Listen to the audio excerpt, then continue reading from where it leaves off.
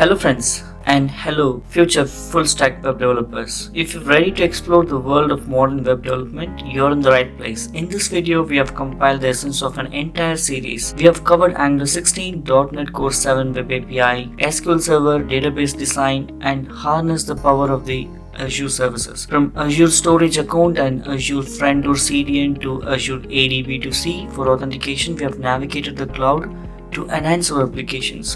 Whether you're a seasoned developer looking to expand your skills or a newcomer eager to grasp the essential, this video is your gateway to becoming a full stack web developer. Let's dive in and unleash the power of web development one step at a time. Come, let's take a look at the complete web application demo.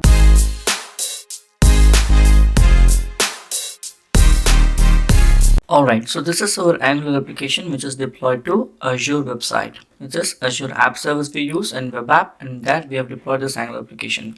And if I go and click on any of these things, it's going to load. So we have the router involved in this Angular application, and you can go ahead and book a restaurant. So you can come here, it has a spinner, it loads, it calls actually some endpoints, right? So the endpoint is being called over here. So these are the .NET Core Web API 7, and it has exposed a bunch of endpoints, right? So that is what this application is using it. So you can choose this, you can reserve a table, you can fill it as a user, you don't need to log in, and you also have something called login. When you log in, we have also used Azure ADB2C as the authentication and authorization, and you see this, we have also used Azure CDN and storage account to customize the UI, the login screen. This is the customized login screen, and we have used Azure ADB2C. You can use with Google login, or you can also sign up with your own email ID. And if I click on sign in, it's going to sign in and take you back to the application. Now if I try to book an application based on my login, it's going to pre-populate certain information. See, it pre-populated. I can submit it and the reservation is going to be initiated. Once the reservation is initiated and done, you will get a confirmation email as well, which means we have used the send grid to automate the email. So we've used the email notification, and we have used send grid for that to send an email, right? And then coming back to the API, we have the API deployed to Azure App Service Web App, and this is what it is, right? So it is protected by Azure ADB2C, which means if you try to access this endpoint directly, it's gonna give you a 401 not authorized. You see this? So this APIs are protected, right? And then behind the scene, we're using SQL Server, Entity Framework Code, and a lot of bunch of technology stacks, right? And then coming back to this web API, now coming back to the web application, you'll be using a lot of things. So this is a custom client. So there is something called Azure ADB2C custom client. There's no customized clients available, but based on the new things that has been implemented with the API connector, you can customize the claims. You see this, I have a customized claim here, and customized claims is determining who I am and sending a super admin. Now based on this super admin, there is some route guards placed, and the route guards will tell me where to go. So with a super admin, I can go to this reservation, and if I log out and try to even log in with a different one, let's say I logged out and log in with a different valid email ID which I signed up, right? Now if I try to go to reservation, it says access denied. So we have a route guard in place. So we have reactive forms used, we have a lot of good features used in the Angular application. We've used the latest .NET Core application as we speak. 7 is the latest one. In next month, November 2023, 8 is going to be released, but API should not be having any difference. Now all of these are in the source code. The source code is placed in github.com/learn smart coding username. That's my username, and if you come to repository, you can see the Angular application source code is here, the web API source code is here, and we've used Azure function. Like I said, a lot of Azure services, so Azure functions that are related to this application is here, and whatever we saw, right, all together has been used as a containerized app. So we have used Docker as well. So I've explained complete Docker for beginners in this end of the series, which will tell you how to use a Docker, how to containerize these two applications and deploy to the Azure App Service through the Docker Hub registry. So it tells you how to deploy to Azure App Service using the images that are sitting in the Docker Hub registry, right? So a lot of things, right? So I hope you will really enjoy this and you can become a full stack developer with this track. And without delay, I'm going to show you all the videos one by one, and everything will have what the video is all about. If you know certain thing, you can skip that part alone and then jump on to the next one that is needed. And not only that, if you wanted to know what is all of these parts, if you come to this repository and then go to this readme file, it will tell you the architecture. If you look at the architecture, I'm going to open up the architecture. So this is the architecture of the application, and it shows you what we have used, right? We have used so many things here. All right, and then let's come back, and if you come back to the readme file, it will tell you what is the first one, what is the second one, the database design, third one, fourth. All the parts are given one by one in detail of what that part of video is all about, right? So you will have a complete set. You can become a full stack developer. Do let me know in the comment section if this video is going to be useful, and as you progress this video, definitely give me a thumbs up and share this video with your friends. Subscribe to my channel if you have not done. Come, let's learn and rock.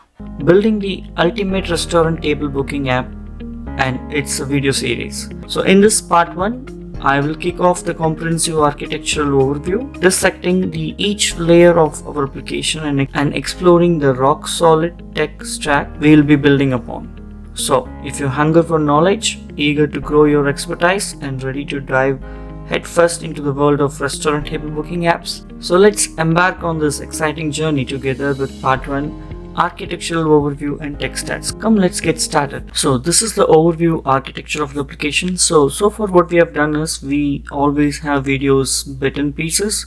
Not all the videos relates to one another, or you can club everything together, right? So I thought this will be the nice idea to start with an application which has from the starting to the end, and as an overall working application, right? So real-time application where you can use it, or anyone can use it, right? So let's consider this. So if you look at the right side, these are the tech stacks that we will be using. Okay, a lot of Azure services, and then Angular as the front end. Backend will be the .NET Core Web API 7, that will be the latest, and Angular 16, that is what we are going to use in this application. And come, let's see one by one. So this is at a high level. Okay, so just for understanding purpose, I will explain you what is this app doing. So consider this. There was a website where you go and search your restaurant. Once you figure out a particular restaurant, and then it starts showing up all the branches a restaurant will have. Okay, all possible branches. Now you pick up a particular branch where you wanted to go, like based on your area, and in that you need to select a particular date, and you wanted to select a particular table. Not particular table, basically you need to book a table for your lunch, breakfast, or dinner. Okay, that's what all it is doing.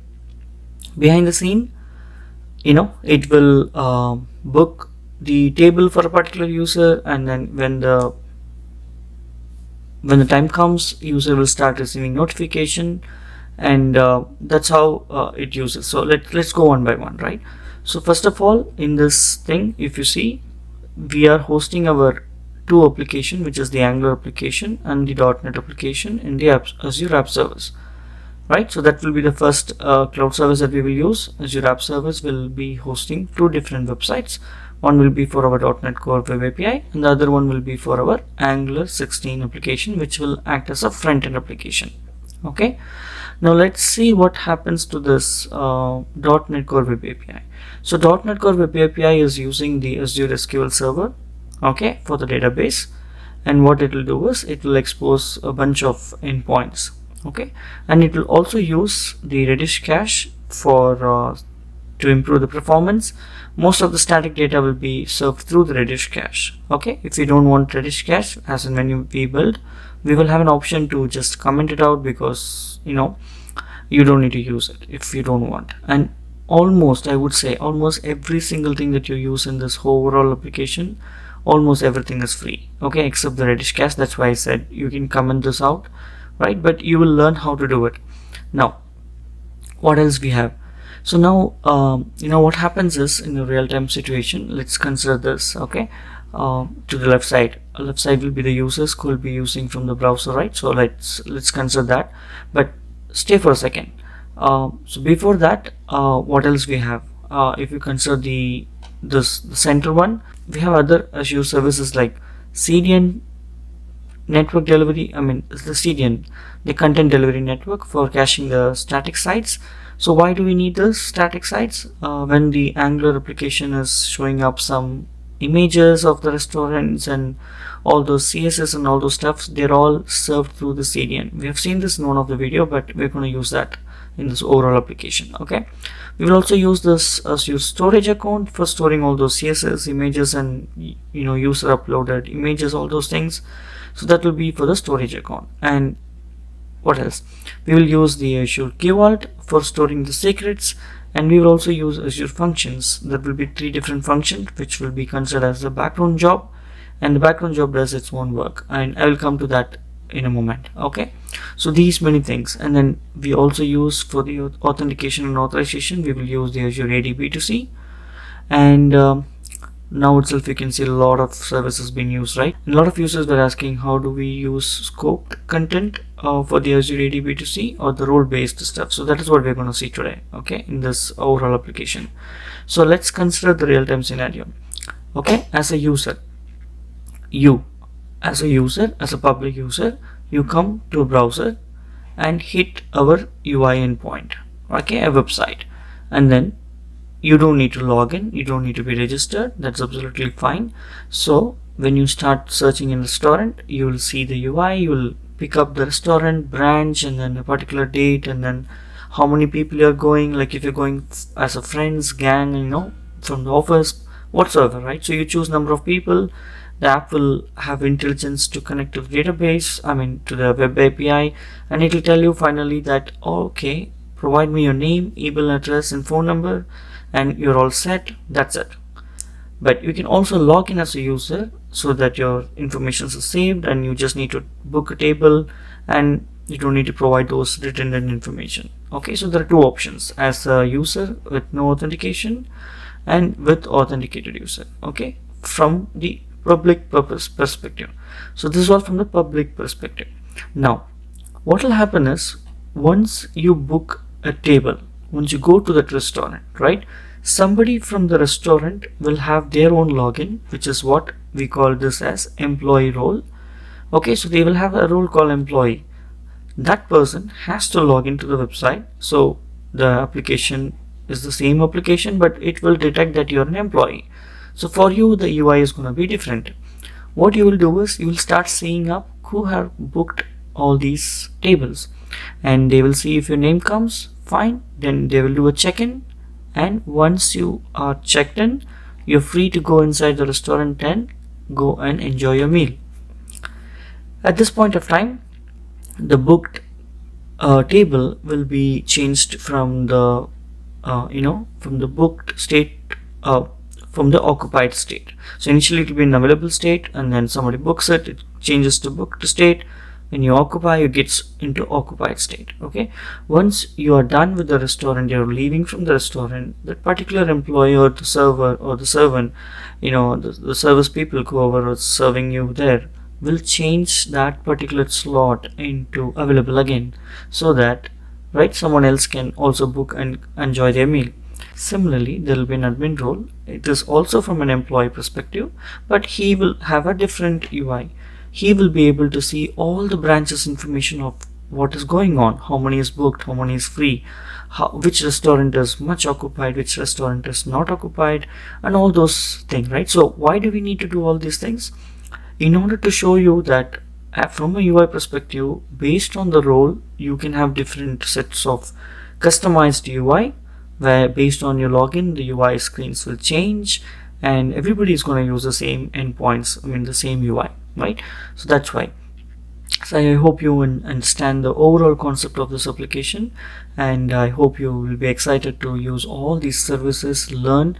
I'm assuring that once you learn all the video series and do all these things by your hand, right, though I will provide you each and every single piece of code on a daily basis, So as and when I develop every single video, part 1, part 2 and so on, so right, all the codes will be checked in. You can feel free to follow me as I go, or you can download the code and then later you can run it. But my suggestion is go by day 1, 2, 3, exactly how I start showing you the videos. Okay, I have a structured video series which will realistically show you how you build end-to-end application.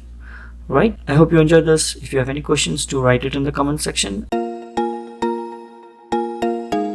This is the restaurant table booking app video series part 2. In this video we're going to see the database design.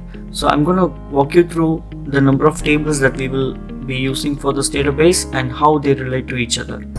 Alright, come, let's get started. So the screen that you're seeing is my Microsoft SQL Server Management Studio, and I'm using 2018.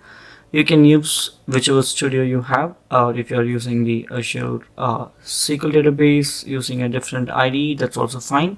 But let's say you are using this, and I will show you how beautiful it is and how easy it is to do certain things. In this, first I'm going to show you the tables, and I will also explain you how the columns are assigned to each tables and how they relate to each other. Okay, I already have a database that I have created, and that's called as restaurant table booking. And you can see here to the left hand side there are number of tables. There are 6 tables. Okay, and I'll show you how they are related. But let's open a new query window. So you click on any of the database or the database at the high level here, do a control N, will open up a new query window, and this query window will have a connection to whichever connection you have done. Right, so you click on this connect and do a connect database engine, and once you're there, right, so you can either use any of the database or just open a blank new screen. Now here what I'm going to do is, if you go to the top under the file, there are a couple of options, menu options, right? So under query there is something called design query in editor. Once you click that, based on the database selection, it will populate all the tables here. Here I'm going to select all the tables and click on add, and that will add to the query designer. Okay, so instead of going one by one, this will be much easy, and it will be easy to understand. So this query designer will have 3 parts. One is the visual design, the second one is the filter stuff, and the third one is the actual query that gets generated based on what you are doing here. Right, so let's rearrange this. So what we have to do is, we will have something called restaurant first. Right, so we will have, let's make this big so that we will be able to fit almost everything. So the first one is the restaurant, followed by the restaurant branch. Okay, so let's see how it goes. So restaurant, so I'm going to expand this restaurant, and then one restaurant will have number of branch, so that's why the second table is restaurant branch. And now the restaurant branch will have couple of things. So they have something called slot, time slot. They have something called dining tables. Okay, and let's keep it good so you know how they are related. Okay, so all right, see, these are the 6 simple tables, right? So let's go one by one. There is a table called restaurant. We will have columns called name, address, the phone number, email, and the image of the restaurant. Okay, this is the primary table. Primary table means every single restaurant details that you have it in this table will be unique. Only one restaurant should be there, duplicate should not be there. But if you consider McDonald's or Starbucks or any restaurant that have multiple branches, right? So based on the branches will come to the restaurant branch table. So the second table will have a reference to the first table, that's why it's called reference, called restaurant ID. And then the branch also will have its name, its address, phone number, email, and its own images, right? So that's why this table will have all these things. Along with that, there's an extra column called restaurant ID. Now if you're new to this database, this is how it works, right? The ID column on the table, they are primarily called a primary key. So we will have a primary key added to this one of the column, and that column is unique. In our case, the ID column is basically an integer column, and we have an identity set to 1, 1, which means every single record that you insert into this table will be automatically populated with a number with an increment of 1. So 1, 2, 3, 4, it goes until the end of the integer value, right? Int means int power 2 power 32. So that's such a big number. Okay, the next big number is big int, but let's stay focused on this. Now on the second table, this column, the restaurant ID is called foreign key. What is foreign key? Basically, foreign key means there is some parent to a particular record, and that record will be a primary key column, which is why in this table, whichever the primary key, right, that will become a foreign key in this one on the child table. So this is a parent table, this is a child table, and restaurant ID here is called a foreign key, and its own the actual ID which is present in this table they are called primary key. Okay, so if you're new to this database, this is how this is what called the primary key and the foreign key concept. Great. Now each restaurant will have the dining tables for people to come and have their food or their meal, right? So that's why we have a table called dining table. Now based on the restaurant, each restaurant will have 4 tables, 5 tables, or if the restaurant is very big, it could have 20 tables, 30 tables, all depends on the size of the restaurant. Now each branch will have its own capacity and the seat name. So here we have 3 columns called branch ID, the seat name, and the capacity. Okay, now in this one, if you look at this, right, this ID is the primary key. This is nothing but restaurant branch, right? Now this ID became a foreign key to a third table, and this is the child table. So this table, dining table, is a child table of the restaurant branch table. Okay, that's why the primary key, which is ID, now it has become a branch ID. Ideally it should have been named as restaurant branch ID, just for the understanding purpose, like how we named as restaurant ID. So here restaurant branch ID instead of branch ID, but that's fine. So you, as long as you understand, that's fine. So this is a foreign key, this is a foreign key relationship. Okay, now it has different tables. Each table is, we're going to name it as a funny name or a interesting name. That's why I have a property called a column called seat name, and each table, the table is represented as seat name here. They will have a number of capacity. If they have a small table, maybe 2 people, big table 4 people, 6 people, right? Now we will stick to each table will have 2 people accommodated, right? That will be the maximum accommodated. So if 4 people come, probably restaurant will join 2 tables and become a seat for 4 people. Okay, we're gonna keep as simple as possible. Let's not complicate this application, right? Now you understood the third table. Now the fourth table is the time slots. So what is time slots? A restaurant can be serving a food for breakfast, lunch, and dinner, or maybe some other party time or something, right? So assumption is this time slot will have breakfast time 7 a.m. to 11 a.m. and then followed by 12 p.m. to 3 p.m. followed by, that will be the lunch, and then the dinner will be like from 6 p.m. to 11 p.m. Okay, based on each branch we will have, so the meal type is the 3 types: breakfast, lunch, and dinner. Maybe if something else come we can add it.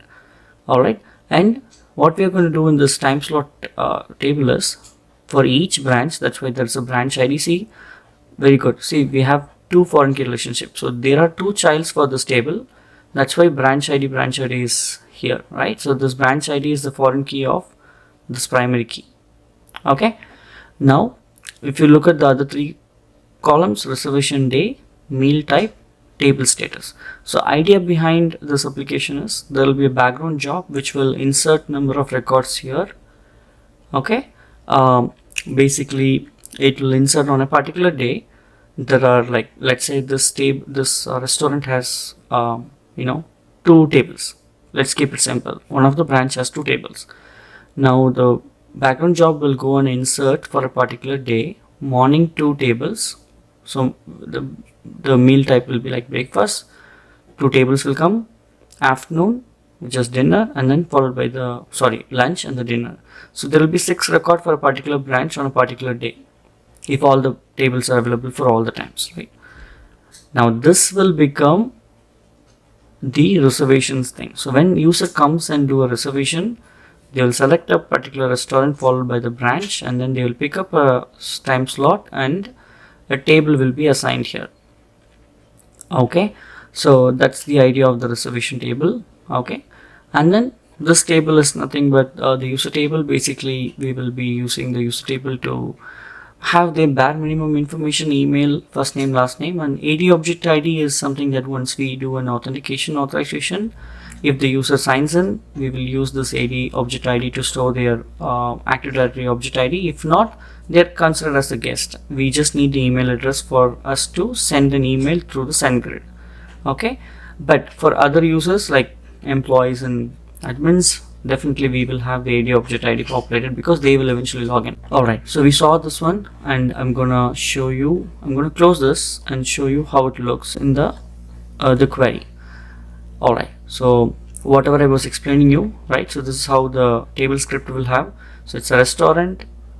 I said the ID is the primary key, right? So we name this as an integer and a keyword called primary key, which will make this column data unique, and identity is the auto population of the data. Okay, if we specify 1,100, then the difference between each record will be 100, but let's stick to 1,1. Okay, we don't want such thing. So restaurant branches, we just explained you everything. And here's the thing, I was talking about the foreign key, right? And this is how the foreign key relationship will work. So we will add a constraint and we will say the constraint name. It's good to have the constraint name so that random name will not be created during the database creation. So we will say constraint, a constraint name, and then a foreign key keyword followed by, we will say who is the foreign key here. In our case, this column is a foreign key that also should be integer. Okay, this one and the primary key should match, referencing the table and its primary key. So foreign key, column of this table, which is we are making as foreign key, and then we are referencing the main table and its primary key. Alright, so this is the same concept for the dining table and the time slots, and then finally users and reservation.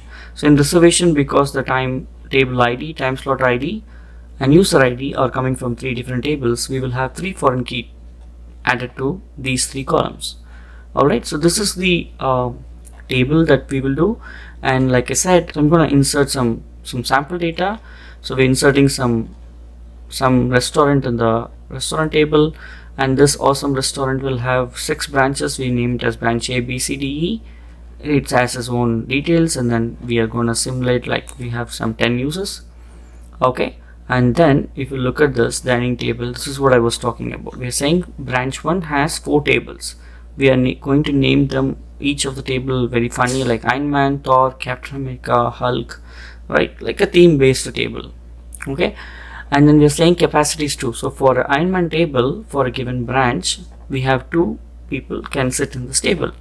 Okay, like that I'm going to insert for branch B, branch C, branch D, and then finally we are going to mimic the time slots. So for branch 1, like I said, on a particular date, which is the future date, they have those 4 tables allocated for breakfast, and right now it is available because no one booked it. Similarly, lunch and dinner. Similarly, for all the branches, we will have this dummy data, right? The real data basically. Based on these data, if user books a reservation, finally we will see the reservation. So this, the next set of script that I'm going to give is the data that mimicking that the user is booking as the table. Alright, so now let's run some query which will show us a nice thing.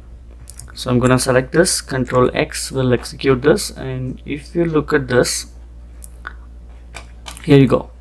So the last one that you're seeing is the slots. So we are saying branch this first branch, right, have four tables, and they are located 4 tables for breakfast, lunch, dinner, and all are available, and few things are booked. That's why they are changed as booking, and whichever is booked is changed as booked, right? So similarly, you can see what is available, what is not available, and similarly you can also see based on the data, the sample data that we inserted, this John, Jane, and Mike have booked these tables on these branches on these dates for breakfast, lunch, dinner randomly, right? So we are just mimicked, and we are going to do these things from the UI or even from our API. Okay, now this is the database design. I hope you understand and you enjoy this, and if you have any more questions related to a specific table design or anything, do let me know in the comment section. And I hope even if you're new to this database design, you know how this tables are created, how you can relate the tables through the query editor, and you can insert the data, right? So we know about the primary key, foreign key, some default constraints, creating a table, database, and all those things. So I'll give you the script in the GitHub repository as a startup under the part 2. You can, if you're following this video series after the architecture, this is the second one. So go run this script and have the database and script ready. Alright, thank you. This is the restaurant table booking app video series, and this is part 3. In this video, I'm going to show you how to set up the Azure SQL server and the database in the Azure portal, and this will be our first cloud service that we will be using it. And if you don't want to use it, that's absolutely fine. You can watch, and then later you can use the database which is from your local host itself. Come, let's get started. So this is the portal that you have to log in, and once you log in, on the search you can search SQL server. Once you search SQL server, you can see the options, and here I'm already having SQL server, that's why it's showing up. But click on create, and then if you look at this, you're first going to create an SQL server, not the SQL database. Okay, so select the subscription, select the resource group, and in my case I'll be using the new resource group. I'm going to name it as the table booking RG. RG stands for resource group, and here you should give a unique name. It's okay as and when you give, if this is not unique, it's going to tell you, like I'm going to name it as LSC table booking, and it will be under the database.windows.net hosted domain. Now the location, and this is all simple stuff. I don't want it to use first two options, like not the Azure AD authentication. We'll go with the SQL authentication. So once you choose SQL authentication, here you need to provide the admin login and password. See, this is only for development purpose. Generally speaking, these database servers are AD authenticated in the organization. Okay, so no one will have any password. Whichever service has access only, it will use it in the. So let's go to the next option, network. So network, this is like allow Azure service and resource to access, that we can give it as later as yes. This third setting is the additional settings. We're not going to use any defender, we're not going to do any protection against the database for now, but that's what the version is called. And if you go to the tag, you can give a name, so you can track under which the resource has been used and the cost, right?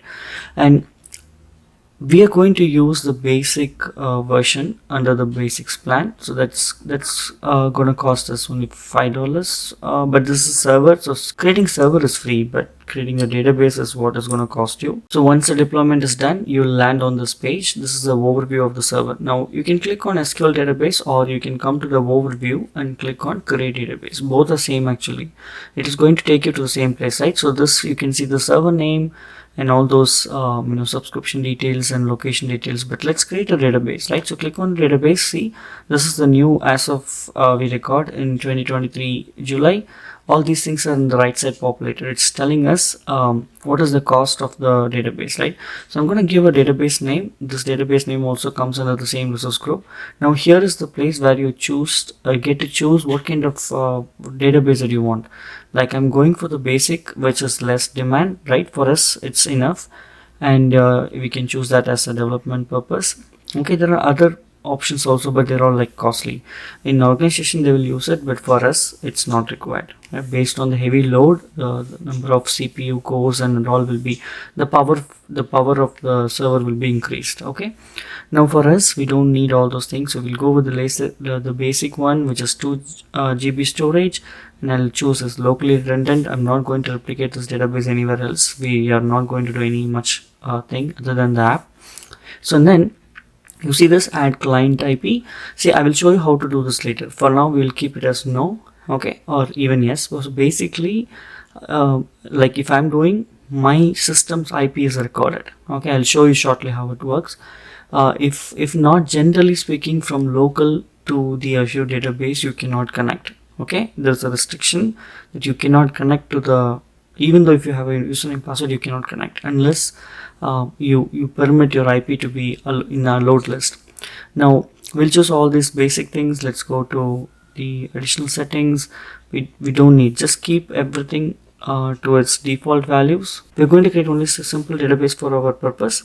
So I'm just going to give some tag, and I'm going to click on the review and create shortly. Okay, so once I finish this, go to review create. See, now the estimate shows what it is. That's the bare minimum amount that I have to pay per month. Okay, but like I said, if you don't want to incur this cost, that's absolutely fine. You can go with the free version. For 12 months it is free, and then later you can change it, or just go with your local database. Okay, but in order to learn Azure services, you need to know how to do this. Now if you come to this connection string, there are two connection string, right? The top one is for the passwordless connection string, service to service authentication, like the Active Directory authentication, but we need to know the SQL authentication, which is the second option. So I'm going to copy the second option, and during we created the SQL server, we would have noted down our username and the admin password.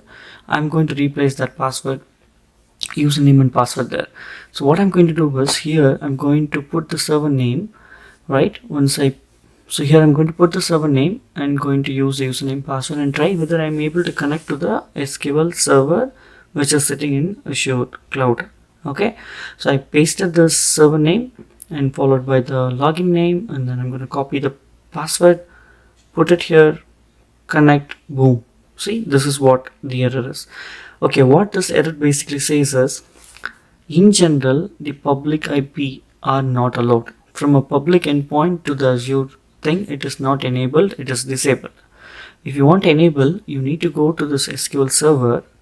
Okay, in the SQL server there is some database setting, right? So you are connecting to the particular database. So click on the database, the SQL database, and there you need to configure the firewall rule. Okay, I'll show you how to configure the firewall rule. So go to the database. We went to this database, and you see this search for firewall. There's something called set firewall rule. Here is the thing, public access is right now disabled. So once you select the selected network and click on add your IP address, and I'm going to give this as my IP just for identification. If someone wants to try this database, you need to find your IP and let me know. I can add it for temporary basis.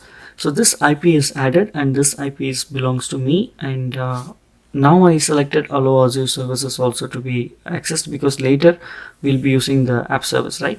See, now it's connected.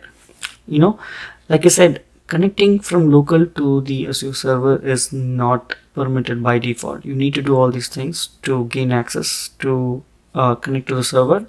Now once you do this, the database is there. There is no table because we haven't created any tables, right? Right, so what we are going to do was, in the previous thing you saw how to create we went through the tables details, and we saw how the table structures are working, right? So the script you would have executed in local, but this is how you execute this script in Azure servers also. If we have going to use the entity framework migration, then migration will take care of accessing the database and creating the tables. But just for time being, I'm going to use the same script and run it so that the tables are created in the Azure SQL database, okay, which we are going to use it. And these are the shortcuts. So Control N will give you a new query window. Control X will give you a full execution of the script. If you select a particular script and do a Control X, it's going to execute only that particular script. Okay, and So these are the shortcuts, as and when we go through it, you will get to see the shortcuts. Alright, so what else? I'm going to cut this and put it in the main script. So the main script is what I'm going to share with you. Alright, so we have all these shortcuts recorded. Now let's see what happens. Let's refresh this database and you should see those tables coming up here. Great. It's loading. Alright, we have 6 tables recorded. And now if I just insert the sample data, all these records are going to get inserted into the respective tables, and finally when we run the query, we should be able to see the data that we saw in the previous video. Okay, the only difference is we are going to do this in Azure SQL database, and we're going to use this from our web API, which is going to be in the next video. See, you got the data. This data is same as what you saw in the previous video. I hope you enjoyed this video and you like this, and this is the first cloud service that we are going to use in our series, and as and when we go, we will use it in the right places. And if you have any questions, do let me know in the comment section and follow my video series. Don't forget to subscribe if you have not subscribed. This is the restaurant table app booking video series, and this is part 4, setting up .NET Core Web API and Entity Framework code. In this video, I will be covering creating a new .NET Core 7 Web API project, and then we'll use a 4-layered architecture: the API project, core project, data project, and service project. With these, we'll be using the SQL Server connection string from the previous video that we created, and we will be setting up the Entity Framework core, and we will also use the .NET CLI tool. Using the scaffold command, we will be able to create the models based on the database that we have, and we will up and run the simple project so that everything is connected and works. Come, let's dive in. On my screen, I'm using Visual Studio 2022. You can use the lower version, but 2022 Visual Studio community version is free, so go and install it if you do not have it. And in the project selection, go and type the .NET Core Web API, and don't forget to choose the .NET Core version. And once you choose, provide your location where you wanted to store the project, and in the configuration, I'm choosing the latest version, the .NET 7 as of this recording. And for now, just leave the enable Docker section. We will come to this later, and check all these things, right? So these things are will resemble to the lower version of the .NET Core, a separate class and all those stuff, and then all the Swaggerers will be set up by default. So choose all these options, and we will talk about more why these options are coming up. And once you hit on create, it will get created. For me, it is created here, and I open up the project, and I'm going to just rename this project to lsc.restauranttableBookingApp.api. Okay, nothing else. I just forgot to give this name during the starting, but what we are going to do is, now we are going to create 3 more projects. Okay, we need to have these things as a layered structure so that you are ready for the perfect developer, right?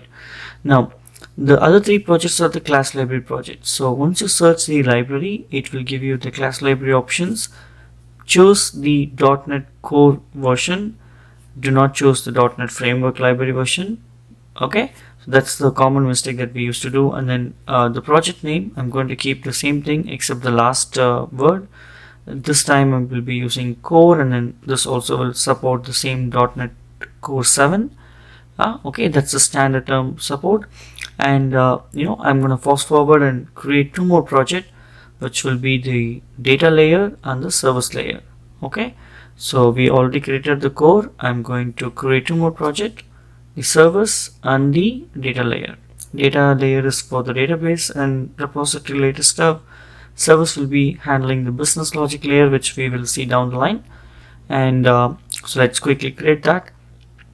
See, those 4 projects are created and they're all sitting here. Great. And let's see. So in the program.cs, right, everything is set up. The Swagger is set up because of the .NET Core 7. If I run, the application is running. This is all thanks to the Visual Studio template, and with the template itself, with the basic setup, we were able to do it. Now let's go one by one and start doing the package installation. So go to the data project first, and because we're going to use the entity framework core, I'll be choosing the package called Microsoft.entity framework core. Okay, as of this recording, July 2023, latest stable version is 7.09, so I'm going with the latest one. In case as we develop, if we come across some breaking changes or anything, we'll solve it. So the next package is the Microsoft.entity framework core.design. You install that package also because you'll be using these packages for our migration work. So let's install this. The next one is the SQL server, right? So our behind the scene for our database, it's SQL server, so we need to have this package as well. Now all these packages, if you have noticed what I'm installing, right, they're all the same 7.0.9. Now we will also install the extension.hosting.abstraction. This is also required. So install these things and you can see these 4 packages coming into this project. And similarly for the API project, we will be we'll have to use the entity framework core. So go and install the similar packages here, not every single package, at least the entity framework core tools and the entity framework core. Alright, so the entity framework core tool is installed. Now it's time to set up the database. So let's go to the app settings.json. Under that, for now we have just one development.json settings, as when we go to production we will have the new settings added. But here let's go ahead and add a section called connection string. Under the connection string there is another section called db context. Okay, so here this is the name. You can give a different name as well, that's absolutely fine. So it's a meaningful name I've given as db context, but connection strings, that's the standard name. Okay, so inside this db context I'm going to copy paste the actual working SQL connection string. Okay, if you're doing this, you have to have your local connection string or the database connection string which is in the Azure. Okay, make sure you have this right one, if not the application will not run. So once you're done with that, we will leave the rest of the app settings. We will come. So the next thing is, under the data layer we need to create a db context class. So we will name it as restaurant table booking db context, which will inherit from a class called db context. Now under this data layer we already installed the .NET entity framework core packages. That's why db context is from that package, that's why it's coming up. Now CTOR, do a tab, it will automatically create a constructor. That's the shortcut that you used to use to speed up your development process. So again I'll tell you, it is CTOR followed by a tab will create a constructor automatically of that class. Okay, so now in this constructor what we are going to do is we are going to pass in an option called db context option, and that is of type the same class type, which is the restaurant table booking db context.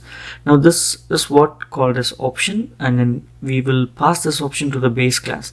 Here the base represents the inherited db context, so these options will be passed to this db context base class. Okay, that's why this is. So if you go inside this DLL, you will be able to figure out, but the option is to pass inside the inherited base class.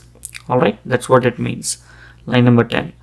Alright, now let's go to this program.cs, and in the program.cs what we are going to do is we're going to configure the database connection string. So there's a variable called builder already. Okay, so if you do a builder.services.add db context, it will come. But let's forget, right? So let's do for a second, let's break for a second. So I'm going to comment this line. What I forgot is, for this project, which depends on the data project and then the core project and then the service project also, so because of that you have to add the reference to those projects like this. So once you add the reference to these projects, what will happen is when you start using the classes which is inside those 3 projects, you'll be able to bring up those namespace automatically. So I'll uncomment this. Now if I paste the name of the class, right, which is restaurant table booking DB context. See, automatically it started recognizing, right? And then here what we are going to do is, here we are going to pass the options. Okay, the options are nothing but the connection strings and then any other database settings. So here we will say we are going to use the SQL server. So if you type option dot, you will also get to see, add in memory or add some other packages and all those things. So we are going to use SQL server. So we're going to see option dot use SQL server followed by passing the configuration. In order to fetch the SQL server connection string that we have it in the app settings, right, we use configuration dot get connection string and then pass the DB context, the name of the property. Now here the configuration is nothing but builder.configuration. Again, don't get confused if you are coming from the older technology, little older technology of this .NET Core. Builder.configuration is nothing but iConfiguration. Okay, so once the configuration section is passed, right, the right SQL Server connection string will be passed, and then we are also going to add something called enable sensitive data logging. Do not use this method. This is only for development purpose. Basically what it will do is, as and when we develop, if any database related issues comes, you'll be able to see those errors upfront on the console. Now let's check the EF version. So type .NET tool list -- global. What it will do is it will list you what version of entity framework, the .NET tool version that you have, like entity framework, .NET EF, whatever you have installed, it will show you. And if you don't have, it will not show you anyway. So if you remember our project, we have the EF version 7.0.9, right? So in order to install this, you have to use .NET tool install -- global followed by .NET EF version 7.0.9. okay, if you don't have those version, if you just skip that, it will install the latest one. But for me it is already installed, so I cannot use the same command. If you are in the same position, use the update command. So .NET tool update followed by the -- global, and then if you specify .NET EF version, it will install. Now if you go and do the same command, it will tell you that it has been installed, right? So we are now in sync with what is the latest one, right? So now what we will do is we will open up the location of this data project, okay, in the command window. So just type cmd in the location, it will open that specific thing automatically, right? So you can already come to this location in the command prompt if you do that. Now what I'm trying to do is I'm going to use a particular command, okay, which is nothing but the SQL, the .NET EF tool. Using that, there's a command called scaffold. Okay, so .NET EF followed by the DB context scaffold. Scaffold is a keyword, okay, followed by the connection string, and then it will also specify it's Microsoft Entity Framework .SQL server, and then we are saying in a detached mode, put all the classes inside a folder called model temp. If everything is good, project will get built, it will get connected to the database based on how we have configured in the project, and after this we should see it would have connected the database, retrieved all the metadata, and it has created the classes for us. There are few things that will be different with respect to the migration, but I'll show you in this way, and later we will also see the migration, right? What we are going to do is we are going to push these classes into a project called core. Core means all the entities will be present, okay? Probably I should have created that in the core itself directly, but that's okay. I'm going to move all these things, and I'm going to change the namespace of these classes, okay? So I just simply copied the namespace, and I'm going to do a Control F and replace, right? So those 6 classes, it should be under this correct namespace. That's important, okay? If you're following, just do the same thing. Alright, so now we have 6 tables as 6 classes, and then there is another class called restaurant table booking context. Okay, now the data project also requires to have the reference to the code. That's what we did. Similarly, service will have a reference to the core as well as the data. So let's go and add the core as well as along with the data. Now all these projects have their own respective the project reference. Now what we have to do is come to this restaurant table booking DB context class, and we have to configure the tables here. So in order to do that, there's something called DB set. DB set and then DB set of each table name, and when we say table name in C# context, it is called entities. Okay, so we are going to add these 6 entities as a DB set, so that whenever you use this context, anything that is specified in this DB set, they are nothing but the table, and the entity framework core will have access to those tables. If you skip any one of those, that specific table you will not have access. Okay, that's what all about this DB context configuration. So the restaurant entity is now configured. I will be copying this and repeating this for 5 times, and then change all the rest of the 5 names to its correct values. Okay, so now we are on this first location. Let's copy paste 5 times because totally it is 6 entities. One is restaurant, and then the remaining is dining table, reservation, what else, we have the restaurant branches and all those things, right? So now we have changed, or I would say we have added these 6 entities into the DB set here, which means the command, the scaffold command that we use, right, it has created the on model creating binding. So basically what it did is the primary key, the foreign key, and then the minimum and the maximum value, whichever is required. Like we had a null, not null, all those things, right? They're all constraints. All those things it read from the database, and it added those as a condition here, right? So if we are doing the scaffold, it will do like that, but the better thing to go is to have the data annotation for each of the classes. Okay, so what I'm going to do is I'm going to put that on model creating here, and then we will try to build it and see what is happening.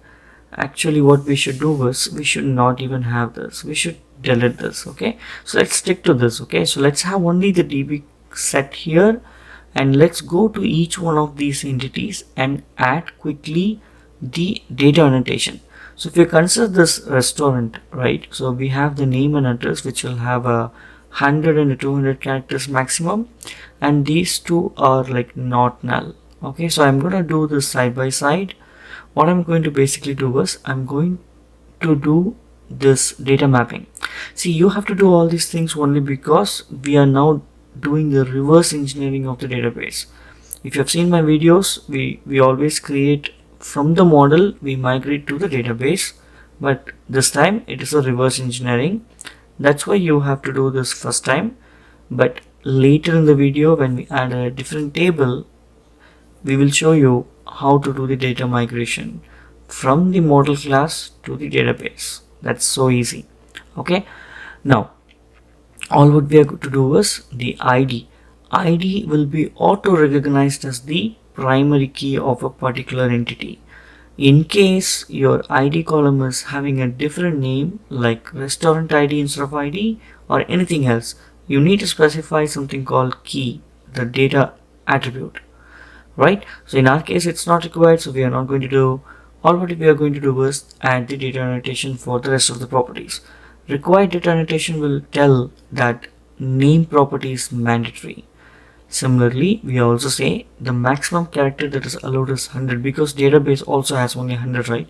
If you try to insert something more than 100, database will throw error. So in order to avoid those errors, we are doing this data annotation and protecting at the front itself.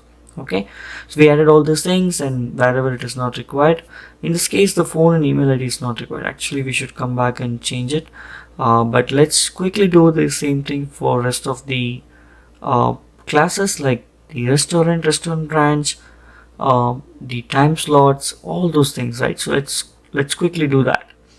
Now let's go to this reservation, and we're going to start with here.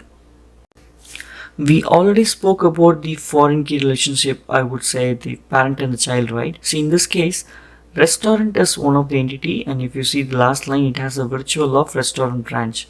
Basically, that's what it's called, the parent and child relationship. Similarly, this table has the other two table as child. That's why you're seeing I collection of dining table and the time slots. Okay, so this is called graph in terms of entity framework code. Okay, you can navigate from one table to another table if the links are correct. So all these things, if we start building and running, at least the application is not broken, it is running good. And I hope you enjoy this video. This is restaurant table booking app video series part 5. In this video, we are going to see database migrations and the table enhancement. So come, let's get started. So what I'm going to show you in this video is we're going to enhance the design that we did in the previous video, and we are also going to change some table relationship. So what I'm going to show you in this video is all about the entity framework core data migration, how you can enhance your tables and other stuff from your model code and then push that to the database. Okay, we haven't seen that, so we're gonna take that also as a learning curve here. And then not only that, I realized that the design that I did was missing few minor stuff, so I have adjusted that and make sure the APIs are working. So I'm going to walk you through that. It's a very minor change. So come, let's get started. So we have 6 tables, right? So we're going to go through one by one and do the changes that I'm going to show you. So first thing is we will go with the time slot. See, time slot, I'm going to remove the branch ID and I'm going to rename it as the dining table ID, right? Instead of the table ID, I'm going to rename it as a dining table ID because this makes sense. This is the reference of the ID column from the dining table. That's why. Now, similarly, this will be replaced and then it will have the reservations. Time slot will have the reservations. Now let's go to the dining table. Here, if you remember, there is nothing called branch ID. That's actually called restaurant branch ID. So I'm going to rename this as restaurant branch ID. And then what else? We don't need the last one because the dining table will no more have relationship with the time slots. Okay, they have only relationship with the restaurant branches. Now I'm going to add 2 more properties in the user table called created date and updated date. Okay, so that's how the table can change in 2 different columns, and here we don't need that column, so I'm removing it, and we don't need this also, it's also removed. So this reservation is going to be very simple now. We'll have a user ID, we'll have a time slot ID. Time slot ID will eventually have which dining table was booked, so dining table ID is mapped from there. So this is enough, right? So we made this simplification, right? So we made this overall structure simple, and not only that, this is how you also do it in real time. So once the database is built, when the project is built, not everyone starts from scratch of the project, right? So when as and when the requirement comes, there will be more columns added, there will be some columns dropped, but dropping is very rare. Adding columns relationship are all common. So I'm adjusting this table also. Now let's copy paste the settings and make this as a production setting. So far what we have is the development setting. We need the production setting as well. The reason because I will eventually copy the connection string from the local as well as from the production. Okay, so now the local will have just the local connection string. See, if you don't have the Azure SQL server, that's absolutely fine. Use this local connection string for both your development purpose. Only you need it when you deploy it, right? You need a database anyway. So this is what the development settings, and then let's go to open up the location where this data is there, and then from there if you do a command cmd, it will open up here. So basically we are opening the command prompt for this location where my project is sitting. Now we're going to learn about the entity framework migration commands. So for that we will say, so we will use .NET EF migrations and then space add followed by the meaningful name of your migration. This will be our first migration, so we're gonna change this name as DB design change. This is exactly a custom name that you can do. Now -s will show you the source of the project. So here if you see, our project file is located under this API folder. Inside this, if you go and see, right there only it is there. So we will say // means come back, go to this folder. Inside this folder The project name is LSC dash restaurant table booking app.api.cs project. Okay, based on how you have named on your project, if you're following exactly the same code, that's absolutely follow the same coding. If not, this is how this dash is followed by the project. You're specifying the project. Now once this is done, the migration script are added based on the models that you have, right? If the models definitions are perfect, you see this based on the data annotation that we did, all these things are recorded here. Now this will be our base script to generate the script, to push the changes to the database, and all those things that we are going to see. Okay, so what you're learning is all about migrations in the .NET Entity Framework core. Now, so in order to drop the table, you will be using the database drop, and then the same thing. See, this we have to do, unfortunately, because you don't need to do. Basically, I have to do it and clean up my database itself from the Azure, because the lot of design, the complete design is changed in terms that we already added the tables and data, right? So I need to remove everything and do it freshly. But this is not going to happen every single time. Later, when we add few tables and columns, this dropping of table database is not required. Now if you go to this portal, and if I show up the SQL database, see, it dropped off, it wiped off, because currently I'm using the production environment. For me, production is the deployed version. If you're using it from the local, this is absolutely fine. You can either use this command or go directly to the SSMS and delete the database. Now the next thing is using the same migration, right?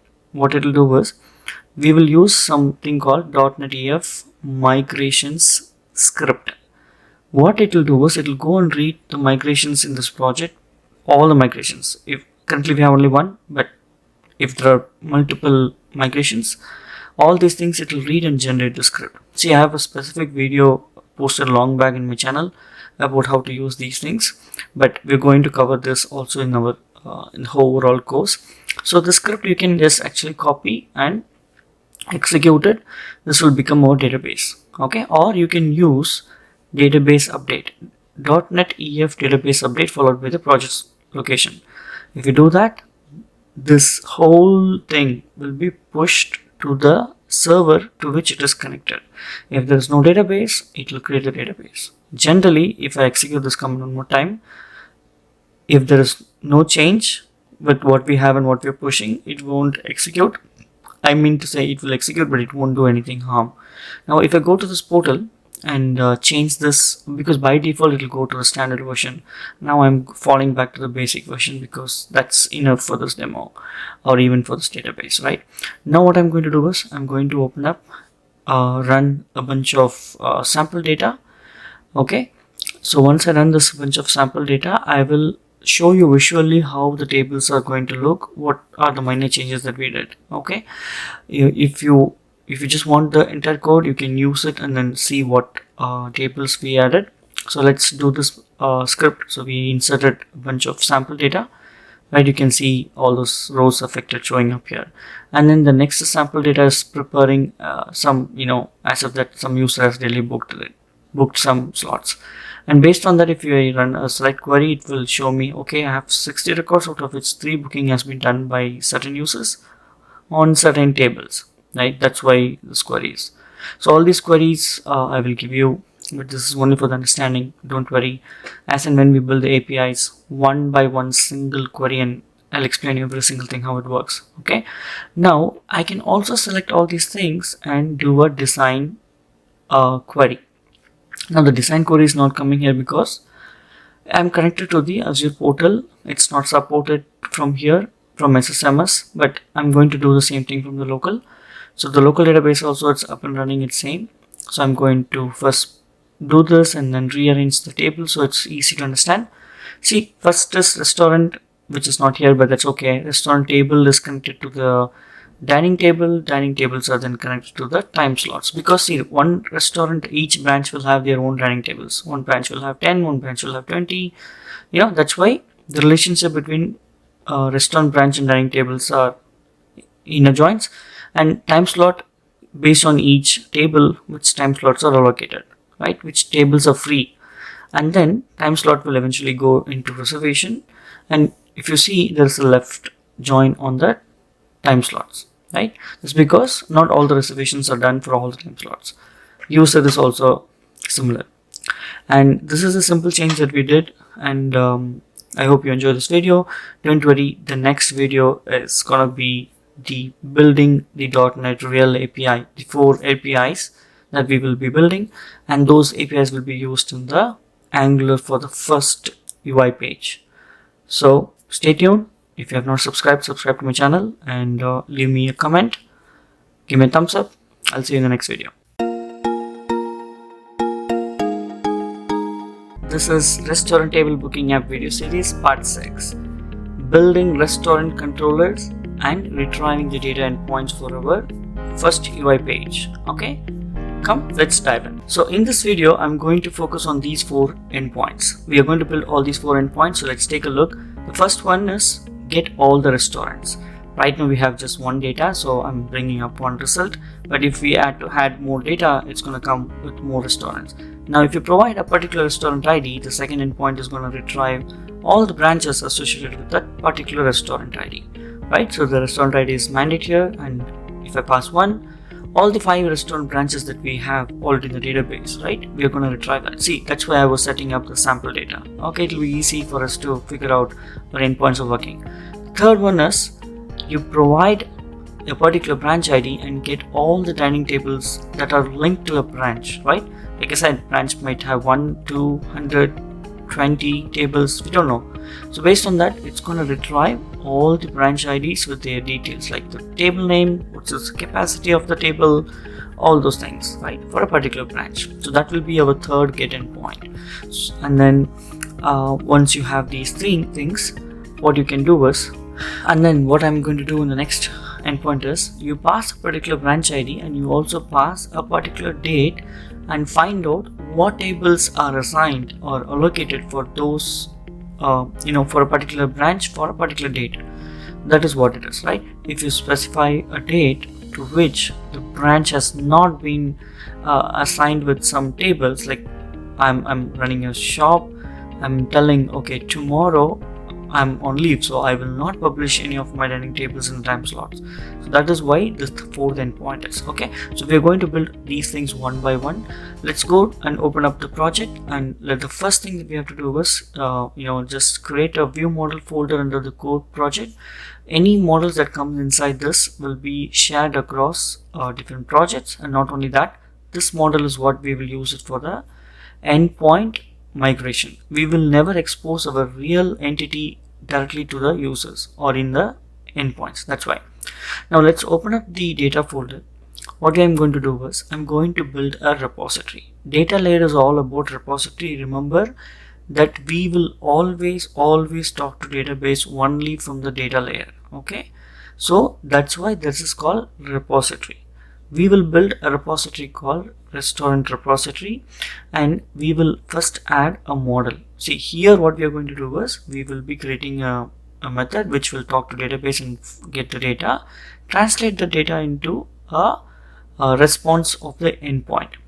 So let's add a class. I'm going to add a bunch of models in the same class, but when you do, you can either do this or in a production ready environment. Generally each class should be in each file. Okay, now the class has to be a public class, so public class, and then we will name it as restaurant model.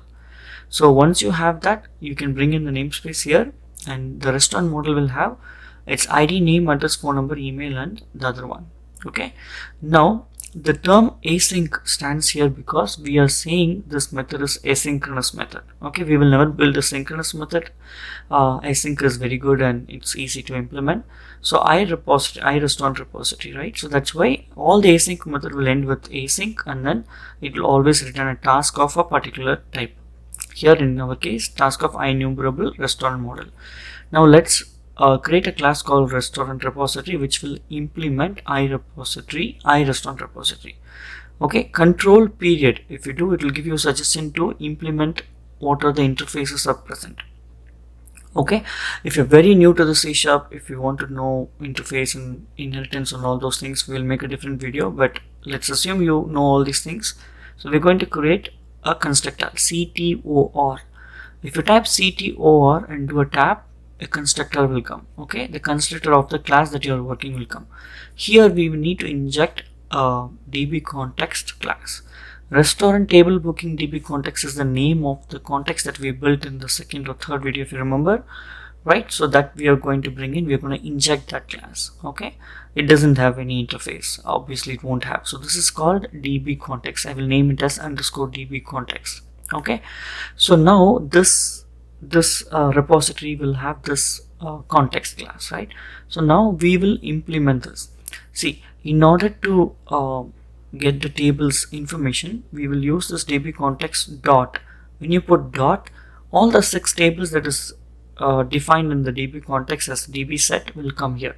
In our case, what we just need to return restaurant details. So it's straightforward. Okay, DB context dot restaurant and then dot select. Dot select is the link queue method. Okay, we'll talk about more about the link queues in a separate video if you are not aware of this, but dot select is an extension method of this type and it's a link queue method. We're going to use lambda expression. We will say R goes for, and my return type is new restaurant model, so I'll say new restaurant model, and then I'll start filling up the properties of the restaurant model. In our case, restaurant model have these property. They are mapped with their respective IDs and names from the table that we are selecting. Finally, if you do a .toList, this data will become a synchronous method. What is synchronous method? It has to execute and wait for the result until and that time happens. The call will not suspend, and all the other people have to wait. I have a separate async and await video. I'll give you in the description. Please go ahead and take a look at how the sync and async works. But now let's convert this to .toList async. All of the method will have their respective async and synchronous method. We will almost use only asynchronous in my teaching. That's easy and very best for you guys to learn. So we will use this. Like the moment you say .toList async, okay, this will return a task of list. It is not executed yet. Remember this piece of line from 21 to 30. It will execute, but it will not be queried in the database. It will be an in-memory query. Okay. In order to get the result, what we have to do is we need to await. We have to put a keyword called await. The moment you put a keyword called await, async is the keyword that is expected before the word called task.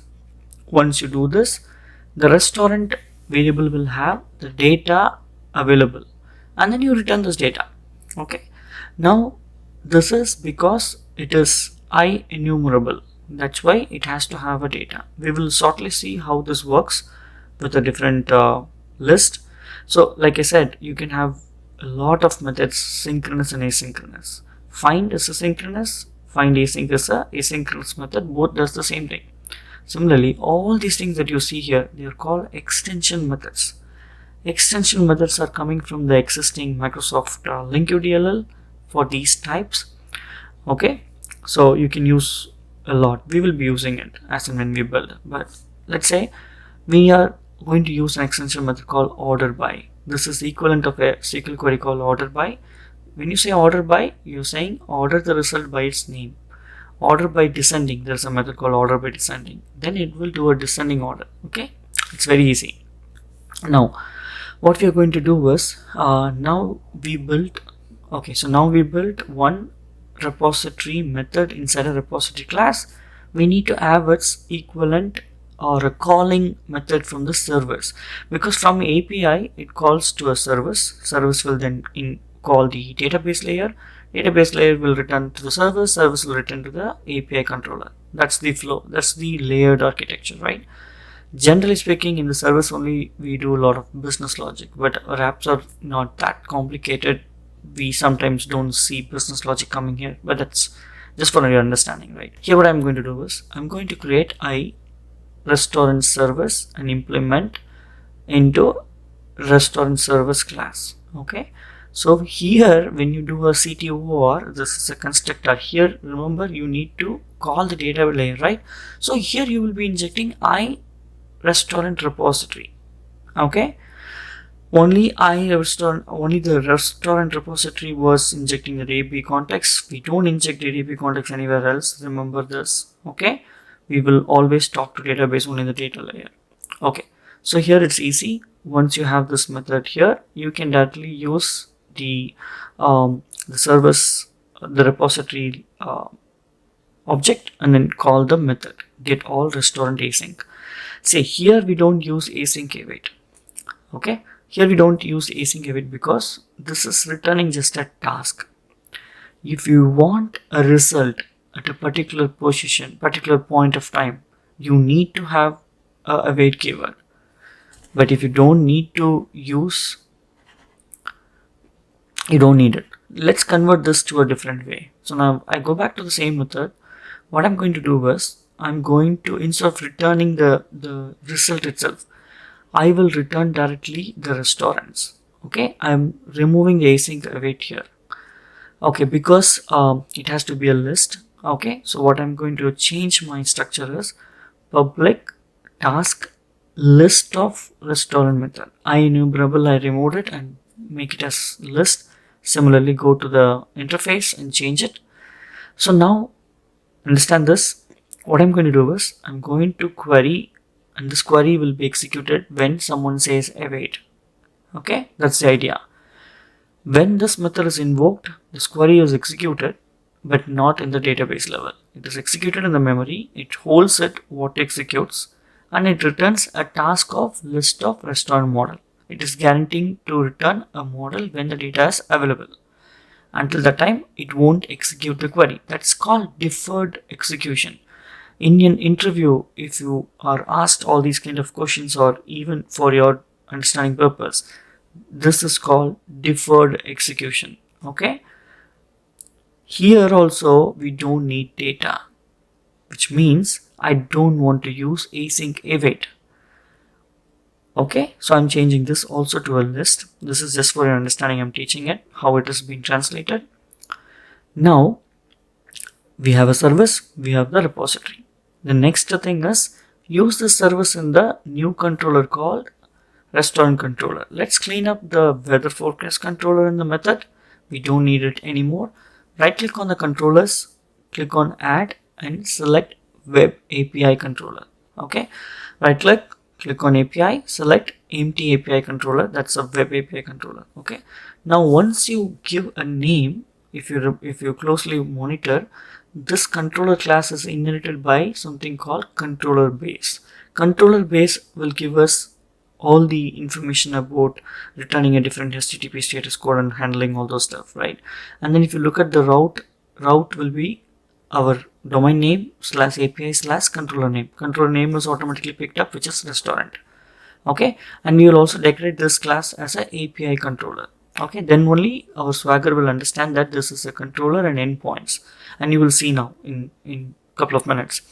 See, CTOR, we created a constructor, and remember, from here we will invoke the service. We don't invoke database layer directly. Okay, so we invoke the service, and we're going to create the first endpoint, our first get restaurant endpoint. Okay, so far the setup is done. We're setting up the private field for this iRestaurant service. Now those code new for this endpoint.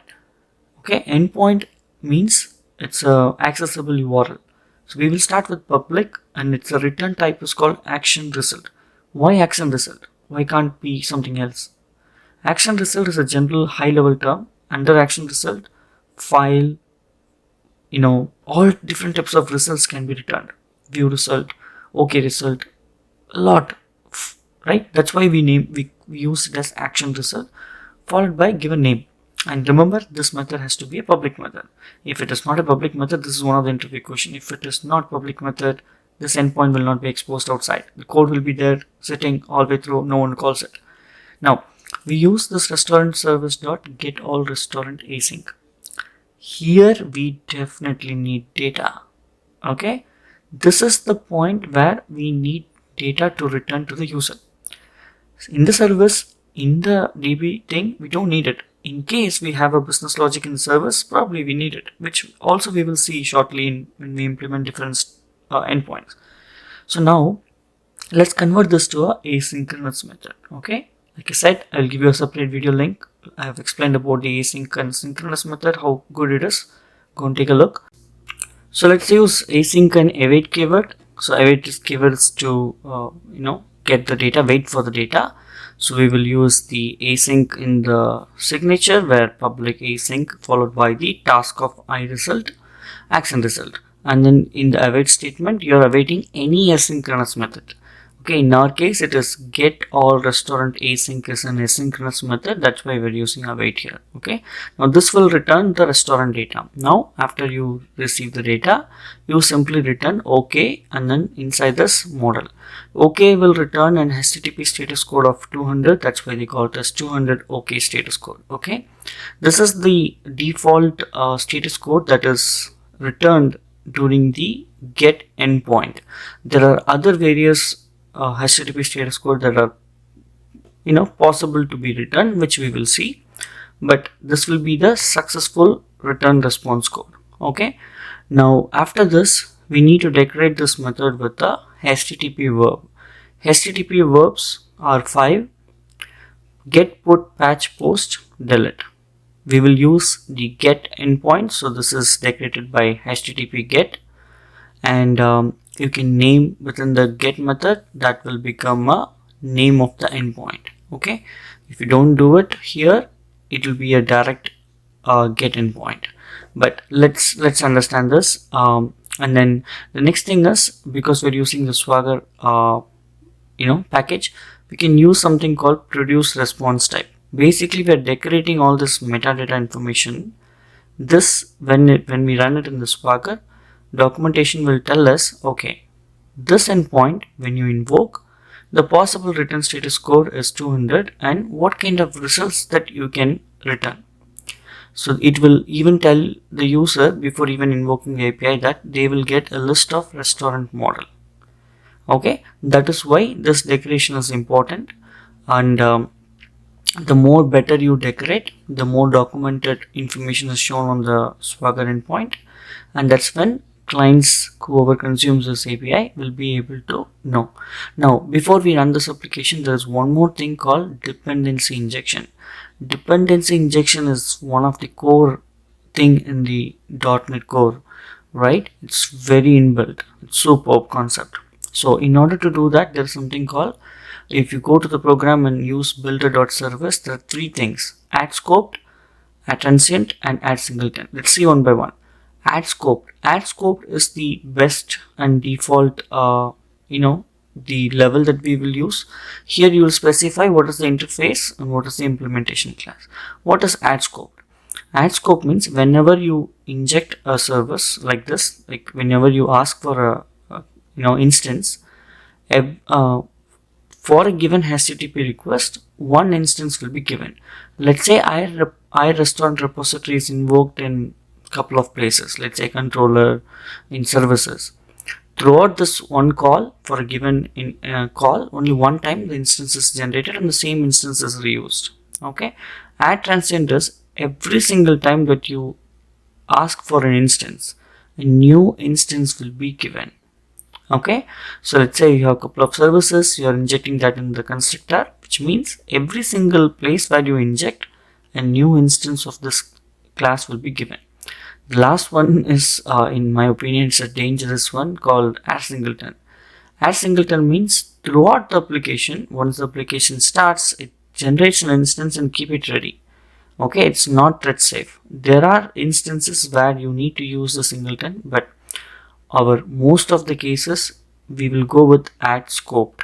That's the perfect one that you need to choose. Okay, add transient also will be used, but maybe not in my demo. If I come across, I'll definitely show, but let's clean up this one for the understanding. So we will be configuring the DI here. One is the iRestaurant repository, one is the iRestaurant service, because we have two different interfaces implemented and being used in the code, right? So we have to configure that service. Okay, that's important. So once you do that, we should be good to go. Now let's save this. So click on run and it's going to build the project and it's going to run, and we will see the first endpoint that we built. Okay, and I'm eager to see. Okay, it's running.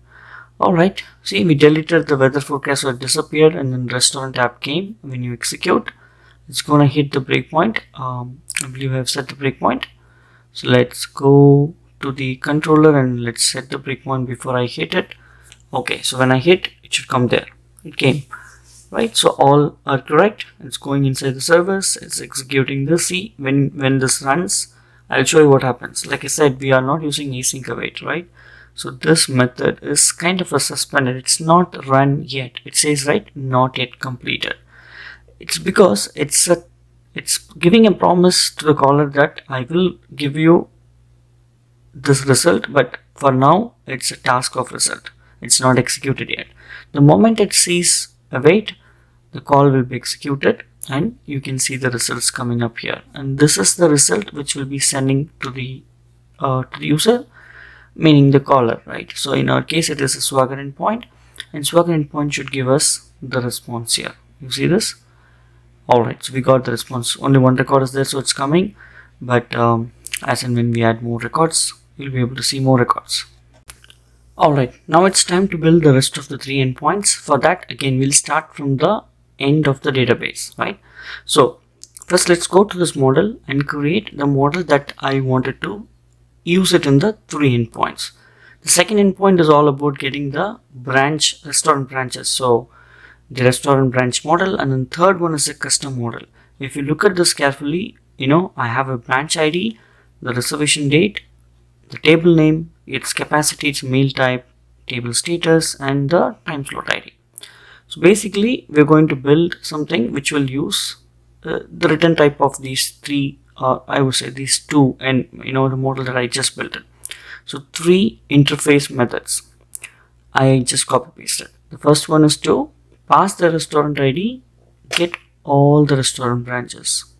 Okay, so that is what this is called. And in this case, I'm going to use the IEnumerable. We will use the async await in the database layer itself, just to show you different flavors of how you can use it and how it works.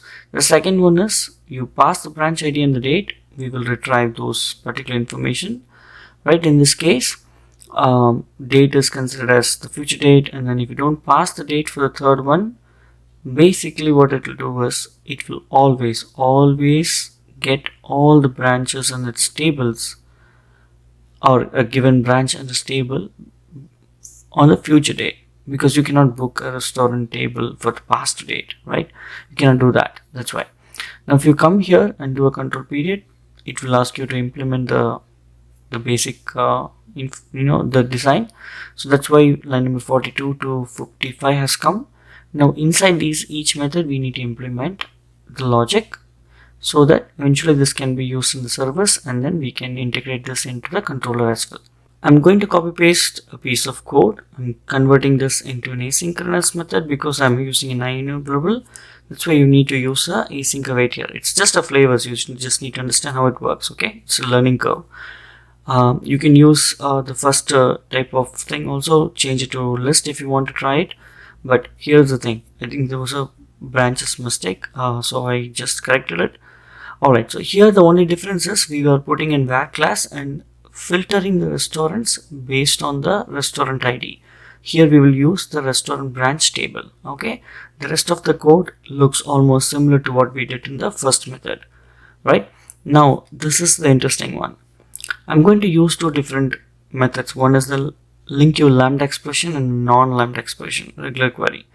The first one that we will see is the lambda expression. Okay, so here basically what we are doing is we're joining a couple of tables, especially the timing table and the time slot table for a given branch, and then we're trying to pull all its available slots.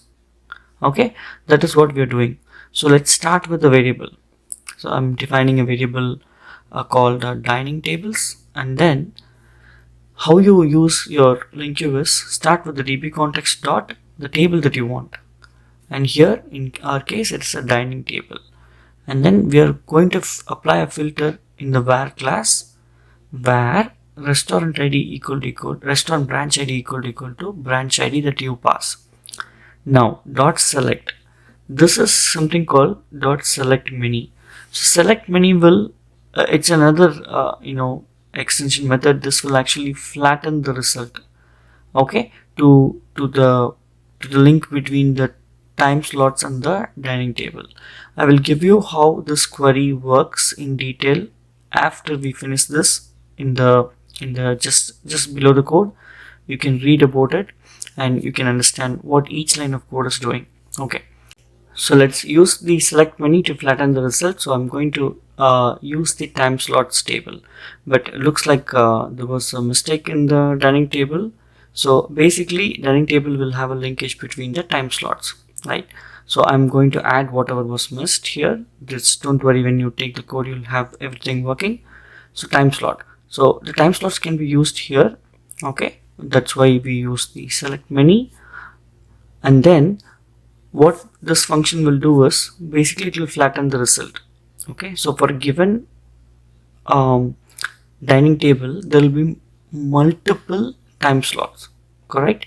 For one table there could be a breakfast, lunch and dinner. Okay, that's why it's called select menu. We are using it. Now inside this we will be able to return an anonymous properties. So this is called anonymous properties. Okay, um, basically we are returning a bunch of property that we eventually use it in the return type. And there is another mistake which I didn't notice. It's a table name. It's no more called seat name. Okay, it doesn't make sense, so that's why I changed it to a table name. All right, now here what we will do, we will apply another var class where the reservation date, right, the reservation date belongs to time slot id. We are saying its date should be equal to the date that was passed. Okay, that is what this var class is doing. And after this we will order this by two things. First thing that we will order is, it will order by the id, the time slot id. Okay, because as and when the entry falls it will be in order. Then you order it by meal type, because breakfast will come first, lunch followed by dinner. Okay, so that's why I mean, this is just to show you that you can use different link queue extension method, and that's why I'm just showing all these things. Finally, you wanted to return a list of dining table with slot meal. I mean, the model that is in the signature, right? That is what you wanted to return. Okay, now if you look at this, why the select is not coming? Because the previous query, right, it's a task of result. We haven't awaited for the result. See, this is why the async await comes into picture. If you are looking for data, you should definitely need an async await at this point of time. See, this is a perfect example where we were looking for data here. That's why we're putting the async await, and then we are formatting the data the way we want. Now this is called lambda query. Okay, this is called link queue lambda expression. The one that you're going to see now, literally it's the same query. I could have copy pasted and removed the data alone, but I wanted to show you a different query. Now like I said, these are the details of the query that we just wrote. This one will clearly tell you what is this. See, this performs a flattening operation using the select menu method. Okay, you can go through these things. Each one of the classes will be defined here, what it is doing, and you should definitely understand this. Okay, now like I said, I can copy paste this and remove the date so that we can complete this line number 93, 94, 95, but I don't want to do that. I really wanted to show you that you can write queries in two different ways. The query that you're seeing on my screen right now is called non-lambda expression. This is also called link query, but this way of writing query looks like similar to the SQL query. Okay, now behind the scene, both the query will generate SQL query. You can see that in the console when you run it. Okay, it's just that a flavor, I would say. Both has its own flavors, plus and minus. This sometimes looks very easy compared to the lambda expression when you have multiple joins. Okay, you really need to know how to work on link queries, but let's keep it simple. This we are doing that, we're joining the tables called restaurant table, dining table and time slot table. The three tables we joined, and finally we retrieved the data that we want. Here, if they don't pass the date, like I said, the reservation date is always considered as current date and above. So it's going to retrieve those information from the current date. Okay, and so you should know lambda and non-lambda link queue queries. All right, now we are done with the important data layers. We need to have these three methods exposed in the service. Since the service doesn't have much business logic, it's going to be very easy. We will add those methods and we will implement it. Control period will give you the option to implement, and this is like literally straightforward. You're going to literally call the repository endpoints, the method names, and you're going to return the result. Okay, as simple as that. All right, now here comes the final one called the controllers. Here we need to add different endpoints. Because we already saw how this endpoint works, I'm going to quickly copy paste a piece of code which will have 3 endpoints, and I'll go over each endpoints. Okay, so let's do this. I copy pasted the second endpoint. Okay, the second endpoint is basically you pass the restaurant ID and retrieve all the restaurants, say the branch of those restaurants. Okay, so that's why we put the route as branch name slash, we put a bracket and then put anything that's called the variable. So the restaurant ID here, line number 28, should match with what you have it on 31 in the parameters. If the spelling doesn't match, it won't work, meaning whatever you pass will not come and sit on this parameter. Okay, here we pass this. If you don't get any result, which means there is no data present, so we simply send 404. We don't found, no results found. Okay, and then if it is there, it's going to return a OK result, just to 200 HTTP status code. All right, similar to that, 2 more methods. One is you pass the branch ID, get all the running tables, and then the last one is you pass the branch ID and the date, you get all the running tables. Okay, this will eventually call the service method. Service method will eventually call the data layer, which is the restaurant repository layer, and I think pretty much that's it. We run it, we should be up and running with all the 4 endpoints. See, it's very easy. We just need to use the appropriate produce response type and all the possible decoration, and you should be good. See, now I'm passing 1. I'm expecting to get 5 results, the 5 branches, and here you go, we got the 5 results. And similarly, if you come and execute the third endpoints, here we are trying to get the running table for a particular branch. For this branch, it's there. But same thing, you pass a branch and a particular date. So in this case, I'm passing 30th July 2023, and there are records, so I'm getting the records. In case I pass something else, there is no slot open for this restaurant on 31st, so I didn't get the data. I hope you enjoyed this video and you know how to build the web API. We just get started, and in the next video we will jump on and use the second Azure service and deploy our app to the Azure Web App. Thank you. This is Restaurant Table Booking App video series part 7, and in this video I'm going to walk you through how we will provision the Azure Web App in App Service, and we will see how to deploy our application from our Visual Studio Code. Topic is deploying and hosting on Azure Web App. Come, let's get started. I assume you have a login in the Azure portal, so go to portal.azure.com, and here in the search you can either search the web app, or from here if you click on web app, this is the place where you will land. See, this is the configuration that you need to generally do in order to set up the you're basically provisioning a service. So here we will choose a subscription followed by the resource group and then the name of the website.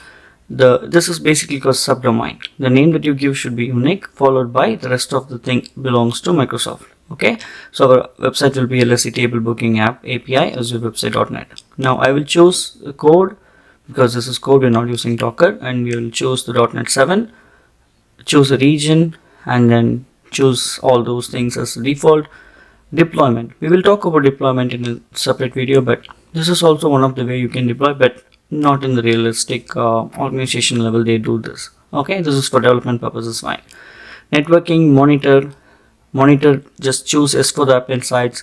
It gets provisioned during your website provisioning itself, and then tag is to figure out what's going on, like for the billing purpose. Because we're going to use the free service F1 tag, we don't need to incur any price, right? So generally 10 websites you can host under the F1 free shared service. So this is also shared service, so it's free completely. Okay, so please try it out. And this is the name of the website, and you can see the status is running. It can give you a lot of details in the overview. Okay, so this is the app insights, and you can enable the app insights. By default it is not enabled. We will see how to enable it. Now if you click on the website link, it goes and opens up the website, but whatever is hosted by default will be like this. It's from Microsoft. It's basically saying that site is up and running. You just need to deploy your own stuff to show your content on the website. Now open up the project, right click on publish. Okay, now we are going to set up a local establishment. Okay, click on the new profile and choose Azure, and when we provision we know it was Windows, so choose Windows. Next, app service. Based on your login here, the resource group will be listed here. Resource groups are nothing but a list of services clubbed together, so later if you want to clean up, you can clean up. I will choose my resource group, select the website, and you can skip the API management, and the last one is publish. See, when you do the way I'm showing you, this is only for quick deployment from your local development. Okay, this is not what organization will follow. We will talk about how organization will follow in a separate CI/CD pipeline video, but this one, let's get our code directly into the website and see the code is working, the website is working, everything is looking good. Now the build process is taking time. It will take few minutes. First time it will dump all the deployed code, it will restart the web service, and we just need to go to our Swagger URL to see the application is running. Great, the application is running. We saw all the 4 APIs that we developed in the previous video, and when you click with the value, most likely it's gonna fail. The reason why it is failing, because the connection string which is coming from the production configuration here, there's no connection string. How do you secure this connection string for production environment, right? Production or any environment where you don't want to see. Go to the portal where you created the website, go to configuration under the settings, and here you can set up the connection string as well as the other application settings. Because we're talking about connection string, click on connection string, give the exact name what it is reflected in the settings, your JSON setting. In our case it is DB context, provide the value, click on OK, do a save. It will apply the change and it will actually reboot the system. So our .NET Core will now pick up this connection string automatically, which means when it finishes the spinning, you should see the data on the screen, which we will see. Alright, here you go, got the data. So now I have set up the real website up and running, connected to a real Azure SQL database. Okay, now we will be using this down the line to talk to the API and get data for our UI project. See, there are a lot of settings to the website. See if you can explore it. If we have to talk about these things, we'll talk in a separate video.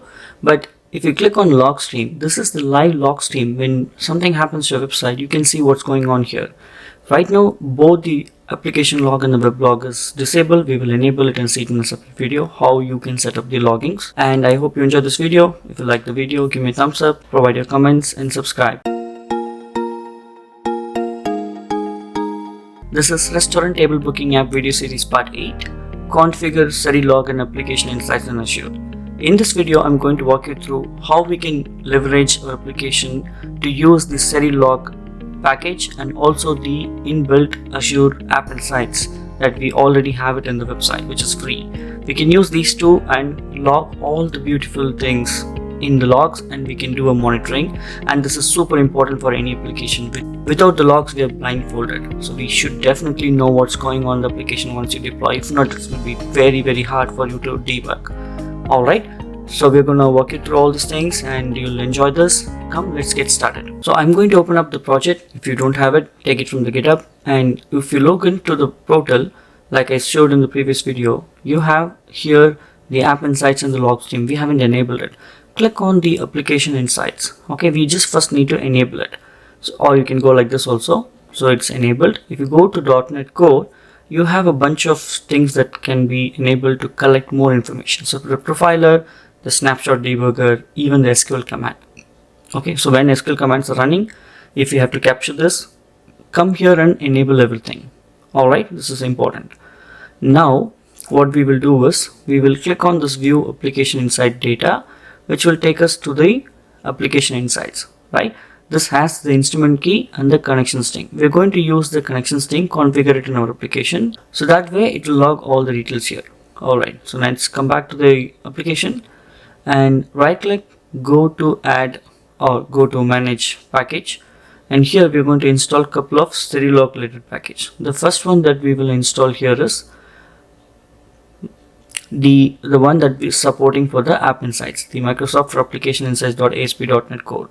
This package is enough for us to configure our telemetrics, the application insight telemetrics. Now once you install this, we will install a couple of other things also, which is called logging Azure App Service packages. We will install this. I'm going with the latest one, 7.0.9 as of this recording. That's the latest version. And once these tools are installed, we will install the Sterilog application insight. This package helps us to put log from the Sterilog to the application insights. Okay, we're going to do the configuration in a moment, but the next one that we need is Sterilog.ASP.NET Core, supported for the .NET Core version. Now once you install that, almost we have installed 4 packages, and what we have to do now is let's go to the application settings.json, and here we need to have few configurations. One is for the application insight, the other one is for the Sterilog. Alright, so I'm going to paste a piece of property here that is going to be supported for the application insight. So application insights is the high level property. We are setting its log level and default is information. Okay, there are different level of log level, but information level is enough. Verbose is like too deep. And then we will also have something called application insights, and under that connection string. Here the connection string should be the one that you copied from the portal. I was showing you that I copied the connection string of the application insight. That is what has been copy pasted here. Now when you get the code, you will be pointing here if you're using my code, which means if you use it, I will get the log. Okay, now after that, a piece of information which is for the Sterilog configuration. See, all these configurations are recorded in the documentation of the Sterilog itself. So for now, just focus on that we need something called using, and then we are providing the packages. We are defining what is the log level, and then we are also saying, hey, write to this app insights because we have that package, and we will be configuring that. This is the telemetric, this is the connection string where you need to put the log, and we will enrich with the machine name, the thread name, all those things. Right, so all those things will be recorded, and then we will also provide an application name as restaurant table booking app. That's it from the application .json setting wise. See, I put the settings here because for me all the environments are same. Okay, in the real world, based on each environment, development, QA, stage, production, this configuration will be little different. Okay, so that it writes to its own environment. Now I'm going to do a try catch on the main method here. Okay, we're going to paste all the things inside the try catch because we're going to now add the Sterilog here. Now once you put this inside the try, we will now start doing a piece of code for the logging. Okay, alright, let me correct this. Okay, the first thing is we use the builder.service add application telemetrics. See, add application telemetrics will automatically come because this package is installed. The moment you use this, the reference will be added there, and that's it. You have the connection string configured in the application setting, and this is one more line of code that you need to use if you're using the latest .NET Core version. That's it. It will pick up automatically from the configuration as long as the name of the configuration is correct. The next thing is we will initiate a logger configuration. that's coming from the Serilog. And then what we will do is we will do an enrichment dot, and here the last line is basically create bootstrap logger. See, the create bootstrap logger method will help us even when the application is booting and it is not working, those logs will be captured, those exceptions will be captured. That's why we need this method. This is again a piece of code that is already documented in the Serilog. Okay, we're going to use all those things only. Now with this piece of line, we know it is going to write the message in the console. We know information is the default level, and we are also boosting it. The next thing is use the builder.host.use Serilog. Use Serilog will automatically come because we have the package installed. Here we need to do a configuration to write to the application inside.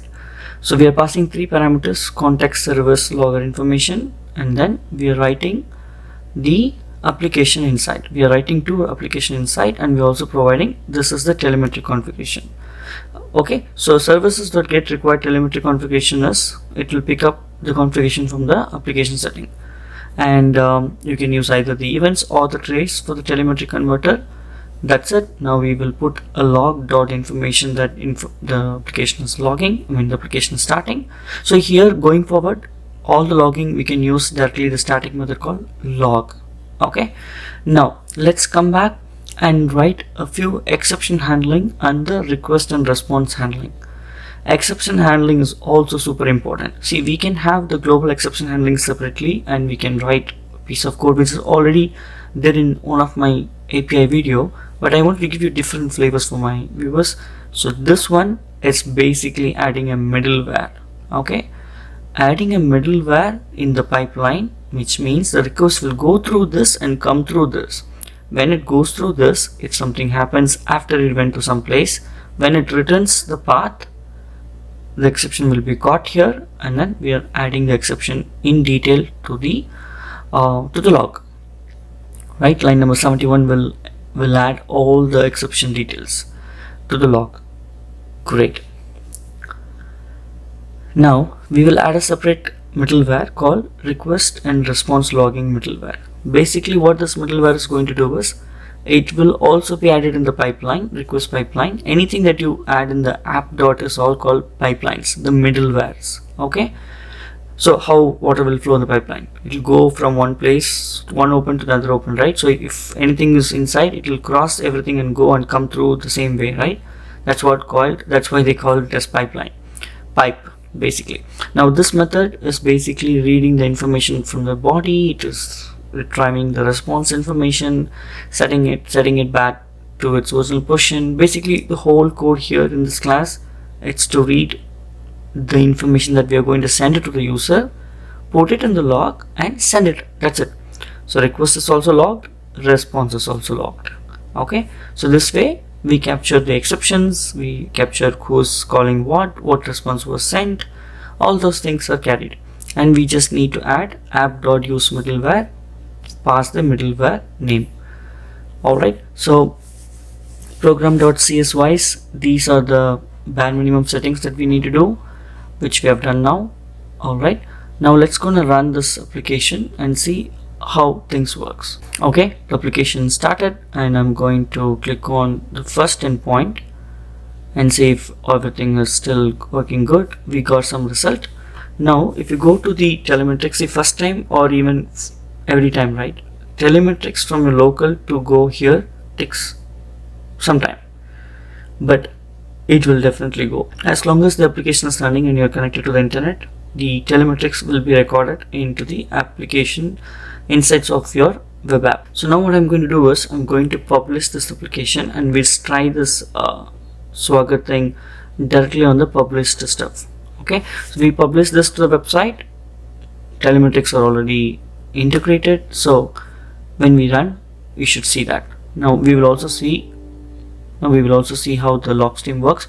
Now come to this application insights settings, the app service log settings, and just enable all these things.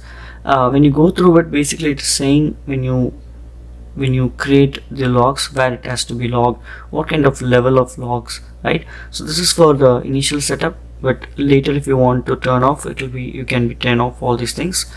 Sometimes it is crucial that we get into a situation where we don't know how exceptions are happening, we are not able to resolve it, these detailed errors will help us to trace back the exception. See, because we were running from local, these telemetrics started coming here. Okay, we will see the live telemetrics in a moment. And in the log, if you click on the log stream, it will show you the live application logging, because we enabled, right? Now it started showing it's connected and it's listening.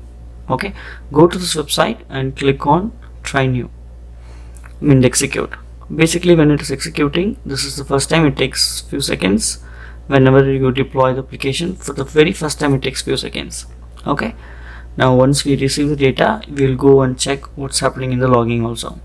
You see this, because you hit there and we are doing a live stream here, it will show you what was invoked, what is happening in the website. At least we received the request. So let's go to overview, come back to application insights, click on the view application insights, and here you started seeing the server request. See, so far nothing has failed, so I'm not seeing it in the failed failure, but you can see the number of times that you invoke, all different endpoints are listed here. I have different videos that you might have seen, that how detailed exceptions are captured. So this setup also will capture the complete detailed exceptions, so it will really be helpful.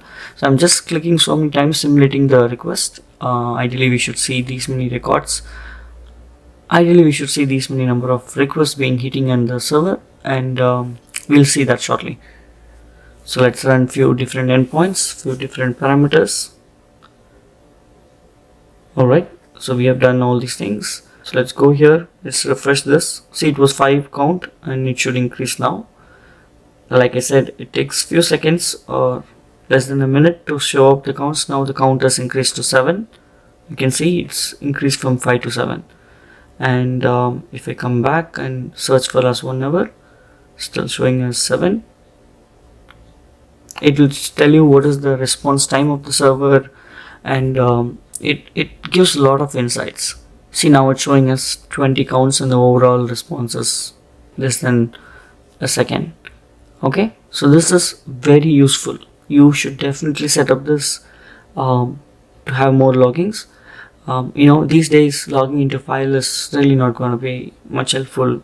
We got this application insights and so many things. Okay, so when you click on a specific request, you can see what went, like what are the number of things happened by clicking view all. It will show you all the successful requests and the failed request and everything. Alright guys, I hope you enjoyed this video, and there are more to come. If you like this video, give me a thumbs up, subscribe if you have not done. This is Restaurant Table Booking App video series part 9, automating time slot generation with Azure timer function. So in this video, I'm going to walk you through a new concept in Azure services called Azure functions. In AWS, they call it as Lambda, and each cloud provider has its own equivalent thing, right? So we are going to focus on Azure functions, and I will also show you what is the need of this function and what this is going to help us in our application to automate the things. Come, let's get started. Alright, on the screen, I'm going to execute these two things. Alright, and you can see the result here. So basically, a restaurant has 4 tables, and each of these 4 tables may or may not be applicable for every single meal. So if I have a restaurant branch, if I'm owning a branch, morning I will say I have 4 tables free available, and in afternoon I'll say 4, but dinner maybe 2 tables are broken. In the evening or something, I just have 2 tables, right? Just assume that. So basically what we're trying to do is 2 days before this program, the function that we're going to build, it is going to run a piece of code and see if there is and this piece of code will run, take every branch and take its dining tables and insert into time slot tables. And which means if I run this the next set of queries, basically we are saying the dining table IDs, right, that will be allocated on these days. So 1 2 3 4 is basically belongs to branch 1. They are available for breakfast. The same tables are available for lunch. Same set of tables available for dinner. This is going to help us to book the tables, the dining tables from the user perspective. And this is what the Azure function is going to do. Okay, so what we are going to do, we need to go and query this table like this, and then this will tell these are the branches whose last available reservation date is this date. So until 3rd of August, as of this recording, we are 2 days behind. So until 3rd of August, the restaurant is open. You can go and book the dining table.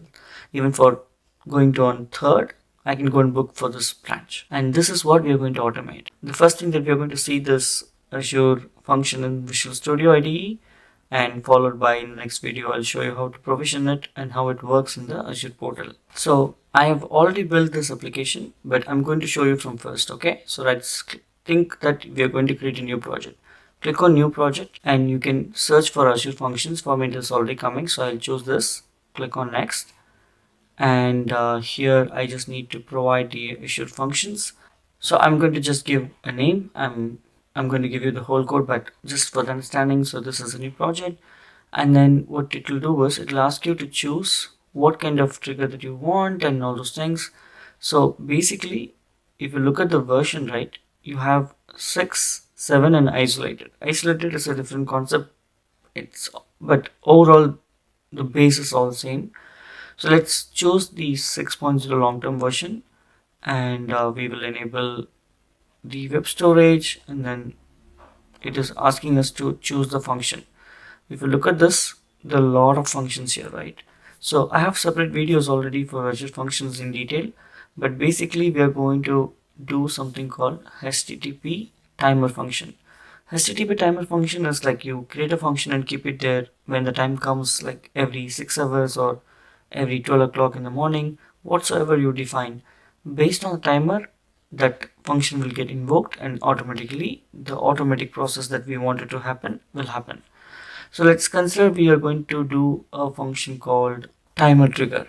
Okay, you can choose HTTP trigger if you have to invoke that endpoint, but let's say we're going to choose the timer trigger.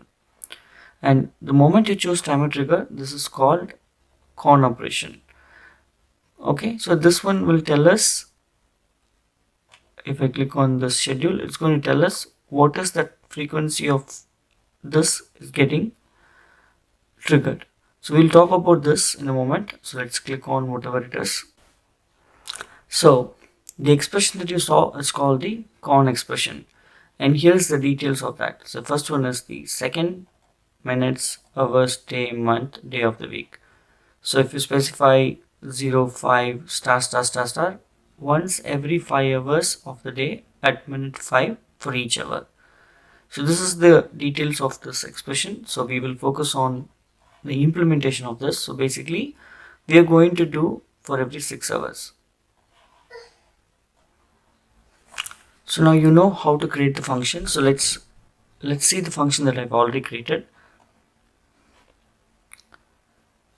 Alright, so this function is the time slot generation function. So we have a function name, we have a con expression, every 12 hours it's going to run, and then we have the parameters called the my timer, log, and the context. Here the context is the execution context. Okay, now what we are going to do is basically, like I said, we will first run.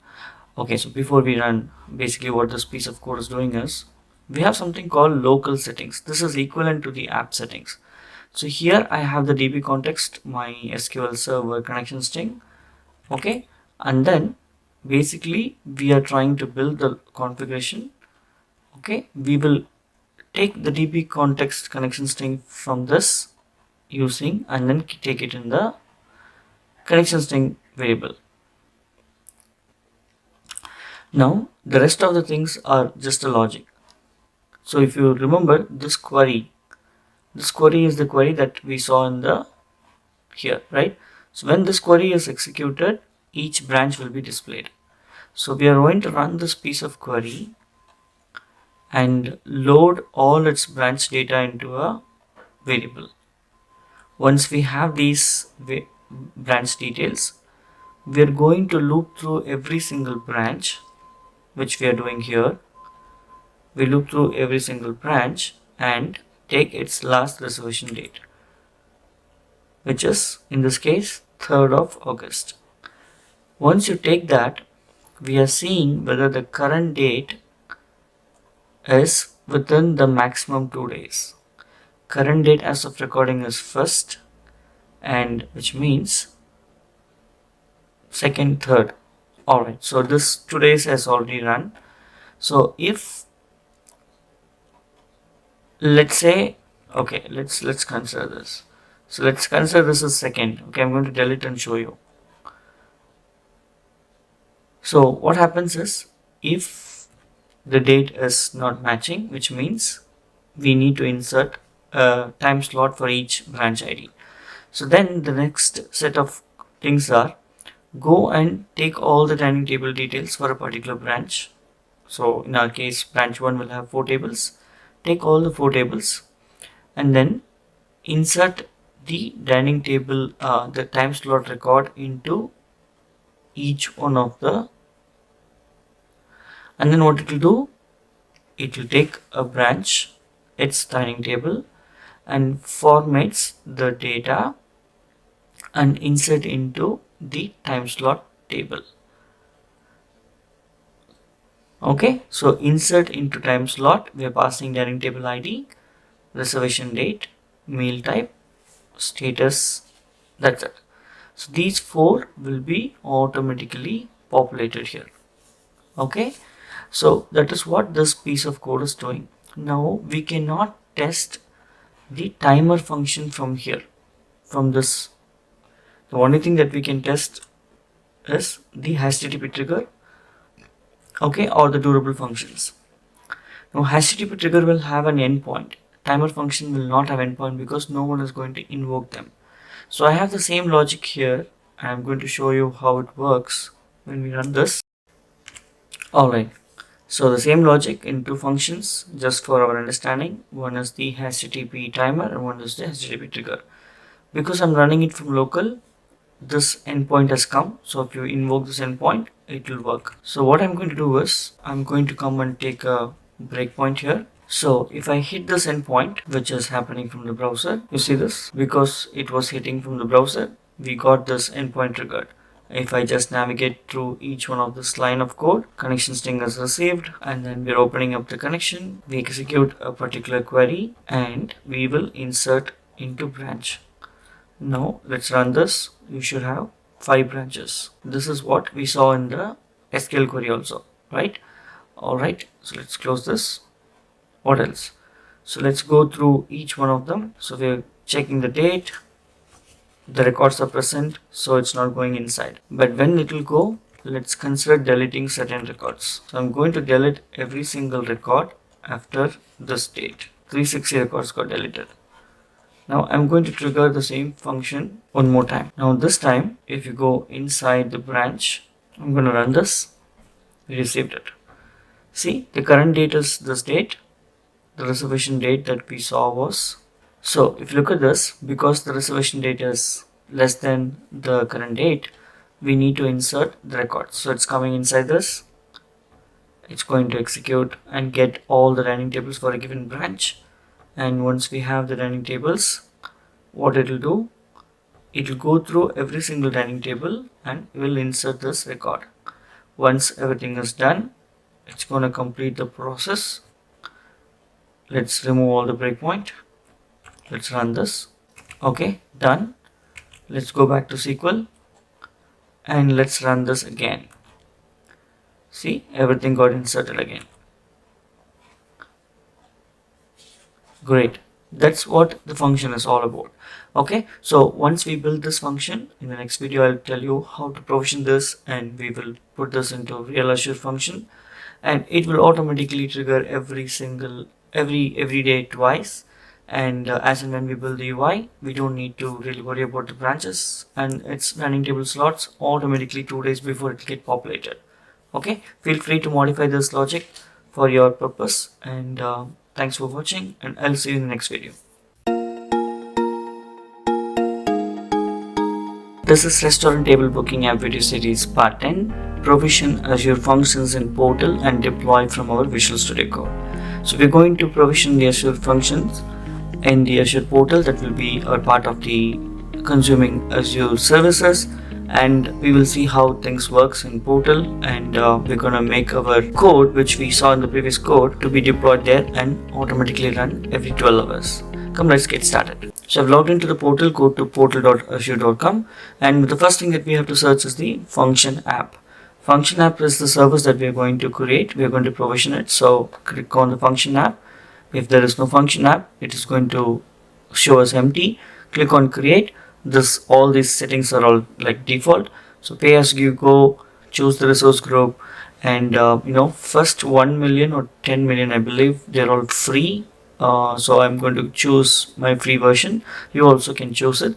Give a name for the function app, and that will be our domain URL, our specific function URL. Okay, so this also ends with .azurewebsite.net. If you remember, this is literally behind the scene. It's kind of a web app only.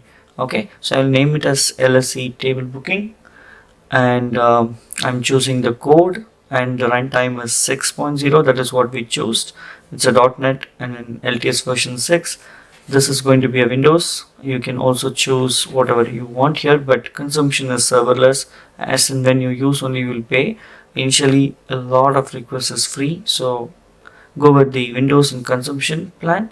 And the storage, right? So the storage is required for the Azure function to work. So it will automatically create a storage if you don't choose an existing storage, which is okay. I will let it create a storage for me, and storage might incur a mild cost. Let's see how much it will cost.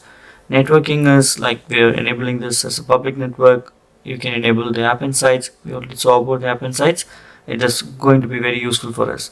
Deployment also we can do. We can enable the deployment, take the code from the GitHub or the DevOps, which we will see in a different video. But for now, we don't have the code in the repository. So let's first provision this, provide a tag, and finally you click on the review create, and you should be able to create the function app. So once you come to the last page, click on the create, and it's going to submit for deployment. In short, it will create the resource, and this is the place where you see the function app. This is the URL, and click on the functions. Here is the place where you need to create a function. So let's do a create function here and see how it looks. So when you click on create function, it's going to give you a bunch of options. The first one you should notice is the development environment. Because this is like brand new that we are doing, there are 3 options. You can do it from portal or from your code. Okay, from your portal, these are the number of triggers that you can use. Remember, anything that you do it in portal, you cannot edit in your code. Anything that you do it in code, you cannot edit in the portal, because when we deploy, only the DLLs are getting deployed. Okay, so whatever you do it here, it's going to be only the portal code. But let's take a look at the trigger function and see how it comes into picture. Okay, so I'm choosing the trigger function. This is the authorization level. So you see this is the trigger name, the function name, and the resource group. And if you click on code plus test, basically the code that you choose to build it in the portal will come here. You need to type all the code here if you're building it in the portal. Okay, but this is a simple test function, or I would say, for understanding. So basically what it is doing is it is receiving a request and the iLogger as a parameter, and let's click on the test run, and you can use either a post or a get endpoint. Basically the whole code, what it is doing is it is looking for a variable called name in the query parameter. If you do provide a name in the query parameter, it will take that and give us a response. If you don't, it will look for the same parameter in the body. Okay, so right now we're sending it in the body. Now if I do it in a wrong, like if I don't pass the name, it's saying that you did not pass it. But in order to satisfy the get endpoint, I can add it in the parameter, which is in the query. Here if I provide a name and then a value, as per the code logic, one of the condition is satisfied, so it will take this name. That's why hello learn smart coding is coming. Now what we have to do and understand is, you can also see the input on output here. You can see the logs here getting recorded every time, when the application and the app function is running, the logs are getting recorded here. And you can go to the overview. You can see the application insights, the telemetrics here, all these things will be good. Now this function, you can disable it, you can delete it. Okay, if you're building anything that is related to the Azure portal, and this is absolutely fine, but what will happen is, if you want to get the URL, go to the function and click on get function URL. And if you execute this function, you should also notice there is something called code. That's a shared access signature code. If the code is not there, the application will not be invoked. So our function is not anonymous, our function is authenticated against the function. That's why you have to pass the code here if you're trying to invoke it in the URL, and it is available only for the HTTP trigger or the other available functions, not for the timer functions. Okay, so we have this function key. This is the key that has been shared in the code, and there is something called master key also. You can redeem this key if this key was compromised. All those things you can do it, right? You can also come to app keys. App keys belongs to, or it's supported for all the functions within the Azure functions. Okay, it's not just for one function. So you have a master key and default key. Now you can also go to this application insights and see what's going on with the logs and all those stuff. Now let's go to the application, right click on the application and do a publish. Right now we're going to just do a publish. When we do a setup of the CI/CD pipeline or the deployment, it will be almost same, but we don't have to do it manually. So choose your login, choose the subscription that you have. It will list you all the possible function app. Here my function app is listed. I clicked on next and finish. This is going to be creating a profile for the project, and once this profile is ready, see, creating the profile, and then this box will get closed automatically. You can click on the publish button in the top. Once you click on publish, it takes few seconds. It will publish the code that is built from this application, and what will happen is two functions will get deployed, and we're going to see those two functions in the portal now. Now let's go to the function and see the remaining one, the previous one that we developed, wiped off, and it clearly shows that currently you are doing everything through the deployment, so there won't be any option to do it from the portal. You cannot have these two mixed together, either go through your code or directly on the portal. Depends on the scenario and the necessity. Some functions are pretty simple, you can do it directly from portal, so it's going to work. Now this will be our endpoint. The moment the endpoint is run, right, you can also test it from here. You can go to the integration testing. You can see what's going on with this timer functions, right? So if you want to learn more about functions, I have separate videos. I'll give you the link in the description. You go and take a look at the functions to build your knowledge.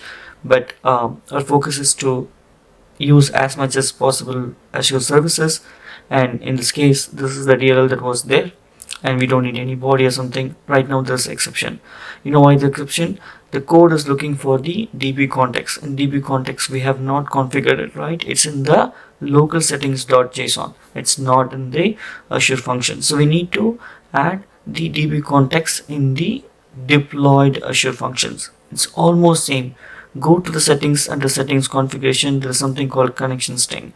I will click on add, put the DB context name, and in our case context name itself is DB context. Provide the SQL server, click on OK, save, and in no time the function is ready. I can click on this function just for testing purpose. This is a trigger function. If you have the timer function enabled for every 12 hours, that will do its job. Now see, it became an OK, right? So now if we go back to our database, even if we delete and then run it from here, it's going to insert the records. It's going to delete. I'm going to delete everything, and then you can see the last date was 30th, and I'm going to run this application again. Test, run it. See, it executed. I come here and you can see the last date was 2 days added. And if I run one more time, until 3rd it will go, and after 3rd it won't go. As per the logic, it will go and insert only for the 2 days. Okay, great. So let's come here, run a couple of times, and you see until 3rd it came, and after that, even if I try to run this now, so many times the function gets executed, but it won't insert anything else. So this is what we have done so far, and it's going to help us in building the UI so quickly. We don't need to insert the data manually. The booking stuff, the tables will be always available. And I hope you enjoy this video. You can follow this, and if you like it, give me a thumbs up, provide your comments in the section, and then subscribe to my channel, and I'll see you in the next video. This is Restaurant Table Booking App video series part 11, automating CI/CD pipeline with Azure Deployment Center in GitHub Action. Come, let's get started. So in this video, what I'm going to do is, we're going to set up the CI/CD pipeline in the GitHub Action, but this time I'm going to do this automatically through the deployment center from the Azure portal where we have deployed. This way, both the build pipeline as well as the release pipeline, both together will be set up for us by the automatic code generation from the Azure portal, and that is what we are going to see. Our life is so easy after we do this. So come, let's get started. So I have logged into the portal, and here if you see, we are going to go to the website where we deployed our code, and here right now this is the place where our code is present, right? So under the repository, this is the place where our complete code is present. So what I'm going to do is, I'm already authenticated with this GitHub and the Microsoft Azure account. Here under the deployment center, under the deployment settings, here's something called source. Select the source as GitHub. And here, if I have already signed into my GitHub account, that's why it's coming here. But if you haven't done it, just sign up here, so it gets automatically pulled up. So the organization is like Learn Smart Coding, and then repository. It's going to list down all the bunch of repositories that we have it there. And I'm going to pick up the one that we are dealing with the video series, right? Which is the Restaurant Table Booking App API. Once you choose that, choose the main branch, because main is the final branch where the codes are getting deployed. So here, if you look at, there are two options, right? The first one is creating the YAML file and directly checking into the main branch. Okay, so we're going to choose that, and right now the version is showing us 3.1, which is incorrect. Our version is 7. But if you see the preview, this is the YAML file which we have to, generally have to write, which is now returned from the auto-generated code. Probably they're using the ChatGPT integrated with the Azure portal. Anyway, so this one is what is going to automatically create for us in the GitHub Action under our repository. So we will be doing some light changes after it finishes, because we already know the .NET Core version is going to be 7, not the 3.1. okay, so it's not going to work. And when you do this, if you fail a couple of times, that's absolutely fine, because I myself will be most of the time fail for the first time. First attempt itself will not work out. Anyway, just click on save, and right now it is no deployment. See, by the time this we did, it has already created that into the GitHub, because Microsoft owns the GitHub, right? Anyway, so now because of that, the build action is automatically triggered. Whatever is triggered here is also viewed in the Azure portal. Okay, that's how it is connected to each other. Now here you can see there's a build as well as the deploy. So if you go to the repository where this YAML file is present, is here under the .github/workflows. This is the workflow, right? See here, the .NET version is 3.1. I mean, we will have a separate video to understand what is this workflow, how this YAML file is working, all these detailed thing we will see. But we know for sure this is going to fail. Why? At least I know for sure it's going to fail, because our version is not 3.1, and the DLLs that we have, it's not gonna be pulled up, and packages are going to be deployed. Like, it will not be even built. So let's re-authenticate ourselves, and let's see how the build process is going on. So here the build will kick in. And once the build kicks in, it does a couple of steps based on the YAML file definition. Like literally what it is going to do is, it is going to download the packages. So now based on the package definition, it's going to build and try to create the project build. But see, I'm changing this version to 7.0.x because our version as of this project is 7.0. Since we have set up the project as 7.0.x, it downloads the proper packages. If you can see, it pulls up from its repository, and then it starts building. So these are the set of actions that are there in the YAML file. So it's going to set up the .NET Core, it's going to build the project, and then it's going to publish the project, and then it takes all those DLLs and packages and uploads it to our website. That's where the deployment gets completed. So the CI, so the CD, which is nothing but the build and the deployment process, right? So the both are together now. Right now on my screen, after the build, which is the CI pipeline, is finished, the CD pipeline kicks in, which is the automatic deployment to our website, and the deployment is also completed now.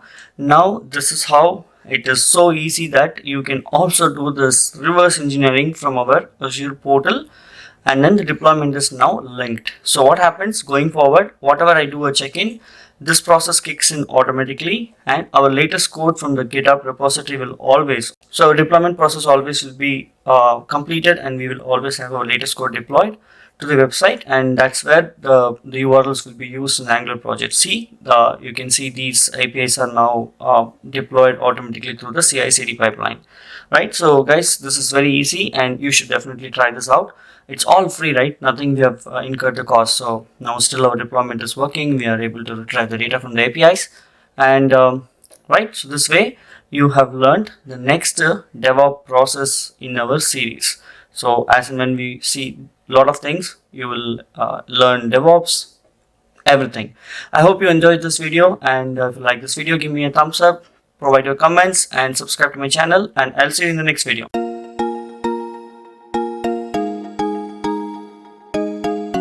So this video is our restaurant table booking app video series part 12, and in this video I'm going to show you how did I build this complete UI, and this is just a part 1 UI as I mentioned in the demos. So in this video I'm going to show you at a high level of coding of what I did and how we arrived at this kind of a website, and in later stage I'll probably release a complete in detail video of how we did this. And for now you can go ahead and take the coding from this GitHub repository and you can enjoy it.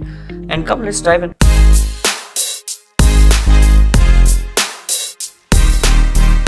Come, let's take a look. So this is the website that was launched, and then we have these many pages, and these pages are static. Any of the link on these pages are static, except that there were a couple of pages that we built dynamically. So let's leave all these static pages. This is all about the routing. I will talk about the routing in a moment in the coding, but let's focus on what we did as the coding part, right? So let's click on the book a table. So when you book a table, okay, we are showing up a component here. So I'm going to first demonstrate what we are doing it here, and then I'll go back and show you what is in the coding, right? So this is one component. In the component we have a text box where you type something, you type anything. In this list box we will first initially load, like we are going to call on particular API to get all the restaurants. You have seen that API that we already have it. So we show all the restaurants here, and then you type something here. Based on that it gets filtered. So we have a filter mechanism also, like let's see what do we have. Like we have awesome restaurant. So I'm going to type awesome, and it's going to filter it, right? So once you filter it, it's going to show the branches according to what you filtered. So for this we have 7 branches. All these branches are shown. Once you select any of these branches, it's going to call another API, right, to get all the available dining dates. And we can see right now until 29 we have a availability. So you can see based on the branch you can see the available dates, and like based on what you date select, and based on the date that you select here, we're going to bring up, like we're going to call an API to bring up all the available dining dates. So you can see the dates and then the table name here. You can see table name, different table names here. And let's say if I click on a particular table and say book, we're going to bring up a nice UI on the model pop-up. I'm using NGX Bootstrap to bring up this model pop-up. I'll show you shortly how we will do it. And we are going to fill up all this information, and then when you do a submit, we're gonna save this information into the reservation table. So we also have respective APIs for that. And just remember, this form is at a lightweight form. We do not have much validation, but I'm using reactive forms just to test base every single aspect of Angular. Alright, so right now you know how this is working. And one more thing, this is a separate component, so we are gonna use most of the Angular topics here. So let's take a look at the coding so you know pretty much what we are doing it here.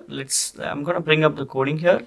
Alright, so this is the project. Let me go through at a high level of this project. So we're not going to go in depth for this video. This is a short video just to release the code. So let's focus on important things. Let's go to package. Okay, so what are the packages that I'm using here? I'm using NGX Toaster so that the nice right side or the top CSS will come with this message that something is processing, something is done, something like that, right? So for that I'm using the NGX Toaster. I'm using NGX Bootstrap. So NGX Bootstrap itself is a separate external component or package, I would say. It has a lot of components. I'm using it so that we can make use of inbuilt packages that they have, like for example model, and so many things they have. So we're going to use the model. I've already shown you in the demo. So now what else we have? These two packages only I'm using it for now. So for this you just install these two packages, and then let's focus on something. So let's say, all right, so if you look at this, there are many components here, right? So out of all these components, many are statics. The only two components that I'm using here is the search restaurant component and the collect user info component. Search restaurant component is nothing but this component, the whole section of this component where you see this one, and then this drop down, this data, right? All these informations are coming from the same component. But when you click on this, a separate component is loaded on this model, and that is what the user info component. And that is the user info component. All right, so this is the one. Now let's focus on the search info component. So if you look at the UI perspective, it's pretty much easy. So the only thing that we have is we have the default template. And then we have an input box for the searching. It is been having a two-way binding, so ng model and an ng model change. When something is changing, like user types in, we call a method, filter restaurant method, where we will start filtering the restaurants with their name. Okay, that is what this method will do. We will see shortly in the component. Similarly, we have two select boxes. One is to fill up the branches and one is to fill up the restaurants. So the first one is restaurant. Based on the model change of this, the branches will be filtered, and this select will be loaded based on what you select in the restaurant side. So this very simple, two-way binding thing. And then what else you have? So this piece of information is basically when you select a branch, we call a particular API to retrieve all the reservation dates, and we get the distinct reservation dates, and we start showing this. And that piece of information is this one. You see this calendar stuff coming up? That's nothing but this piece of code. Now, if you look at this piece of code, basically what we are doing is when you select a particular date. Okay, so let me open up this and then see what happens. You select this particular date. All right. Let's take a look. So if I go here, the very first call that we make is the restaurant. So it gets all the restaurant, and then it takes a particular restaurant's branch. So by default, it is taking the first one. It's loading all the branches.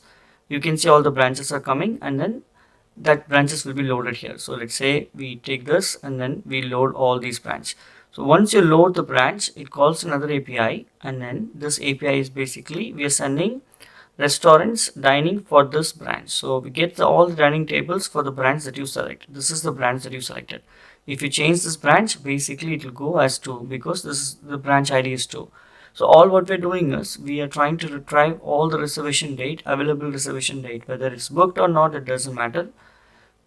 And then with this whole data, right, what we are doing is we are trying to get the distinct date, and this date has been filled here. Okay, so once you select a particular distinct date out of this whole content, we will start populating this information for this given date. Whatever is available, we are populating here. Okay, that population is nothing but this table. So let me close this one. So booking table data has all these things. It's been populated like this. Okay, now when you select on this particular item, like a particular thing, and say book now, you see this, there's a book now button. So when you select this particular date, and this button will be enabled only when it is available. Okay, if it is not available, it is disabled. So when we do this particular book now, we are calling two things. We're saying we're calling two methods. One is the book table and pass the book table. One is the book table, pass the table, and then second was the open model is a method, pass the template. Alright, so now let's go back to the component. Like I explained, all these informations, right? You can see we have restaurant, we have filtered restaurants. Like if they start filtering, we store that copy into this restaurant table, this variable. Similarly, branches, filtered branches, and selected branch, and then selected restaurant. All these variables holds only the information which the user is trying to manipulate. Alright, and then we have other variables to have the distinct reservation date, the distinct the dining tables for that. All those are here.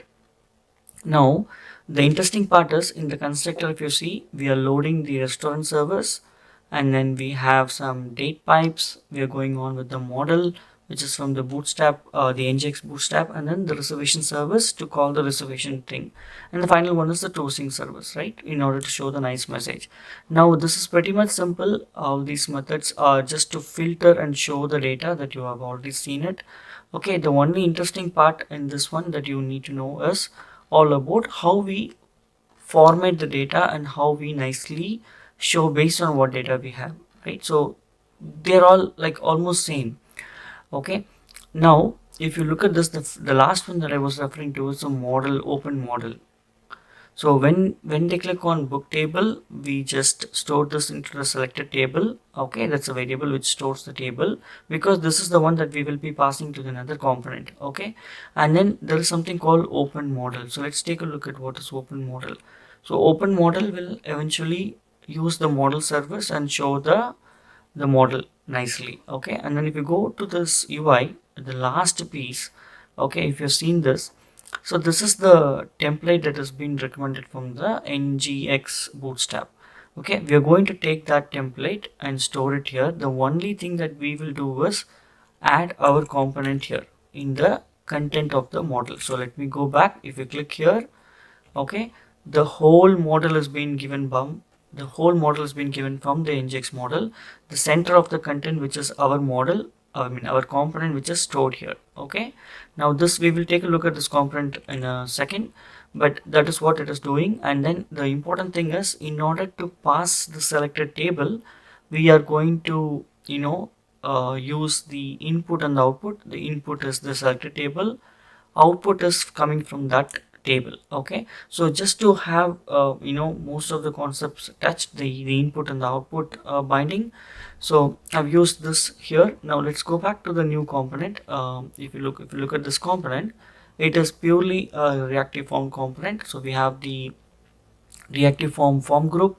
So we have to import. If you look at this, if you look at the model, in the import section we have reactive form modules imported, and then the model form is imported, that's from the nginx bootstrap.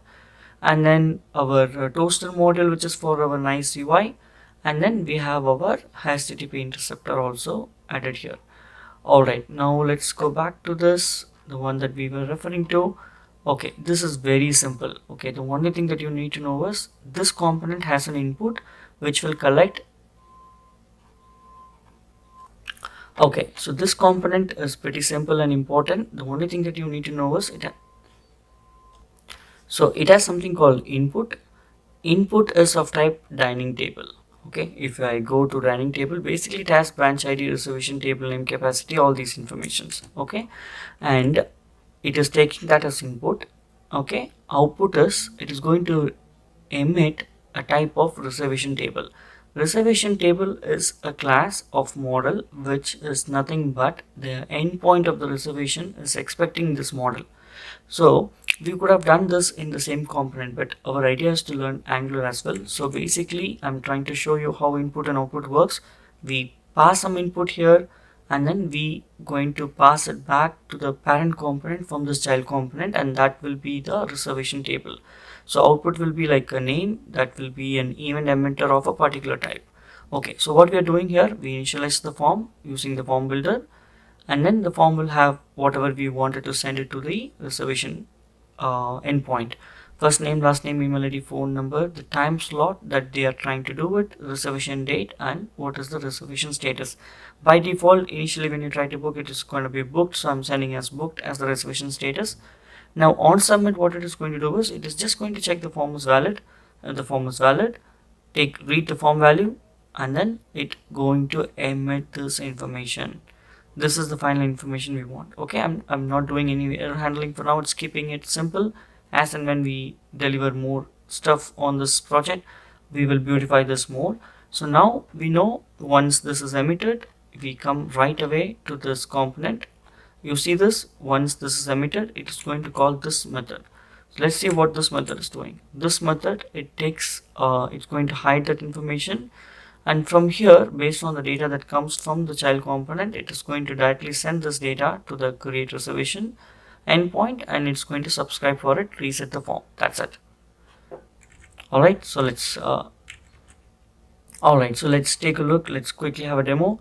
I'm going to click on particular thing so we know what we did. 25th, let's say 26th. Okay, the second one. So once I fill all this information correctly, it's going to be enabled. Even if I do something wrong, it's going to be disabled. Now click on submit. See, this is the toaster message. We initiated the request. The reservation was successful. Now let's take a look at what we did. So it was branch A. Let's take at this. Let's see what did we do. Did we book on the second one? Maybe the first one. Whatever we booked, it should have been booked here. Okay, let's do it for the branch B. I select the first one just so that I know what I'm doing. Okay, reservation has been confirmed, so we know what we did. Branch B on first date. See, now it's showing as booked. So whatever we did was booked. We can beautify this website a little bit more, but for now, all what you have to do is come to this routing model, define a route, and inform the path and the component. So we have simple things. So we have these path and components done, and we have hooked up into this routing module, and that will take care of this routing. And in order to click and go to that particular thing, let's go to this header, go to this HTML, and here I just need to provide the router link of where it is going, and just this one. And that is pretty much easy, and you can use Angular snippet like a dash router link, and everything will come. You just say home, we're done. Okay, it's pretty much easy. I hope you at least know at a high level of how this is done. Part 1, I will definitely release a detailed video of this complete thing that we have developed. But this coding is ready. You can go ahead and take from the GitHub repository. We will proceed with the other functionality that I mentioned in the architecture. And I hope you enjoyed this video and you like this. Don't forget to subscribe and hit that subscribe button. And if you have any questions, provide it in the comment section and I'll be happy to assist you. Thank you, and I will see you in the next video.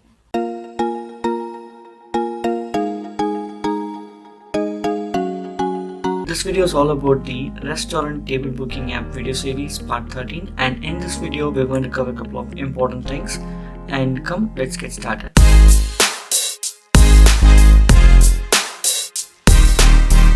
So this is the UI that you have already seen. So what we are going to cover in this video is we're going to cover the web API as well as the Angular part together, and I'll walk you through line by line of code what has been done. But what we're going to cover is we know how to book a table, but what if after the booking some customer comes and wants to check in and start having their meal?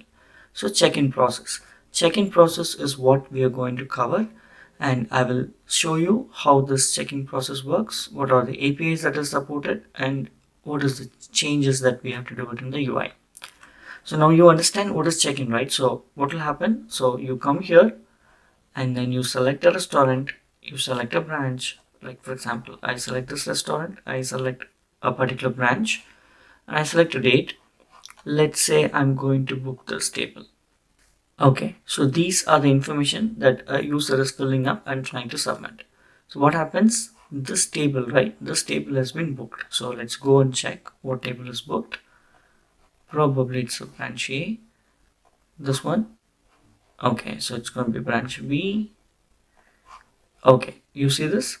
Now this table is booked and it's ready to check in. But this check-in came only because there is something called the email ID. So what happens is, now it says booked. Now the customer walks into this restaurant and then they say, hey, I have booked a table and I wanted to check in.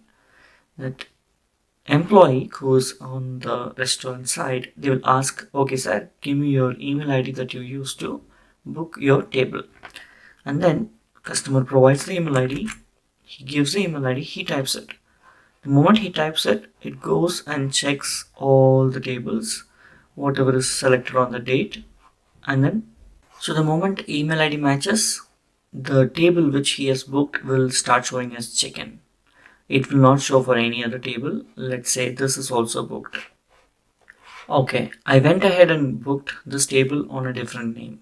Okay, so it's on mike@gmail.com. So you see this, when this is also showing as booked, this is also showing as booked. Only this is allowed for check-in. Why? Because this is the user's email ID. So you see this, the moment I changed, this went off and this one changed as check-in. So based on which customer comes, the employee will be able to check in them easily, right? Now, let's say I wanted to check in. The moment the employee clicks on check-in, the request gets initiated, the check-in status changes from booked to check-in to checked in. So let's go here, let's choose the date, uses, now it shows as checked in. This is still as booked. Okay, now our goal of this application was the complete table booking app, right? So right, starting from booking the table, customer comes and checks in and he or she will have it. Now, when the customer goes out, okay, the checkout process also happens, meaning the table will be available. So that part we will do it in the, after some time, maybe in the next video, or maybe an automated function which look for a checked in record, and after an hour or two, our window automatically that will change to available. The moment it changes to available, someone can come and book it here. Okay, so for a given time this is done. Now what we have to do is we need to see how to do it. All right, so let's go one by one. Let's go to the endpoint. So what I have done in the endpoint is we have a reservation controller, and the reservation controller, in the previous video itself I showed you, there's a post endpoint where we pass this information and that's where we book a table. The only endpoint that I've added here is reservation check-in. This is check-in process. Okay, now one more thing that I have changed is for this endpoint, what I have changed is, along with all this information, I am trying to send the user email ID also. The reason why we want this is we want this information to be on the front end, so that when we do this search against the email ID, we will be able to figure out which is booked by which person. Okay, so that is what the change has been done. So now let's go ahead and take a look at this endpoint. Let me quickly show you. Alright, so this is the model that we used, and in this model I just added one more property. Okay, so now this model is used here. What we have done so far is this part was not there. So all what we are doing is we are joining the reservation table into the user table based on the user ID.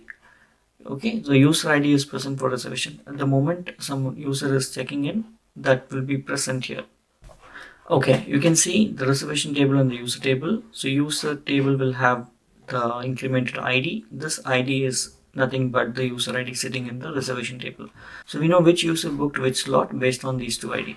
So all we do is we join these two tables based on the user ID, and then we filter the time slot ID. So we then filter the time slot ID. You see this? A particular user, which time slot he booked. So if you filter that, you will be able to get the email ID for each and every single dining table that has been automatically added. So once we have this information, let's see how this works. So I'm going to open the developer tool. Okay, so let's see.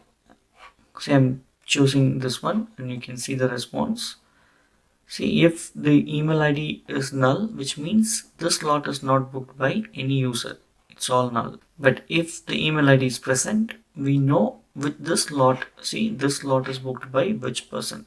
So when we type here, we match this in the UI, which I will show you the code, and then based on that, this button gets enabled and we used to get all the information. So that's the whole thing. So now let's go back and quickly see what has been done here.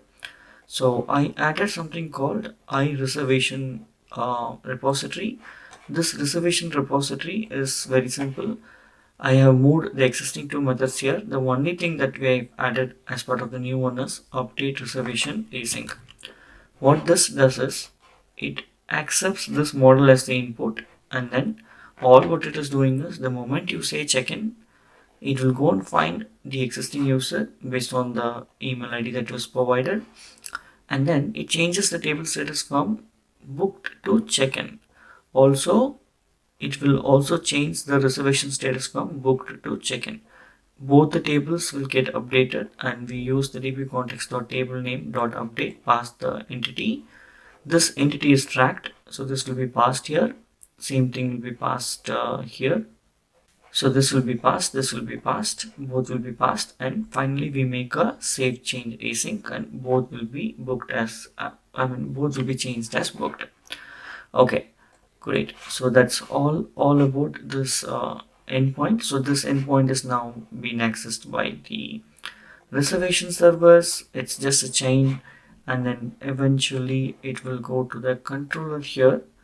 So if you go to controller, we have a new controller called reservation controller, and let me minimize this, and let's say I have something new endpoint. So basically this endpoint name is check-in. Okay, it is going to return the same model that has been received, and what it is doing is it will receive this information. This is the information that we sent them back, and the same thing will be coming as like the which one you're choosing, right? So once this information comes, it's more than enough. If we have reservation, we have user ID, we have everything that we want. So we check the model. If everything looks good, we're okay to process. If something is not looking good, we will send them the basic 400 BAT request. So once you go here, this goes and calls the repository, and then the repository, whatever I explained, we just update the table status of the time slot table as well as the reservation status in the reservation table. That's it, guys. So this is the API, and we don't have anything else in the API. And considering the Angular, all what we have done is we have to go to the search endpoint, the search restaurant component, and in the component, if you see, I just added one extra search one. So here is the thing. So user email ID. So you see this is the only extra section they added. So all what I have added is I have added an ng model that has the user email ID. User email ID is present here. See, initially empty. So the moment you type something, user email ID will be automatically populated because it's a two-way binding. We're using a ng model, so it's a two-way binding. Once this is done, we come all the way through where we populate those the boxes. So in that boxes, very simple. Again, let me expand this.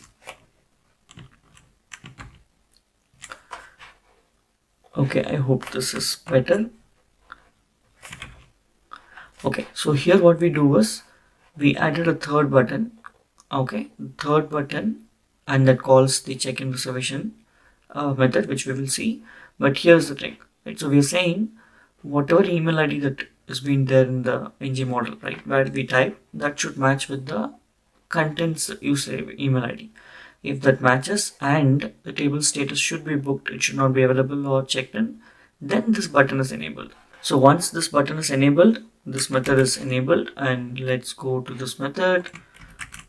You see this is again a simple method. So it just accepts whatever we received, and it just sends that object. Once this object is sent, we call a new method called update reservation. That's there in the reservation service. This is a new service. The service was already present. I just added the the update reservation, and this is nothing but the new endpoint that we just spoke about, right? Okay, so this is the method that we spoke about in the endpoint. So we call this method, and then we post the data. Once the data is back, it should go back to our service here, and then we say you have checked in now and it's time to enjoy your meal. That's it, right? So you can see this. Actually, we call this endpoint. Let's see what is there. All right, so we have an option here, right? So the moment this customer has wanted to check in, see, the button is enabled. Now let's say for this one, you remember this is the bunch of data we received, right? So this branch ID, this exact information, this piece of information is what we are going to send back when you click on check-in. Once this is sent, we have enough information to process. So let's hit on check-in.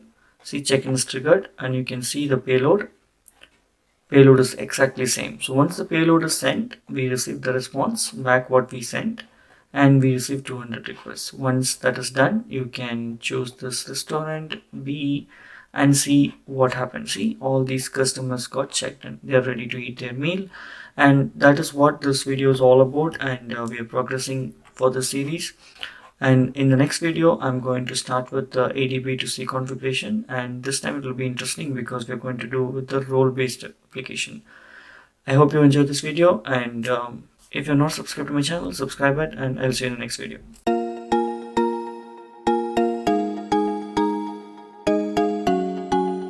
This is the restaurant table booking app video series part 14, and in this video I'm going to show you how to set up the Azure ADB2C from scratch, and we are going to use the latest version of the Angular and .NET Core 7, and not only that, the MSL latest version also, and we will see how the user experience is and how it is different from my previous Azure ADB2C. There are a lot more improvement have been done, and the pop-up is the main thing. And come, let's get started.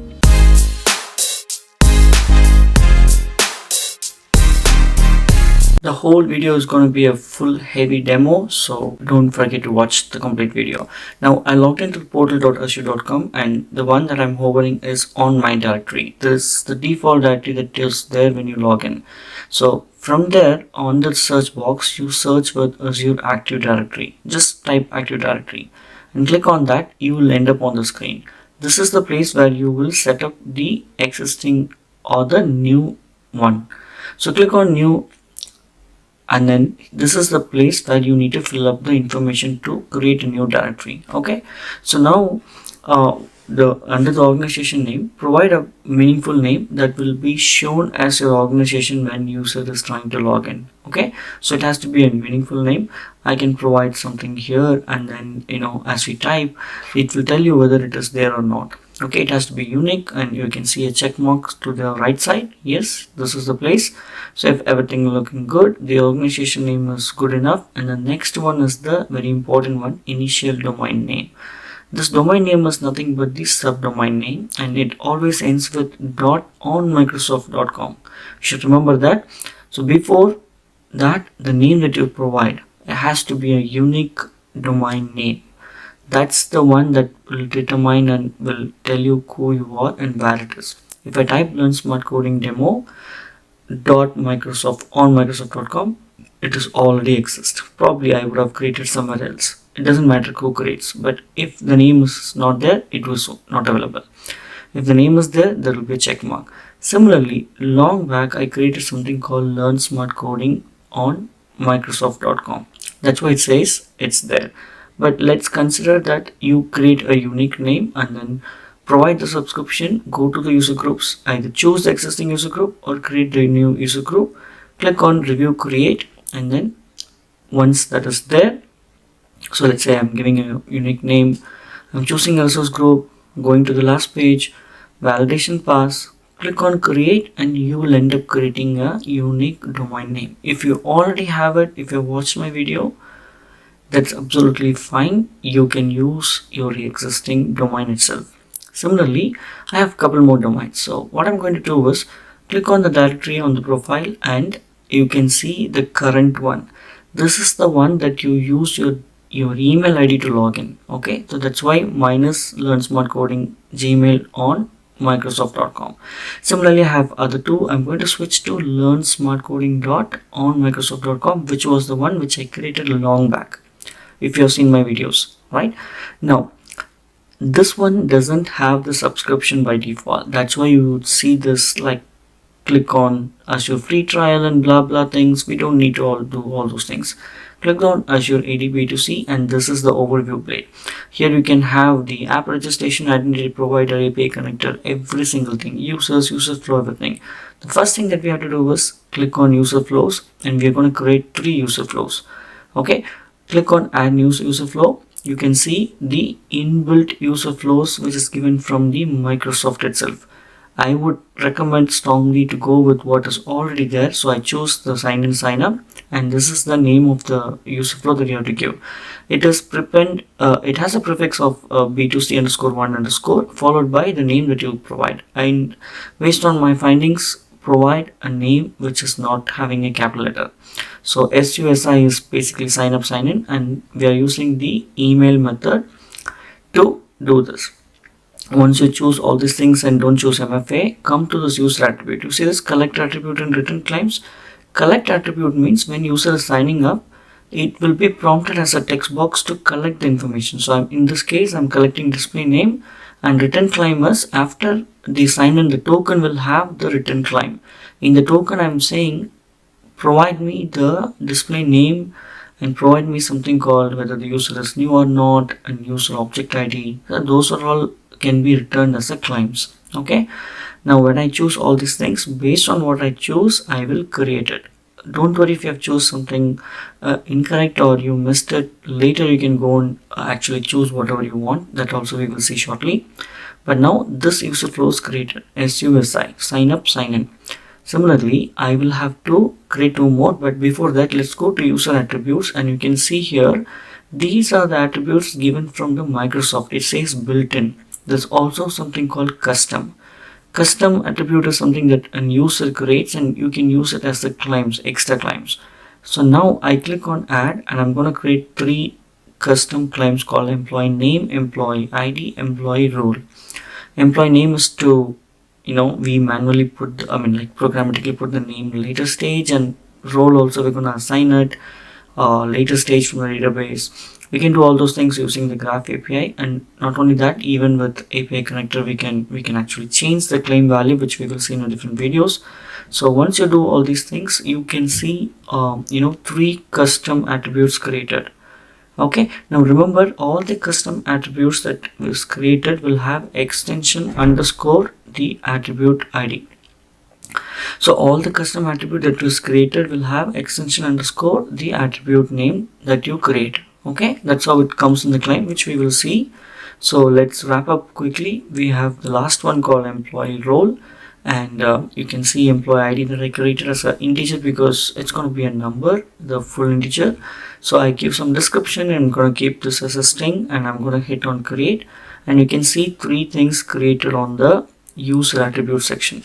Okay, we just created, we haven't done anything to collect information.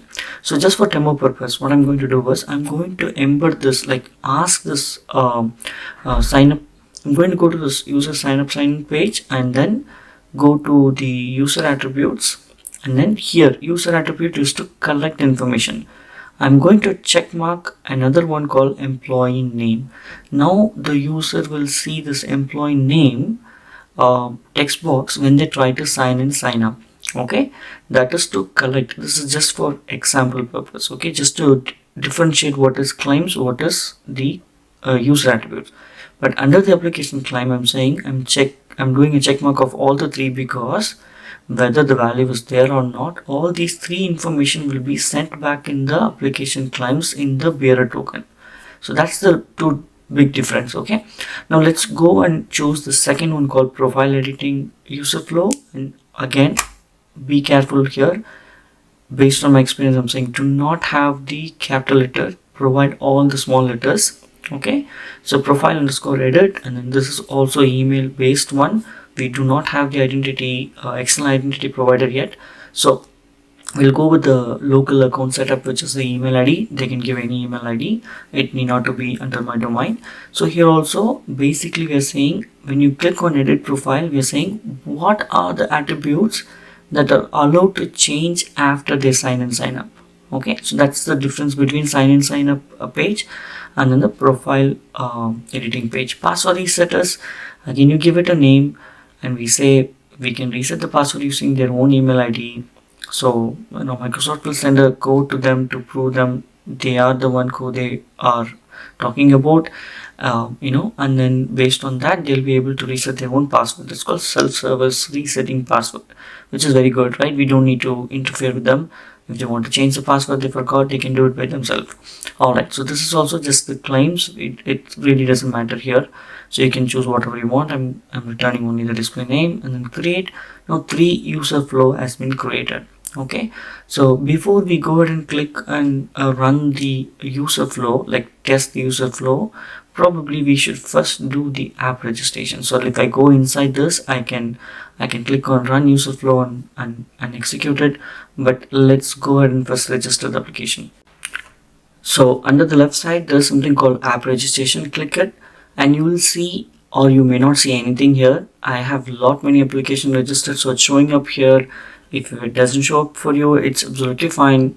You're gonna create a new one. So click on new app registration and give a name which makes sense for you. So in our case, this is a table, the restaurant table booking app. So I'm going to put restaurant table booking API, and this is important. Support account type, choose the third one. If you choose the third one, only then any email ID will be allowed, and other than the domain. And then because this is a web application, choose web as the redirect URI, and then the URL of the local host that you had. For me, it's running under 44.351, and click on grant admin permission and hit on create. Once you create that, you will end up here and go to expose an API. We have to expose to API which can be consumed by the Angular application. So when you click on add a scope, by default it will give you some give ID. Basically it has to be unique, so it is supposed to be like learnsmartcoding.onmicrosoft.com/ something unique. I'm going to make it unique by giving a restaurant/API. So all the scopes will be added under this URL. Okay, so this is the base URL. Click on save and continue. It will prompt you to give a scope. So now see, the next one is a scope. So I'm going to create two scope, which is booking.read, and this scope is like to determine if a caller has the scope, at least read permission is granted, something like that. Okay, so two more. The next one is the booking.write. So I give a scope name, I give a consent name, and then the description, and then add it. Now you can note down these two in your local. This is going to be useful in the later stage. So this is called expose an API. Now click on add new registration, and now we're going to register another application for our spa application, the Angular single page application. So I provide a name, choose the third option here, choose SPA. Here it has to be the local host. If you're doing all these things, everything is going to be local host. When you deploy this to the server, this is going to be the deployed server URL. Okay, probably in a later video I'll show you how it works in the deployed version. Now click on grant admin permission, and then application is registered. Now instead of exposing API, here we are consumers. So go on API permission. Now we're basically giving permission for this application to access the web API. The three options when you click on add permission. Third one is the my API, and the second one is the within the organization what APIs are there. And under the second option, probably we will find what we added. So click on restaurant table booking app, in your case whatever name it is, and the two scopes that we added is displayed here. You can choose whatever you want, but in our case we choose both the thing, add permission. The next thing is, once it is added, it is not completed, do not forget to click on grant admin consent for learn smart coding. There's a check mark here. You see this? I'm hovering on that. I'm going to hover on that. So you have to click on that and say yes, and then it changes from no to yes. And that's when this process is completed. This is very important. Okay, so now two applications has been created, proper scope is created, the Angular application has been given permission to access the web API. All good. Now it's time for our user flow check. So click on user flows and click on B2C SUSI, which is sign up, sign in. Click on run user flow. See, when you do this, we are just testing the application that we registered. So you can choose, in our case, the spa application, and then here you can use the return URL. So basically after authentication, it goes and sits on this URL that you're going to see now. Okay, so run user flow. If everything is correct, you see this, there's a prompt coming up. So I can log in or I can register also. So okay, so I can do a sign up. Click on sign up. I'm gonna provide my name and click on send verification code. It's gonna send me a verification code to my real email ID, and I'm gonna put that number there. Okay, I got an email, I got the number. I'm gonna copy this number 684187 and place it in the verification, do a verify. So if the email ID is verified, so once the email ID is verified, you provide all the below information. And if you notice, third one is the display name, the fourth one is the custom attribute that we created, which is the employee name. This is only for the demo purpose. We were going to remove that because not everyone is going to be an employee, right? When user logs in, they're not employee, they will be like, oh my god, what is this, what's happening? So let's not make them panic. So I'm going to remove it. This is only for your understanding what is custom attribute and what is the inbuilt attribute. Okay, you see this. Once it is logged in, you can see in the URL it's a code. If I actually copy paste this in jwt.io or jwt.ms, it's going to decode and show you what it is. Okay, but probably this code is like off cooked. There's a reason why it comes like this. See, it's only the 3 portion of this, the signed one is not coming, but don't worry about it. But basically, as long as you reach to this place, your user flow is working, your app registration is working, everything works good. So we can actually proceed to set up the things in the .NET Core application and the Angular application. So you should not be worried about it. So you can also go to this one of the app registration, and then you can add the redirect URI, and then you can actually use this redirect URI for your user flow test. I'm just giving you options that you can also do like that. If it doesn't come, it's okay, don't worry. I will tell you in a separate video why it is not coming and what is the resolution for that. See, you can choose that one and you can choose the different one. The different redirect URI. Alright. Okay, it's time to set up these things in the .NET Core application. So I've opened up the .NET Core application, and under the app settings, there's a section called Azure AD B2C. Okay, and under that we have something called instance, client ID, domain, sign up, sign in, policy ID, and scope. Basically, this set in the set, right, you just need to replace according to what you create. Okay, the instant ID is nothing but the domain that we created. In our case, it is Learn Smart Coding is the domain. If you go to this to the website, into the portal, and if you go and click on app registration and go to any of the application that you created, right? So let's say I go under the restaurant table booking app, and there's something called endpoints. In the top, in the center, you can see something called endpoints. You click endpoints, it will show you all the auth code and the token generation authorization endpoints. So the first one is called the domain name .b2c login. Okay, the second one is the tenant ID. In our case, the tenant is Learn Smart Coding, and then the domain is also same. So we replace this for both the places, the instance and the domain. So this part is done.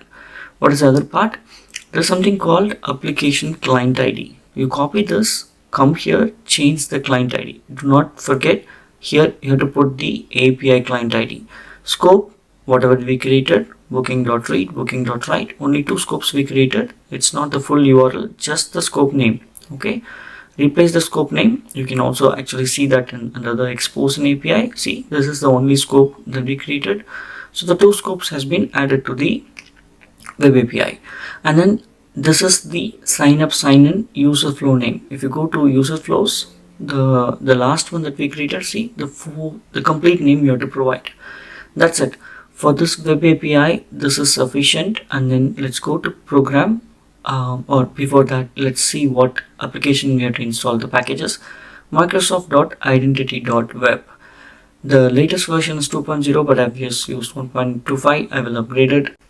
So if you go to NuGet Package Manager and search for Microsoft.identity.web, you should be able to see the version as of this recording. 2.5 is available, but I have 1.25. That's absolutely fine. And we don't have any other packages installed for this program. So let's go to the program.cs, and there are very few minor setup that we have to do. So we need to plug in the authentication part.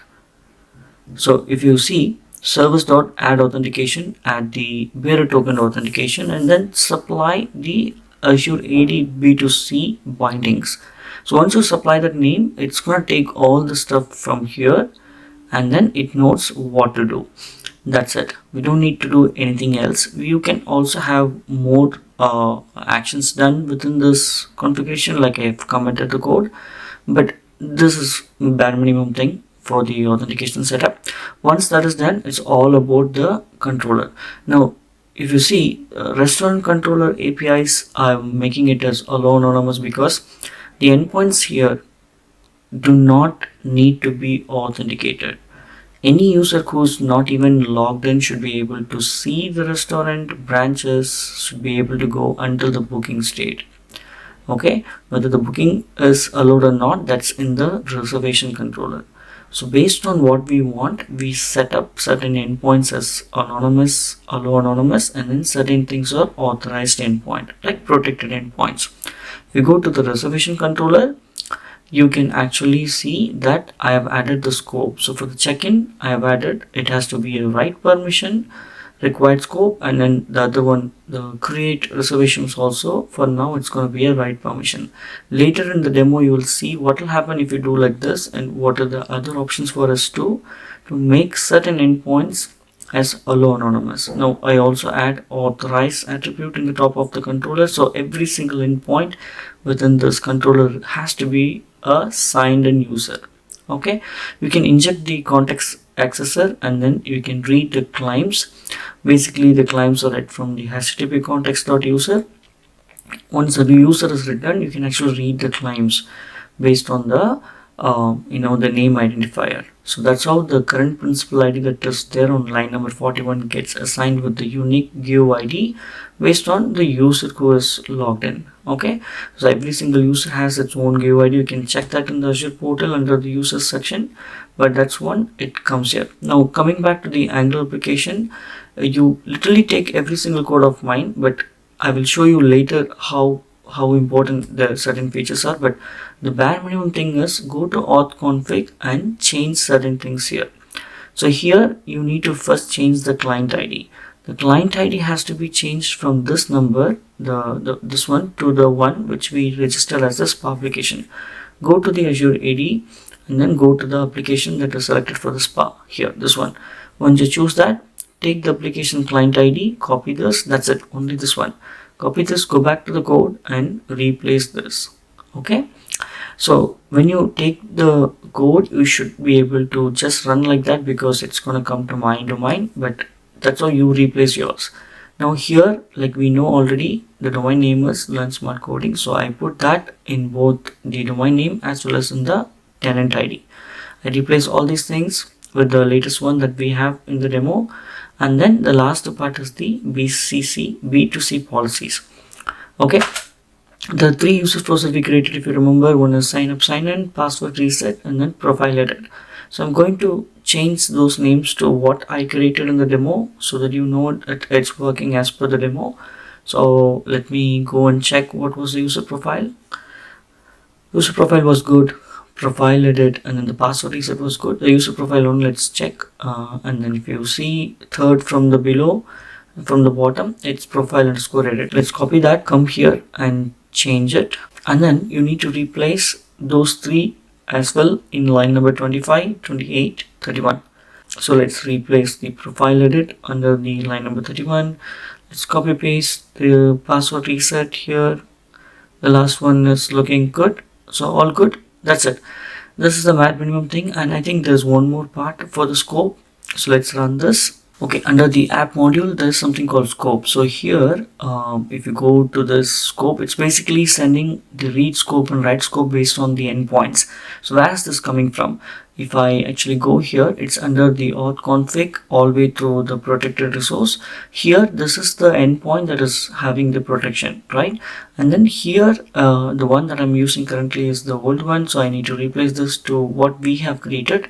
If you remember, learnsmartcoding.onmicrosoft.com/restaurant/api/booking.read or booking.write. So that's what I'm changing. This is nothing but the two scopes that we exposed in app registration for the API.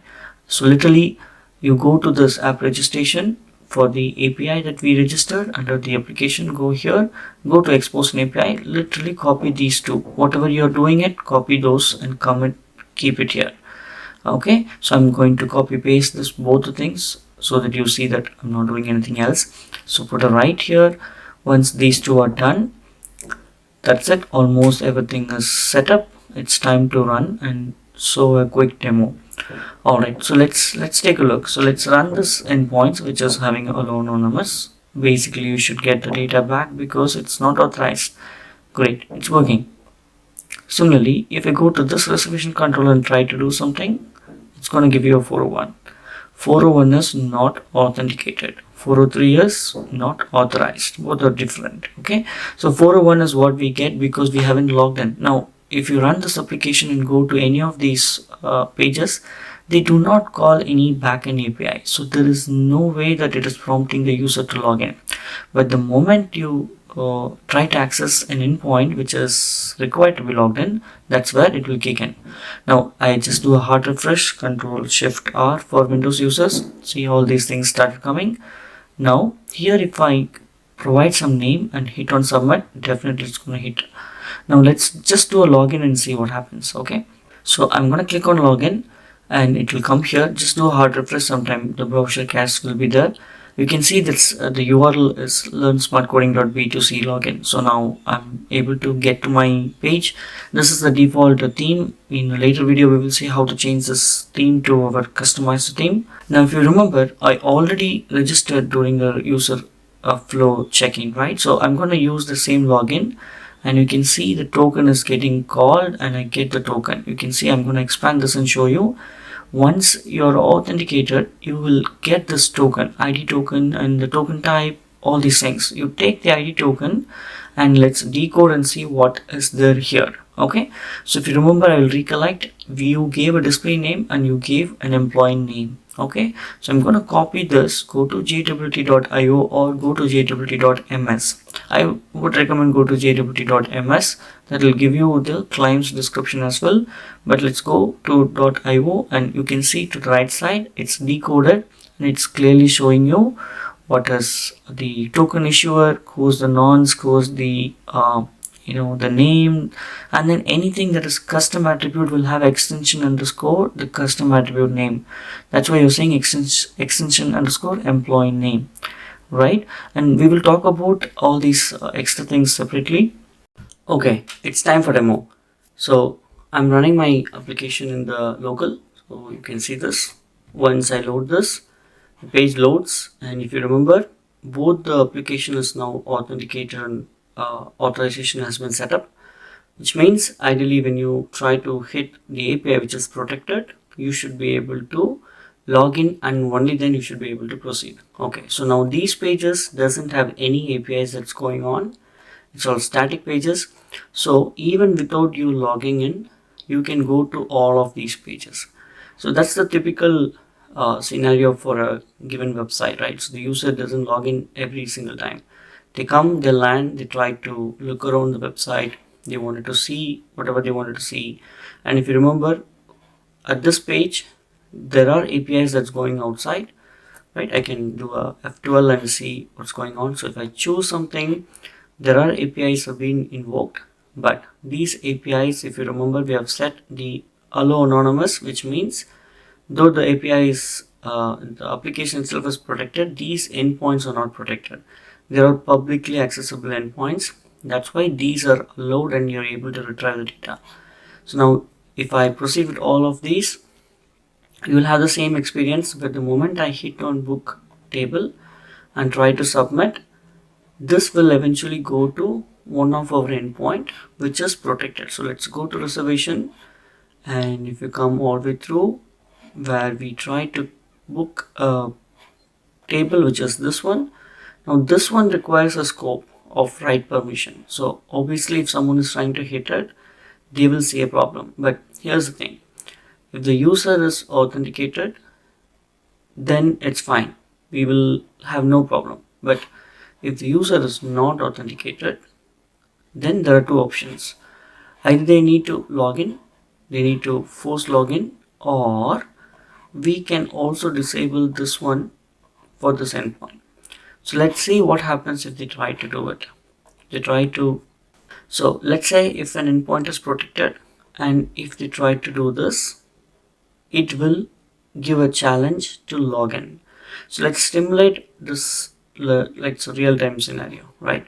So what I'm going to do is I'm going to actually disable this and rerun this, and I'll show you what happens if someone is trying to check in. For check-in purpose, we do not have everything in place, meaning we do not have the right way of showing the pages to the pages. For the check-in purpose, we do not have this auth guard in place. So in case the API is protected and UI is like not protected, you will see what's the difference. Now it's running. Okay, so it's not only the disabling this, we also have to put allow anonymous, because at the controller level we have something called authorize attribute. So we have to put that. So now both of them are in place. All what we have to do is, let's try this out. Hit. See, because the authorize symbol has been put there, we got a pop-up that we need to log in. Okay, so though we have that in place, it's not working. So the only way for us to make it work is, we come here, we remove this attribute here. However, we put this attribute at the controller level. So we put this attribute at the controller level for these two. Okay, so now at the top level, this is allow anonymous. So let's rerun this. Okay, let's see what happens now. Okay, it is still forcing us to do that. I believe this is all because of this one. Let's come to the app module.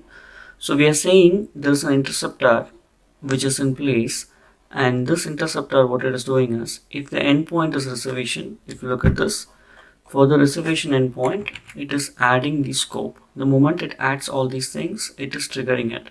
So let's proceed for now with the authenticated user. Because I've already signed up using the user flow, I'm going to just sign in. Signed in, we got the token. Now see, the token is forwarded automatically and it comes here. Okay, so everything else has been taken care by the Azure AD B2C. We don't need to do anything. So if I just do this, I got the principal ID. Now this is the ID that is associated for the user which I used to register in Azure AD B2C. If you go to the users under that, you will be able to see that. Now anyway, now let's proceed this. We got this. Booking has been done. Now booking has been done. Okay, so similarly, when you do a check-in, it will force to log in, and then only it will allow you to check in. Alright, so we will fix the auth thing in the UI as we proceed, but for now the goal is to make the UI and the backend API work along with Azure AD B2C. So let me close this. If you go here, now you can see the user profile, edit, and the logout button.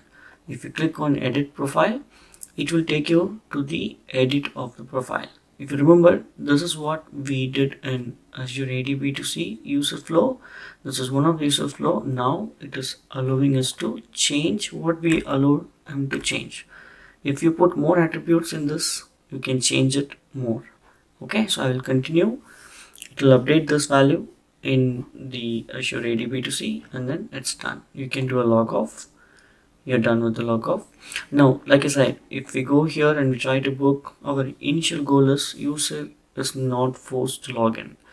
What I can do is, I can change the UI and then make sure this doesn't go to this reservation controller, so this doesn't kick in. Okay, so I'm going to change that and I'll show you.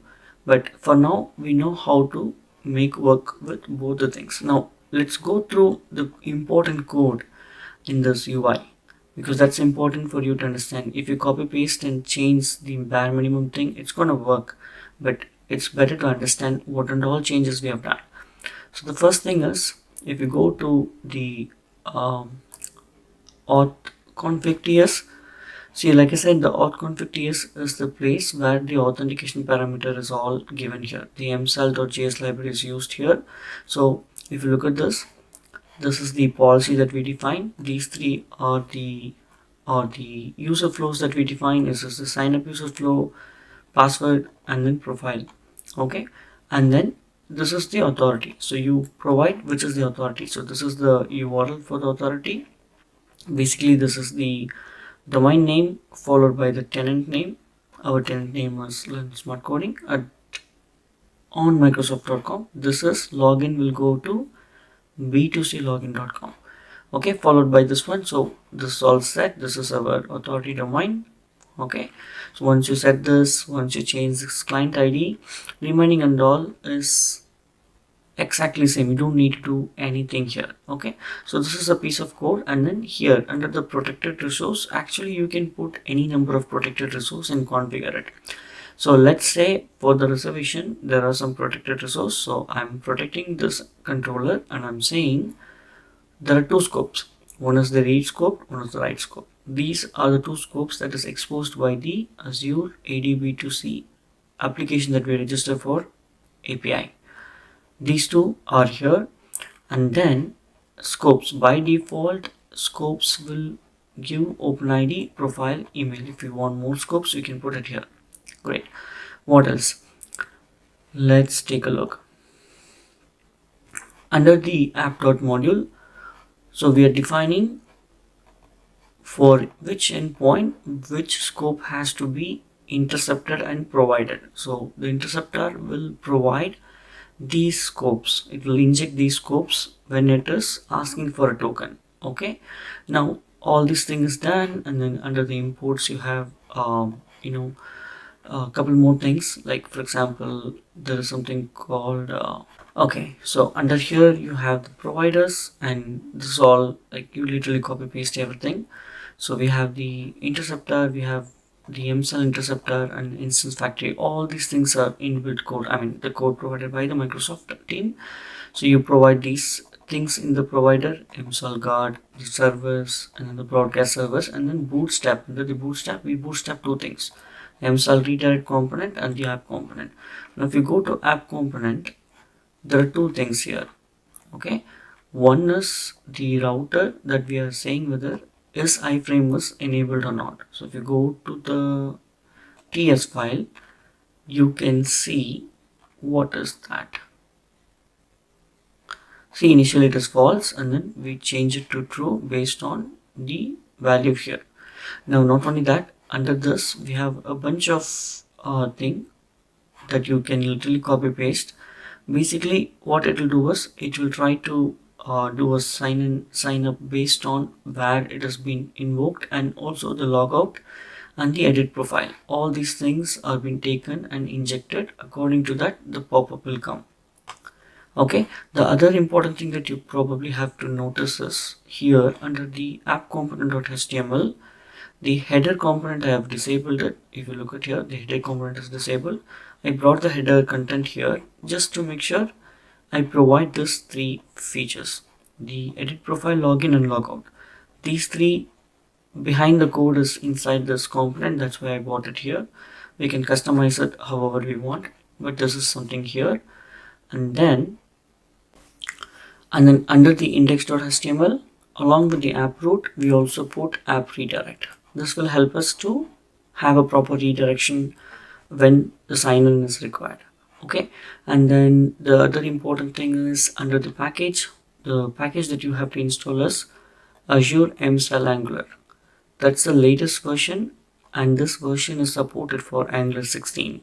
For Angular 14, the supported version of MCell Angular will be 2 point something.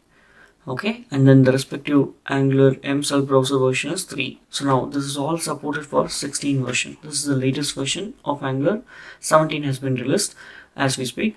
16 is almost stable, latest one, and then we have these two packages according to the 16, and almost that's it. And rest and all should work automatically. There is no other changes required from the UI side, and there is an extra stuff called claims util. So there's a basically there's something called claim util.ts. What we are doing is here we are trying to read each and every single claim value that is there in the bearer token. So if you use this, you'll be able to see the claim. So probably we can copy this and use it. Alright, so let's summarize what we did. So we created a new organization for Azure AD B2C, that was learn smart coding on Microsoft.com. After that, we went ahead and go to that directory by switching it, and once you land there, you clicked on user flows, and we created 3 user flows: sign in, sign up, password reset, and edit profile.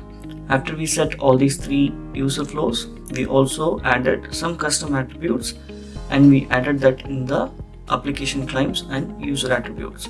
Once I do that, we went ahead and created 2 registration, the app registration. One is for the Angular SPA application, the other one is for the .NET Core 7 Web API application. It doesn't matter what technology it is, but basically two application registration. Both had its own client ID that's called tenant ID, and then in API we exposed two scopes, the booking.read and booking.write. And then in SPA application we consumed those two exposed API. Basically we are saying the SPA application now has rights to talk to the web API with these two scopes. That's what it means. After we do that, we configure those details in the .NET Core Web application and in the Angular SPA application, and then we saw the demo how it works. And I hope you enjoyed this video. This is Azure AD B2C with the latest Angular 16 and .NET Core 7. If you like this video, don't forget to subscribe to my channel, and if you have any questions, to write it in the below comment section. In the next video, we will talk about how we put the auth guard and do some more modification to our existing series, and then we'll make this very robust application.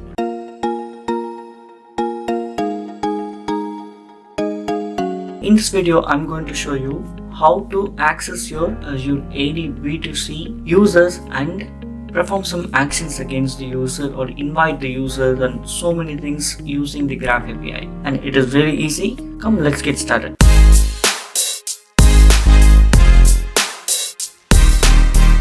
On my screen, once you log into the Azure portal, you need to switch to the directory to which the AD B2C has been set up.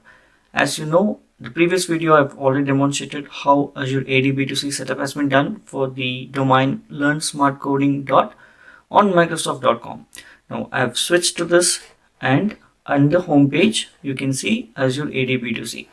Here you have app registration and all the other stuff. So today we are going to concentrate on the Graph API. So what is Graph API? Basically, Graph API is an SDK provided by the Microsoft to access and do some actions against the Azure AD B2C objects, which is nothing but the users. So you can invite users, you can update the user's password, you can do so many things. You can see who are the users available in that Azure AD B2C tenant, and you can see everything. Now it's really easy. All what you have to do is go to the GitHub repository, and there is something called Azure Query Graph API. And if you download this project, all what you have to do is you have to go to this app settings and do some replacement here, and we will see this shortly what replacement you have to do. So first thing first, let's go to app registration. Now what we have to do is, in the previous video I showed you we have restaurant table booking app API application and then restaurant table booking app SPA application that we registered. So we need to provide access to this new app registration that we are going to do, and then that will take care of accessing the objects within the Azure AD B2C. Alright, go to the app registration, click on new registration, and then here you can provide a name, a meaningful name. So we're going to play with the Graph API, so Graph API.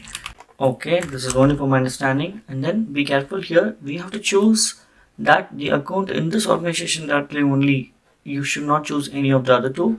It's just a single tenant because we're not exposing this to anyone else outside. You can leave the redirect URL empty, uncheck this grant admin consent, and then do a register.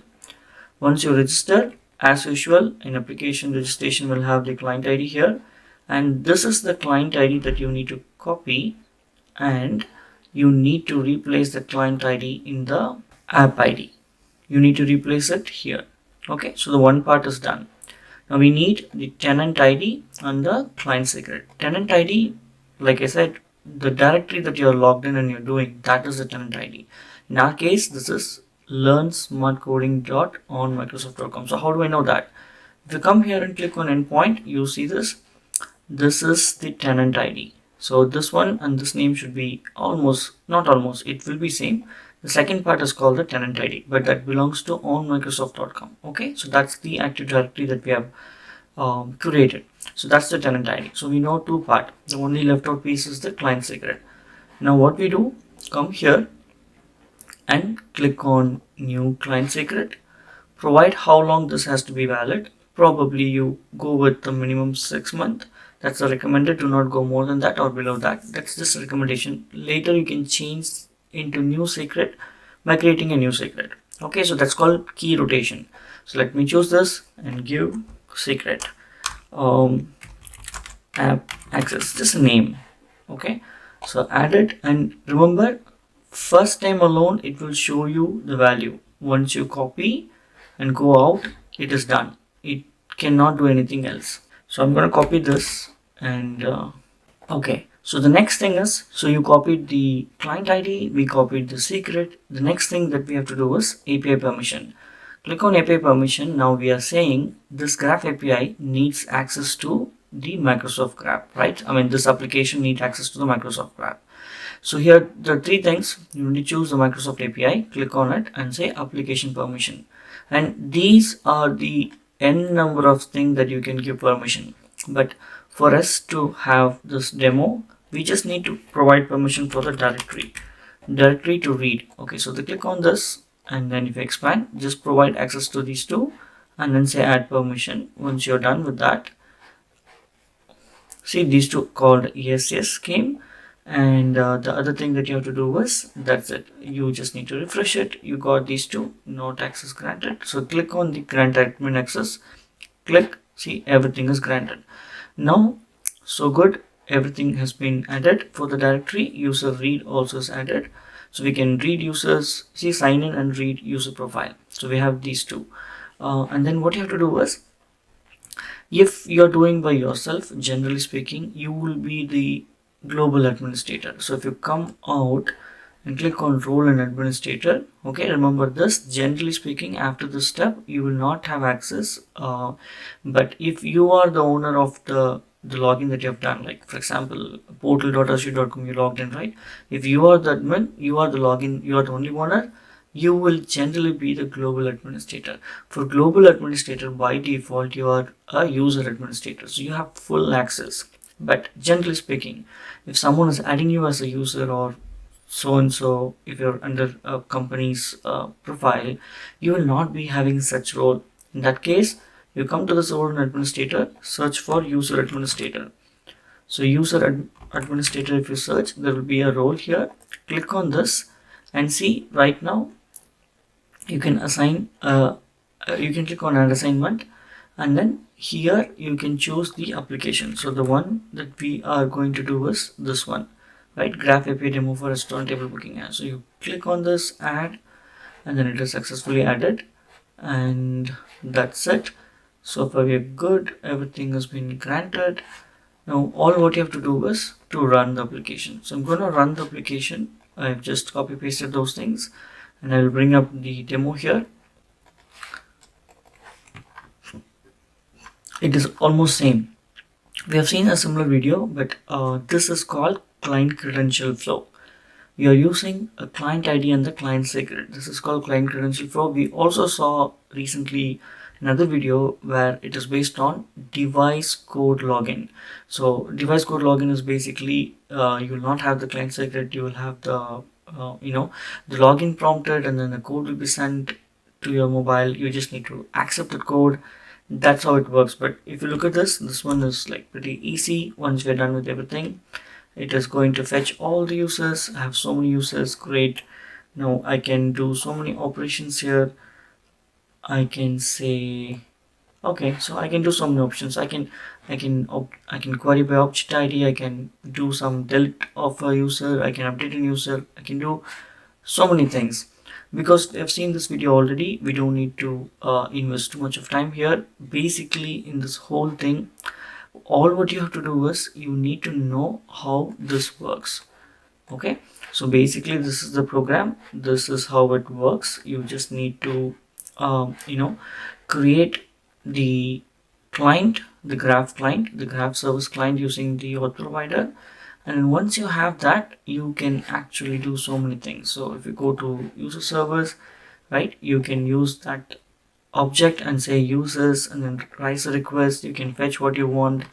You can do all these things. On all these codes are already available by Microsoft. We have not invented anything. They have given themselves all these sample codes. They're all a part of the SDK sample code. So our focus is to just go over this, read it. But the main thing that you need to do, which they don't show us, the app registration and how you provide the permissions. And this is what the Graph API is all about. And I hope you enjoyed this video. If you like this video, don't forget to subscribe to my channel and give me a thumbs up and provide your comments.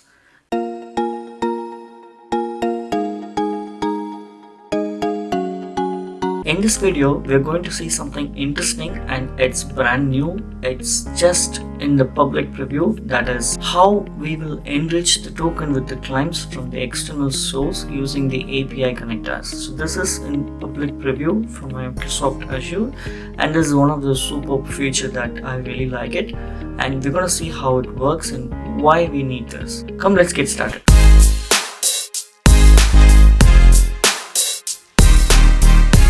So here is the application that you already know, and there is a login here, and here we have used Azure AD B2C. Azure AD B2C doesn't work with role-based authorization.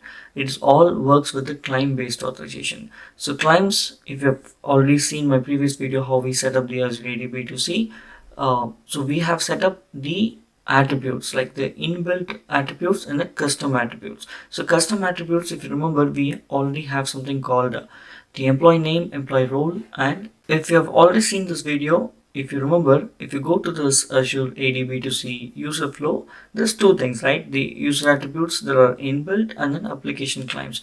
User attributes are nothing but something that you get details from the users. Applications claims are something that you include that details when the token has been requested. So if you go to application claims, I have currently employee ID, employee name, employee role that is coming from the application claim, and all of these three may or may not be required in the user attribute. So if I go to user attributes, I don't need to collect all these things. So let's go to same user flow, go here and then go to user attribute. Under user attributes, I don't need to collect employee name or employee role because that is something that has been given from the backend. We don't collect these things in the upfront, so we don't need to do that. So I'm going to save it. It has to be on the application claim. So that's the rule number one. You should remember this. Anything that you wanted to change, such kind of custom claim, okay, you need to have that in the application claims. So this is the idea. Basically, when a user logs in, okay, I have set up in such a way that if I log in with the learnsmartcoding@gmail.com's login, okay, it will return a claim that will have the user role as admin. Because I do have that claim, I'm able to go to this page, and you can come here and see my custom attribute now has a value called admin and then employee name also something, my name.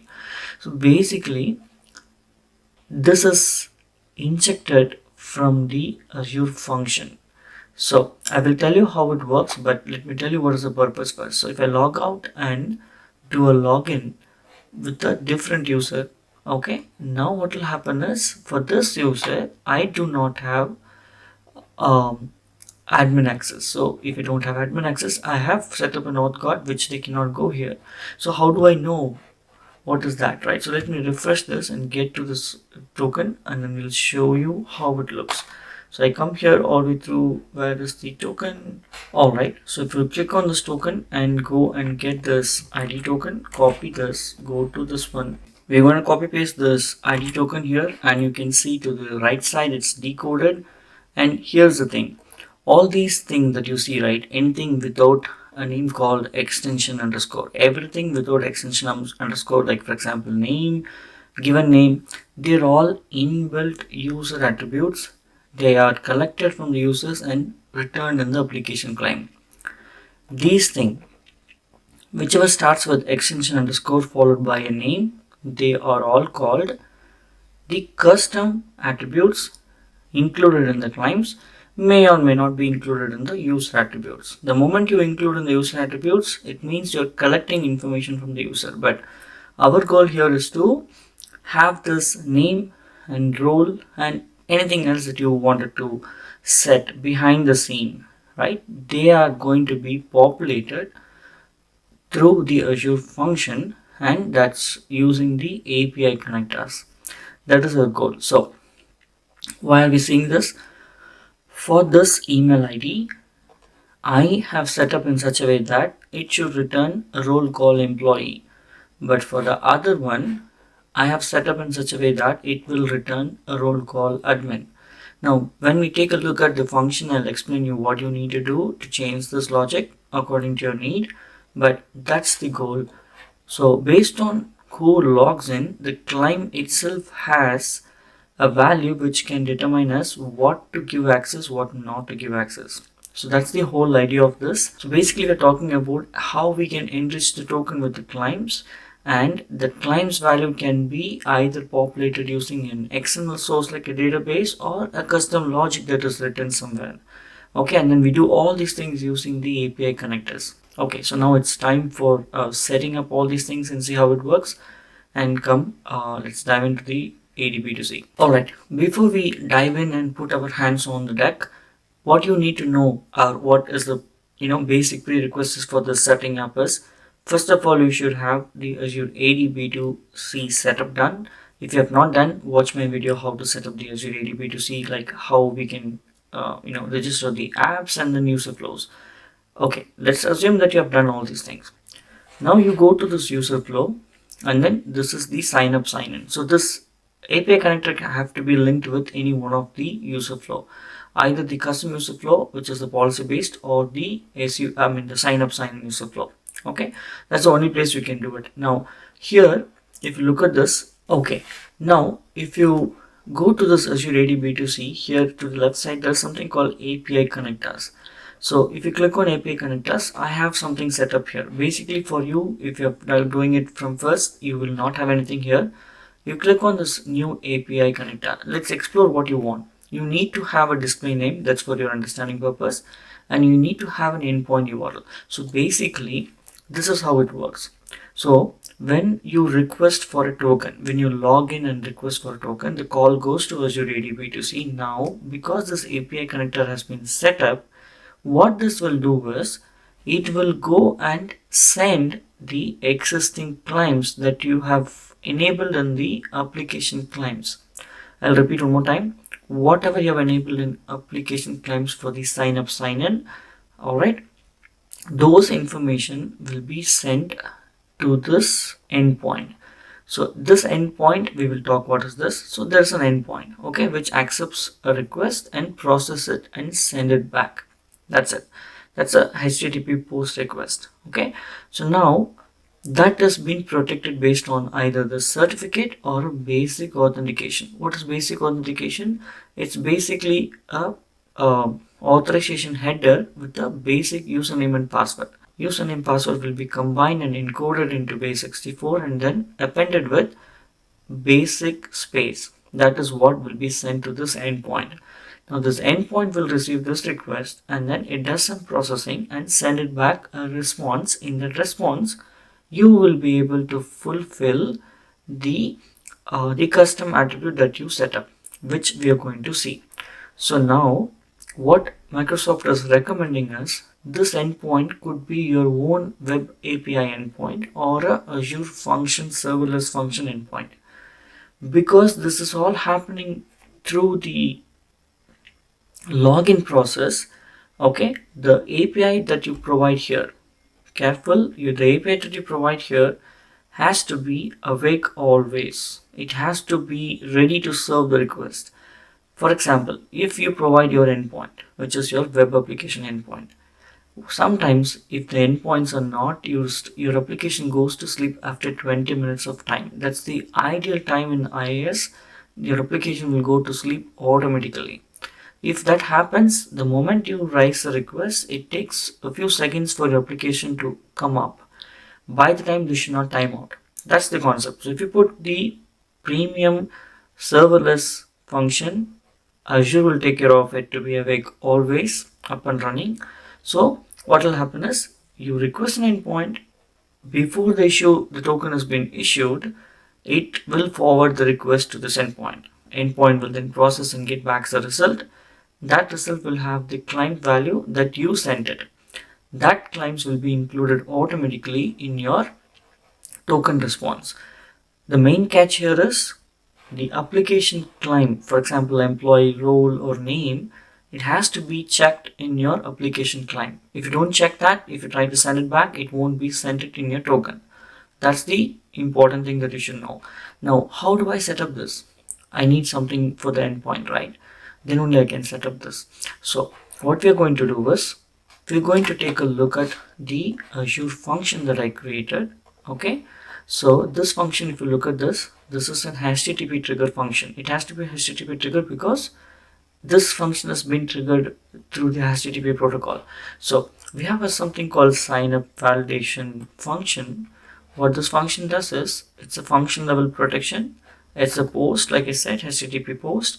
Okay, here I'm saying somebody is trying to log in to sign up.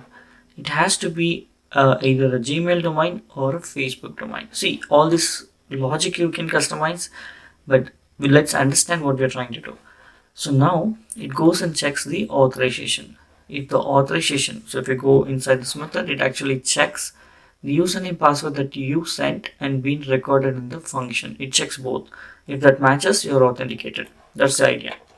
So once you're authenticated user, okay, we deserialize the incoming body, which is a dynamic type, because anything can be sent. You cannot predefine by yourself.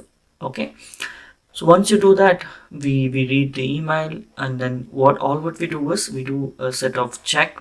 Okay, here probably we have a check called the display name character should be a minimum of 4 characters, and so on. So what I have checked is the email. If the email is this, send the role as admin. So first let's assign a role called admin or employee. Here's the important thing. Okay, this is the response type. The response type is predefined. It has to be so and so. For example, it has to have a version, action, user message, statics. All these things should be there. The extra thing that we have enabled is like this: extension underscore employee name, extension underscore employee role. So these two are the claims that we saw in the user flow. If you remember, if you go here under the application claims, we have employee name, employee role. Okay, that is what we are looking at here. So these two I have defined it. So basically when you return, what I'm doing is, hey, okay, once I determine the role, assign this role a name here and send it back along with the other request, the other parameters. So if you ignore, let's say 10 claims are coming in, okay, you don't care about the 8 claims. You're only caring about the claims that you wanted to be changed. So that claims you modify here and send it back. Anything that you modify here will be overwritten during the claim token issuer. For example, if the job title is, let's say, software engineer, that has been given by the user, but programmatically now you're intercepting and changing the job title from software engineer to full stack software engineer. Okay, that is the value being sent back though user gave software engineer, and that has been recorded in the Azure AD B2C. Okay, so once we send this, that's it.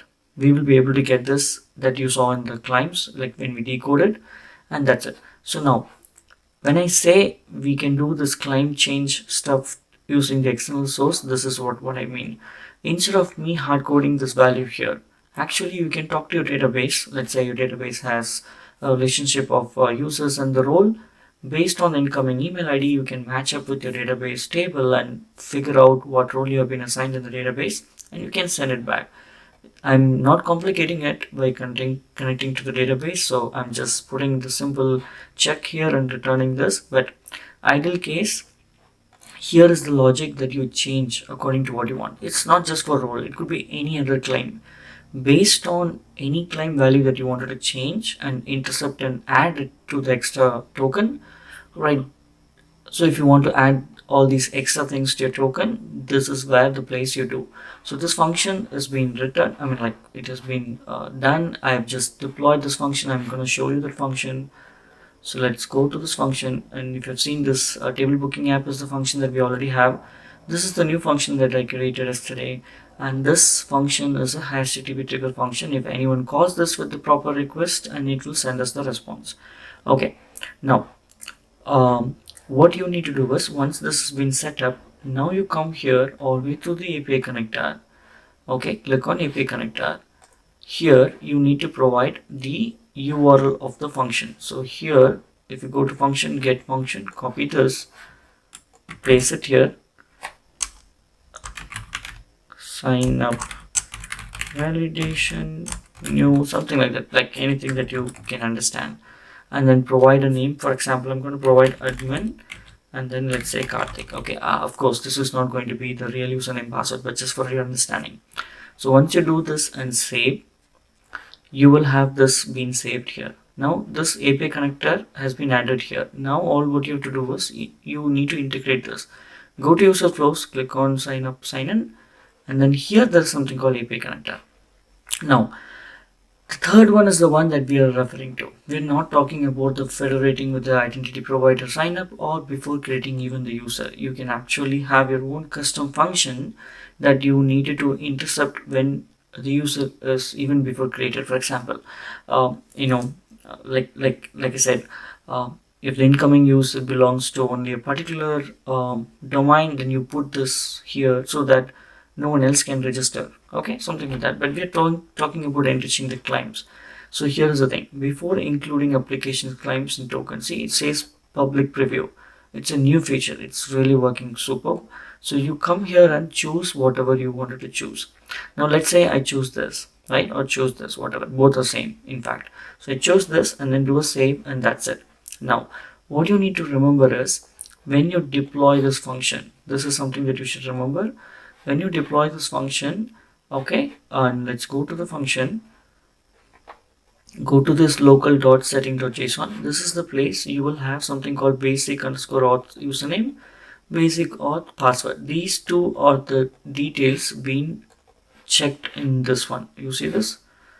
Now when you deploy the function, by default, as per the rule, this is not deployed to the function app. You need to make sure you have these variables and values placed in the function app. So how do we do that? Go to the function and come all the way through the configuration. Okay, make sure you assign that variables here. How did I assign? I have assigned something called basic auth password, basic auth username. Now let's reveal these. See, these two details is read in the application that you deployed here. And remember, when the API connector is injecting a request, if you remember when you did this, right, you gave a username password. So Microsoft Azure is going to call this endpoint with this in the header. If this value doesn't match with the value that you have it here, what will happen? The authorization will fail and it will not return your claims. If it doesn't return your claims, A2B will not stop. It will just ignore and proceed to the next step. That's called continuous response. Okay. Now, what if by mistake or for some reason your endpoint that you gave here is taking more than 20 seconds? It will wait for first 20 seconds, and the moment it doesn't receive within 20 seconds, it's going to retry one more time. But think of this: for a good user experience, when they log in, they will expect to come back to the application immediately. So you should make sure you have an up and running performance oriented function or a web API here. Okay, that's a webhook that you have to make sure that is really fast and awake all the time. All right, so that's it. So you know how to do this enrichment of tokens, and we already saw the demo. Who will gain access, who will not gain access. You can see this actually if you log into what I have given. So if I come here, I am having an admin role, so I'm going to go to this claims page, but the other users will not. Now this role is what I'm going to use for the authorization purpose on our restaurant table booking app video series. Don't forget to continue watching the series, because so this logic will be applied to see who can check in the process, who cannot check in, and you will see a user experience difference and then an admin page. Okay, so we're going to cover all these things, and I hope you enjoy this video. A good thanks to one of the subscribers who triggered this kind of ask, and this was a public preview and I was able to finish this. This is Restaurant Table Booking App video series part 17, and in this video I'm going to walk you through how to send the email notification using the SendGrid. And we're going to use the .NET 7 and we're going to integrate this with our existing API and we will see how this works. Come, let's get started.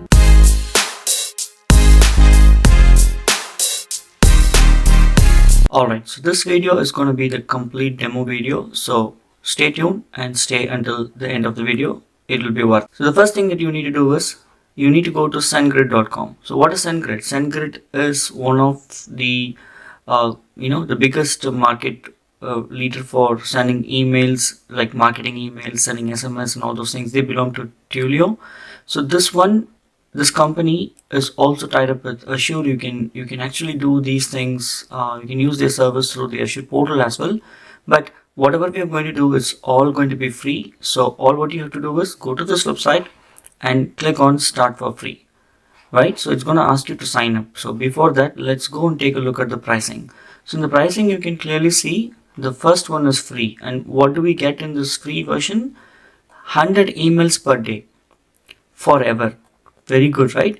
So they're gonna give us provision their endpoints to access and send emails, and 100 emails per day. So if our application is small enough, like our application is a demo application, I'm not using it for the real time for the users, right? So for any small application where you don't expect an email to be sent more than 100, this is a good starting point and everything is free, easy. So we should definitely try this. And I click on the Start for Free. If when you do, you need to create an account. I created an account by using my email ID and then I'm going to log in. So when you do this, you will also have so when you do this, you just create the account, do everything, and I'm not going to create an account here, so I'm going to come back. I'm going to sign in. So when I sign in, it will ask me for the multi-factor authentication, MFA, which is forced to enable. I'm going to do this quickly. Okay, so I've entered the number. It has taken me to the login page. Now this itself is very huge. Okay, we're not going to do a demo on this features of the SendGrid. All what we are going to see is how to use the SendGrid to send an email. So I will walk you through only the steps which is required for our video, but I'll tell you something. This one has something called dynamic templates and inbuilt templates. You can use all these marketing email templates and you can use the template ID from your .NET code without you having anything written in the HTML. Everything will be used from the template and will be sent. Okay, so maybe we will see those things in the separate video, but here's the thing. Come to the setting page and click on API keys. Okay, and then click on create API key. When you create an API key, you just need to provide a name for your understanding. Let's say I provide a name called only for email. So now this says I don't have any full access. So basically you can create an API and you can restrict the API, the API key to have only certain features. So if I go to the second option and say, okay, whenever whoever is using this API key can only send email. See, send email. Nothing else. I'm not doing anything else. Email activities. I'm not going to have any permission using such API key. Okay. So you can create however you want, but what I created is this is only for demo purpose. So I created the full access key, clicked on create, and then it created. The moment it creates, remember, it will show only one time. You need to copy this key and keep it somewhere safe. Once you are done that, that's it. You can close this. We don't need this anymore, but let me show you something in the dashboard. When I was testing, see, there are 4 emails sent and it shows out of 4, all the 4 got delivered. So 100% it is success rate. So it's showing up what was sent, what was, see, unique opens. Probably when we do a demo, this number will change. We're going to see that. Now I'm going to minimize this and I'm going to show you how it works in the demo. Alright, I minimized it. Now we're going to take a look at the demo. So this is the website that's running for my local. So if I come here and go to the table booking, what we're going to do is we're going to trigger 2 emails. If you've already seen this video, we select the restaurant, we select the branch, and then we select a particular date, for example tomorrow, and then I'm trying to book this table because now I've already logged in. I can quickly book this table. Okay, so I filled up this information. I'm going to submit this. It's going to trigger a request that will send email to me. Now the reservation has been booked. Now what will happen as we speak, the mail would have already been triggered. So let's take a look. Here it should have got 5 requests because I just triggered one more request. But let's take a look at that. Alright, here's the email that I received. If you look at this, it clearly says, okay, confirmation for your restaurant table reservation, and then it shows me what restaurant on what date I have booked. It's actually for 28, right, which is tomorrow. Today is 27 as we speak. So the reservation is booked, and then it also shows me a bunch of information. What is the address, when, what type of meal, how many guests can come, table name, everything. Now all these beautiful informations has been clearly formatted, and it was sent. Now we will also take a look at what happens if somebody checks in. So in order for me to do a check-in, I need to log out and log in as an employee. So I'm going to use my different login to login. So I'm going to log in as this email ID, this learnsmartcoding@gmail.com. If you have seen my JWT token thing, this one has a claim which will show me that I'm a admin. So if you look at this, my role is admin. So I will be able to go and check in someone. So let's assume the user has stepped into the restaurant. Alright, so now let's take a look at the second email thing. So the customer is going to walk into the restaurant, and he walks in and then he talks to someone at the front desk. So the front desk, they collect the user's information, like they know it is for today, and then what restaurant they have come, they know already. All they want to know is what was the email ID. The moment they put an email ID and select the date, you see this, the check-in will start coming up. So now when I click on check-in as an employer at the front desk, we are telling the user has been checked in and he is ready to dine in. Now what we are going to do is we're going to check the email. So let's check this email. Now we got another email. Alright, so if you look at this, it clearly says what restaurant they have checked in. Thank you for checking in because they've checked in. And then these are the information, and we are saying enjoy your meal, we look forward to serving you better. So this is the different email. So we got 2 different emails, right? So one is for booking confirmation, one is for the check-in confirmation. Now this is how you use the SendGrid to send the free email, the email notification to the real email. Okay, and this also looks so legitimate. If you look at this, I have registered with my email ID. So once I prove that who I am, SendGrid is going to send behalf of this email ID. So when users sees, they will see the website domain name, and then they will also see from whom it has been triggered, SendGrid.net. Alright, so this is the information that you see here. This all you can get the subject properly written. See, subject is also restaurant check-in confirmation. Alright, so this is how you do. Now we saw the demo. Now let's take a look at the code. Okay, code is pretty simple. Now once you open up this application, what I've done is I have to install something called SendGrid package. So I install SendGrid, this version, this is the latest version, and this dependency injection. Actually this is not required, but you can install these 2 packages. Once you install it, I have created a new service, and that service is all going to do is going to get some information and send to email. Okay, so I have hooked up this in the controller. So for the result, so I've hooked up that in the controller under the restaurant controller. So under the restaurant controller, if you look at this, after the reservation booking is done, I am calling this method and sending some information. So let's go here. What will happen if I expand this? Alright, so now let's go and take a look at the app settings. See, under app settings, I have something called SendGrid, which is a section which has from and SendGrid API key. This key, as you see, this is the real key. This is the key that is used to send. By the time you get this code, this key will be no more valid. So you have to do everything from your side and place your key in order for your email to go. Alright, now what we are going to do is we are going to so now what we are going to do is we are going to get the key and then format few variables. The first variable is from, which we already know, taking it from the configuration. 2 is the email ID that we are receiving it in the model itself, and then we are using also the first name and last name. So we use the two, and then we create a SendGrid message object. We pass the from and subject, and then we also gather some more information by passing the time slot ID to one of the repository method. Once you have this information, like what information do I have? I am going to get the restaurant name, branch, table, all those things. And from where am I getting? If you go to repository of this restaurant, this is the place I gathered this information, and that information will be returned here. Now let's focus on this video. So this video is gather all the information that you wanted to format in the email body.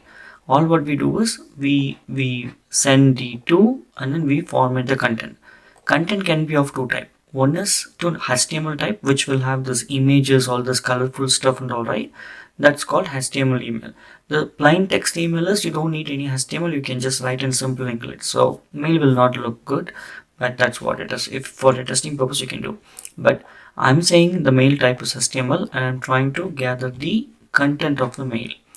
If I expand this and show you what I'm doing, if in my previous video, one of the video, I've showed you how you can use this little string, right, which is the C# 7 feature, .NET 7 feature, and which is the C# 11 version. So you can use triple double quote at the starting and ending, and you can also use double dollar symbol. Once you use this, any content you can place here, it doesn't require, it is readable, it can have many space as it wants, so which is looking very beautiful, right? Now because of the double dollar symbol, I can use the models coming up here and actually do that evaluation. The double brace opening here and closing here will do a evaluation. So it will evaluate these answers, and then it will put here, and this is what you saw in the email nicely as the listed items, right? This is our name, branch name, table name, capacity, all those things. So we send this, we format this nicely, and then this email is going to be sent. How do we send? We create an instance of the SendGrid client, which is from the SendGrid package. We pass the API key, and we send the email with the object that they are asking. With all this information, SendGrid will be able to figure out what email to be formatted and sent, and it will be sent. Once it is sent, you will get a response. If you don't get a response like 200, you might get 400, which means when you experience this, it means there is something in the request is wrong. Like API returns 400 means it's a bad request. Always request can be corrected and send it back to the server. So you do that and comment and place your comment in the comment section what issue you faced, and I'll be happy to help you. And even if you succeed for the first time, let me know. I'll be happy to put a like for you. Alright, now let's see. We did trigger a couple of emails, so we're gonna go here and see to the dashboard. I'm gonna refresh it.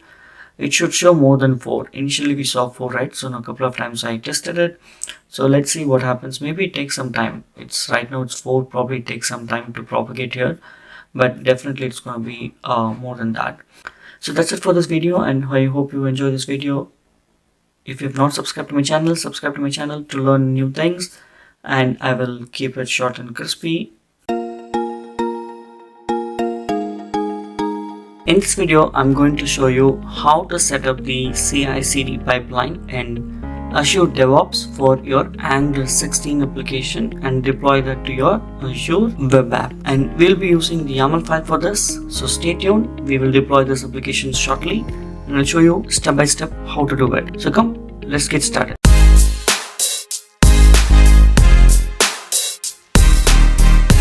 So if you have already seen this restaurant table reservation application earlier, you know how this works. This works actually based on the login if you have to be an employee or an admin. So when I log in, I'll be able to check in a user. If I'm not able to log in, that's okay. I can be a user as a public user, and I can opt for any table reservation here, and then I can go and do all those things, right? So now the reason why I'm saying this is, in order for us to get this application deployed here, right, we need to do certain settings from our portal Azure AD B2C as well. We need separate configuration for local. We need separate configuration for the environment. When it's environment, it could be a QA, which is a quality analysis, staging, production, it could be anything, right? So if you're new to all these things, I'll explain you as we go. So the first thing is, in order for us to get this application deployed, at bare minimum thing, you should have this application already created. This website should be created in Azure portal. We have already seen in the video series how to create this. So I've logged into the portal, and if I go to all resource, I should be able to see the two applications that I've already deployed. So let me search for the table. So you see there's a API that is already deployed, and then a website, the Angular website is already deployed. Now what we are going to do in this video is we're going to do automation on, we're going to do a continuous integration and continuous deployment. That's what CI/CD stands for. We're going to create these two pipelines in DevOps, and then we will see how we can deploy this application automatically the moment we check in the code. Okay, so we assume for this video you have this application already created. This web app already created in Azure portal. Let's assume that. If you have not created, it's okay. You can go back and watch in one of my video series. It will show you. I have already shown how to create this. So let's go with this assumption, right? So for that, what you have to do is, let's go take a look at the Angular application first. So this is the Angular application. So let's go one by one. Very first thing that you have to do is go to package.json. Just follow these steps step by step. You will be able to deploy any application. Okay. So the first thing that we need to do is go to this package.json, and we need to have a script defined for different environment. So let's assume this is typically a project in the organization, so which will be many environment. They start from QA, even they have something called dev. Other than what you develop in local, that's called local development, but there's something called dev environment, and then followed by the QA environment. Staging environment is nothing but kind of a pre-production. So before going to production, they will have exactly same environment as production to do a real-time testing in the staging. So production environment. Okay, that's what called staging is. Prod is basically a short form for production environment. Now let's assume what we are going to do is directly a production deployment. Okay, the same steps follow for these different environment. It is just that it will be deployed to different website. What we have defined here is, we are saying ng build -- configuration is equal to prod. We are saying there is a configuration for an environment, and that configuration environment is called prod. From where is this prod is coming? Now let's scroll up a little bit, go to environments folder, and here I have environment files, environment.prod.ts. So this prod is named based on this. If I name environment.production.ts, I should have production here. Don't get confused, it's not short form. What you give here is what you give in the configuration. Now, what do we have it here? Let's go back to first environment and see what we have it here. When you build or when you run the Angular application locally, this is the setting that will pick up. Okay, that's the by default setting that picks up. So here we have some endpoints. So we have the basic localhost endpoint, so which means my API is running locally, and it is connecting to those endpoints here. And my previous video I showed you how to do AD-B2C. If you have not done authentication authorization part, go take a look at that video. It will be very interesting. Now this AD-B2C configuration is coming from here. It has its own configuration. It has its endpoint, it has its scope, it has its client ID, all those things, right? So now this setting is now read here.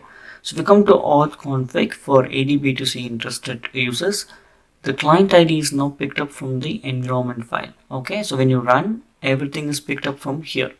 Similarly, if you come here, this data was hard coded, if you remember. That is also now calling from, reading it from the configuration, which is the environment configuration. Now the next interesting thing that you should know is you have to come to the angular.json.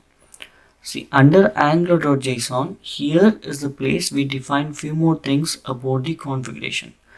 Okay, so the first thing, if you come from top, you scroll slowly and you come to something called architect. Under architect, we have something called configuration.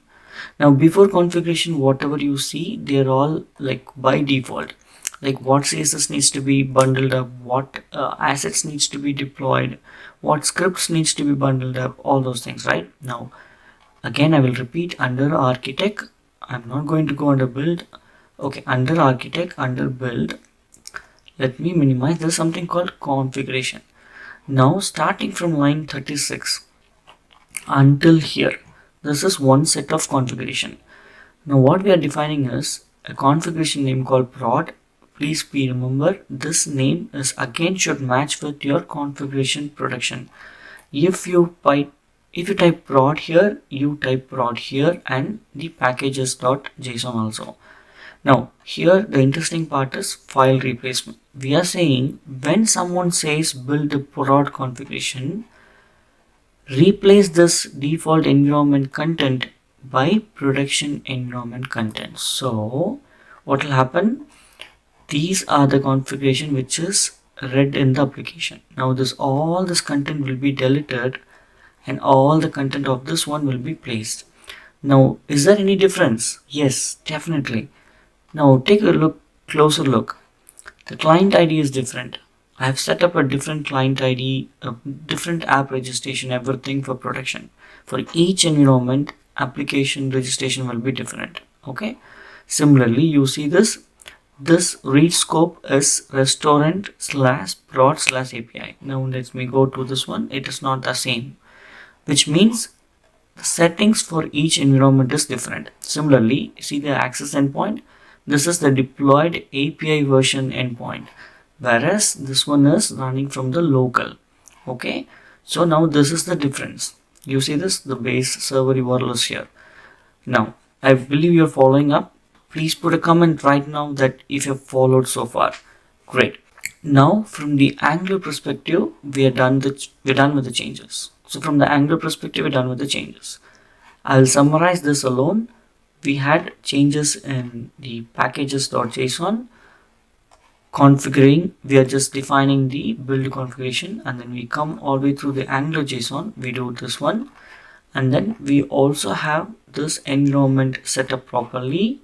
And then based on these values, wherever you're using in this application, you will be taking it from that application, like from the environment file. So these are the Angular changes. Let me minimize that. Let's go back to the next one. Now, like I said, the application registration is different for different things, right? Now let me switch to this learnsmartcoding.onmicrosoft.com.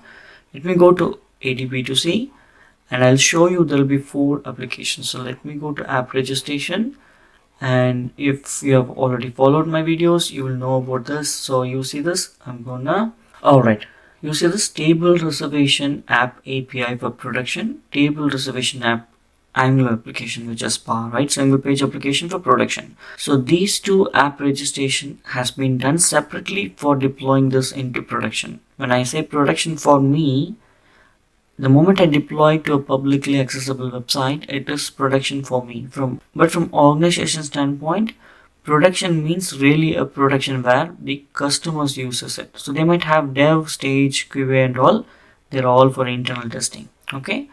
Now let's quickly take a look at this. This is important. Okay. Let me go to this API endpoint.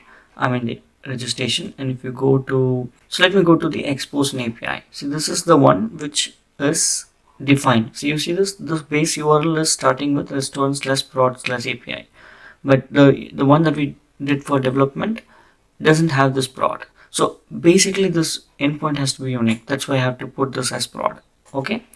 Now once we have these 2 exposed, and next important thing that you should do is go to SPA, and then let's go to authentication. See, under authentication, you see this redirect URL is named.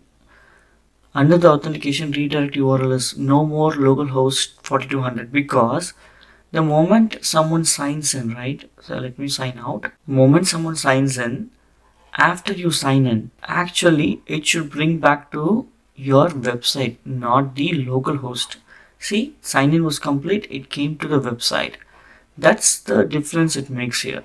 It has to go back to this URL, not your localhost URL. Okay. Similarly for staging and other environment, it will be different here. Okay. Alright, so this is the difference, and then remaining everything is same when you do setup for the different environment. Like, API permission is, you're going to read the API permission from exactly the one which is pointed for production. Alright, so let's assume ADB2C setup is also done. Okay, so now let's focus on Angular 1. So these two are done. Now is the time for you to create the pipelines. Without these, you do not start with the pipelines. It is not going to be useful because application might not build, and even if it deploys, it may not work. Alright, so we have done all the settings. Now come to dev.azure.com. Based on your project, like this is the organization, come to this organization. Let's assume your project code is somewhere in this repository. So let me consider my stuff. So let me go to this repository. This is the repository where I maintain my source code. Okay. Now the source code is here. All what you have to do is under that click on pipelines. When you click on pipelines, and click on new pipeline, this will be your new build pipeline. This is not release pipeline. So what is build pipeline? In order for you to deploy the code to production, what you do in generally you will first build your application, right? Once you build the application, your artifact is what? The application, after it builds, it has some output content, right? So that's called artifacts. So that artifacts needs to be first kept ready. Then release pipeline will come into picture. It picks up those artifacts and it knows where to go and place those files and start the application. That's the release the release pipeline. So if you got what I said, do comment in the comment section about what you understood in short. If not, give me a thumbs up. And then what you have to do is you clicked on new pipeline, and then this is the place you have to choose. Now in one of the previous CI/CD pipeline video, I've showed you how to use the classic one, right? The classic editor. Now let's get rid of classic editors, because YAML file is the beautiful definition file which is pretty easy and been widely used, and I would suggest that's the preferred one going forward. So you use a YAML file for this. In our case, our repository is in Azure DevOps, so I will choose this, but there are other providers also, but we will choose the YAML file of Azure repository. Once you choose that, it will ask you which project is that. I know my project is here, which is Angular application. Now this is the clever thing, right? It is trying to read the project and figuring out what we are doing. So based on what it read, it already suggesting me what do you want to do. It didn't suggest me anything about the .NET or anything, because it already knows this project is something to deal with the .NET, not the .NET. So it already knows it is something to deal with the Node.js project, which is Angular, not the .NET project. Now I will say I need the build a general Node.js project with npm. There's something called Node.js with Angular. You see this, build a Node.js project that uses Angular. Great. We are using Angular with Node.js, right? I hope you understand. And then you click on that. Now it already read and it gave me some default YAML file. Now let's first explore what it is. Then I'll tell you what we need to change. It is telling it has to be triggered based on the main branch. If some code checks into main branch, it gets triggered. Okay, so in organization, depending on each environment, this build pipeline will be different. For example, development, it will be different. QA, staging, production, for single environment, this build pipeline will be different. Based on that, they will choose which main project it is. Like they will choose which branch. So based on that, they'll choose which branch. Generally, for production, it will be release branch. For the lower environment, it will be develop branch and all those things, right? Main is equivalent of master. They removed a word called master because it looks like a slavery thing. So they decided to remove a name called master itself.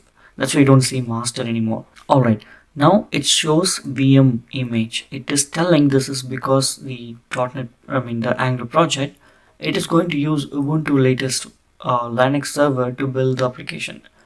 and then it shows what version of Node.js and what script needs to be installed. So basically, in order for it to build under an image like a virtual machine, it needs to first install the Angular CLI and then npm install for the project. Then it is going to trigger ng build dash dash prod.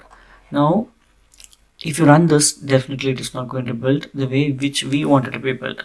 Now what we wanted to build is this one. I'm gonna replace this. The only difference here, right, the trigger is same, pool is same, I mean the build server is same. Here we are saying please do a run of npm run build prod. So let me go here. The moment you say npm run build prod, what will happen is it will go and build this, it will go and pick up the script which is here. So basically it will run like this. I'll show you if you don't know, right? So for example, let me stop this. Let's type exactly same thing, npm run build prod. So what will happen is it will pick up this configuration and it will put here. You see this? This configuration is now going to be built. When this configuration is going to be used and built, it will literally replace all the content of this file into this file, because that is what we want. So it is going to build that way, and then it is going to name, it is going to put that into this disk folder and name that artifact as angular-app. This one you can name it the way you want it. Like you can put your project name, you can put some meaningful name, whatever it is. So this is the pipeline that we need to do. Very simple. That's it. Save and run. Click on it. I'm going to run this. Save and run. It is creating the pipeline. It is already triggered. Now this is going to be successful and this artifact will be ready. So we'll wait for a few seconds till the artifact is ready. So you can actually see in the log what it is doing. It is taking the branch code. It is actually pulling up all the code to the virtual machine that it is trying to build. It will do all those things. It will do a CLI installation, and then it will do this. See, installation is done. It is actually building the application. It is generating whatever you see here, right? When we saw, you see this, these files will be created. Exactly, these files will be created. Okay, which we will not see, but it will be there in the artifact, which I'll show you. See, build a success. It is going to pull up all those files and it is creating an artifact. See, artifact will be here. See, artifact is ready. Okay, so now the build a success. So we know the build a success. We can come to this pipeline and see the one that we did. Where is that? It is here. Alright, so the build pipeline is ready. The next thing is the release pipeline. So in order to go to release pipeline, under the pipeline there is something called release. Click on release and then you can create a new release. Create a new release. Click on new here. So once you come to release, click on new here, not here. Okay, because this one is for this one. All these are existing one. So I'll click on new release pipeline and this is really easy. So now before we proceed with any of these settings, all what you have to do is first come back to the place where you have this website ready. So when you come to this this web app, which is for the Angular deployment, here there is something called download publish profile. Okay, so when you download the publish profile and open it, you will see FTP locations, you will see FTP details. You see this icon, click on download profile, and if something is compromised you can reset the profile. So but I downloaded it. So now when I open this, and basically you will see these information. I just formatted it. Okay, so you can see this is the website name, this is the username, this is the password, and this is the publish URL. So I would suggest you to take the FTP location. Where is the FTP location? Here it's a FTP location. So this is the publish URL. Okay, so you need three things from here: publish URL, username, which is this one, and the password. Okay, so let's assume you have copied all these things. Now let's go back to release pipeline, and here you choose Azure App Service deployment. Because we are going to deploy this to the Azure App Service, we choose this. There are chances based on like you have to deploy it in the Rackspace servers or something, then this deployment is different. Okay, so let's apply this. and the moment you apply, it will ask you what is this. So it is for production for me. I named it, and then you come here and click on add an artifact. Now it is asking you from where it should add.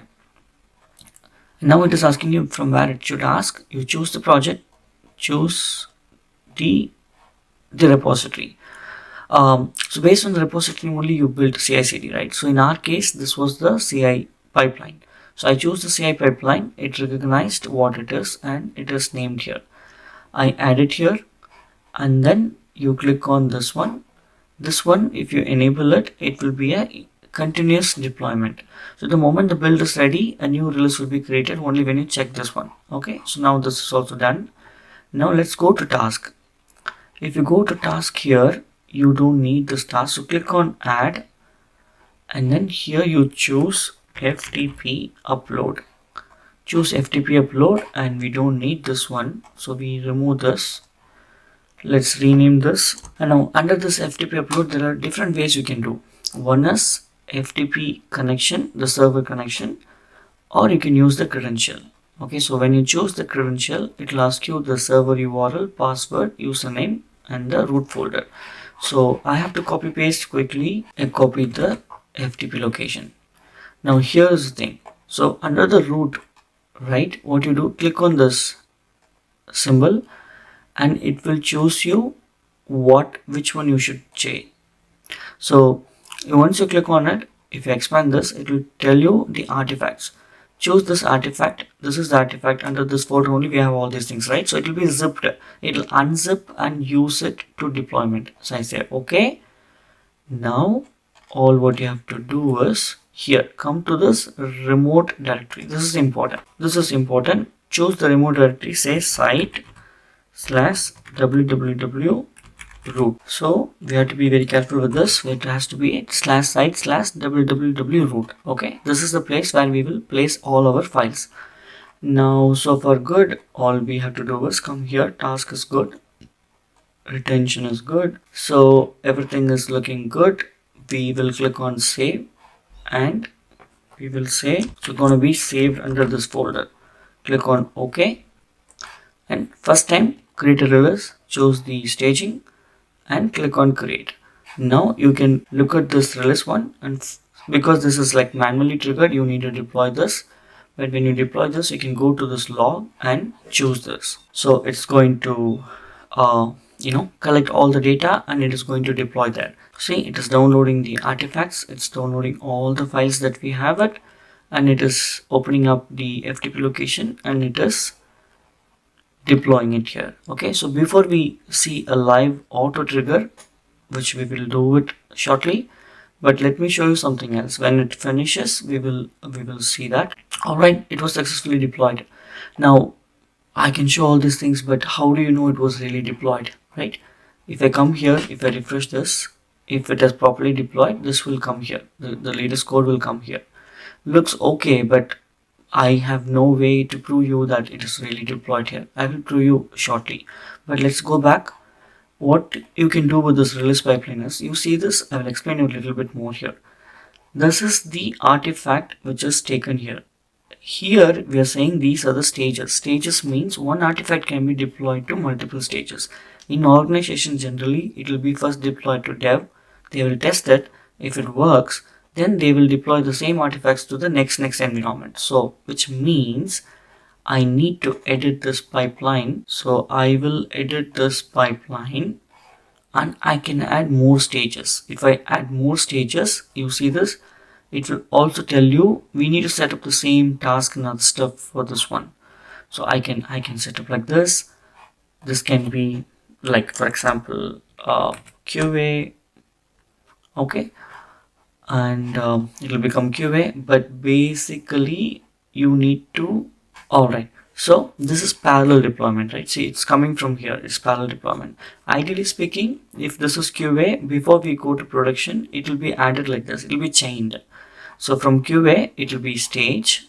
Okay, let's do this. This is only stage. Okay, let's assume this is stage, and from stage they will do a production deployment.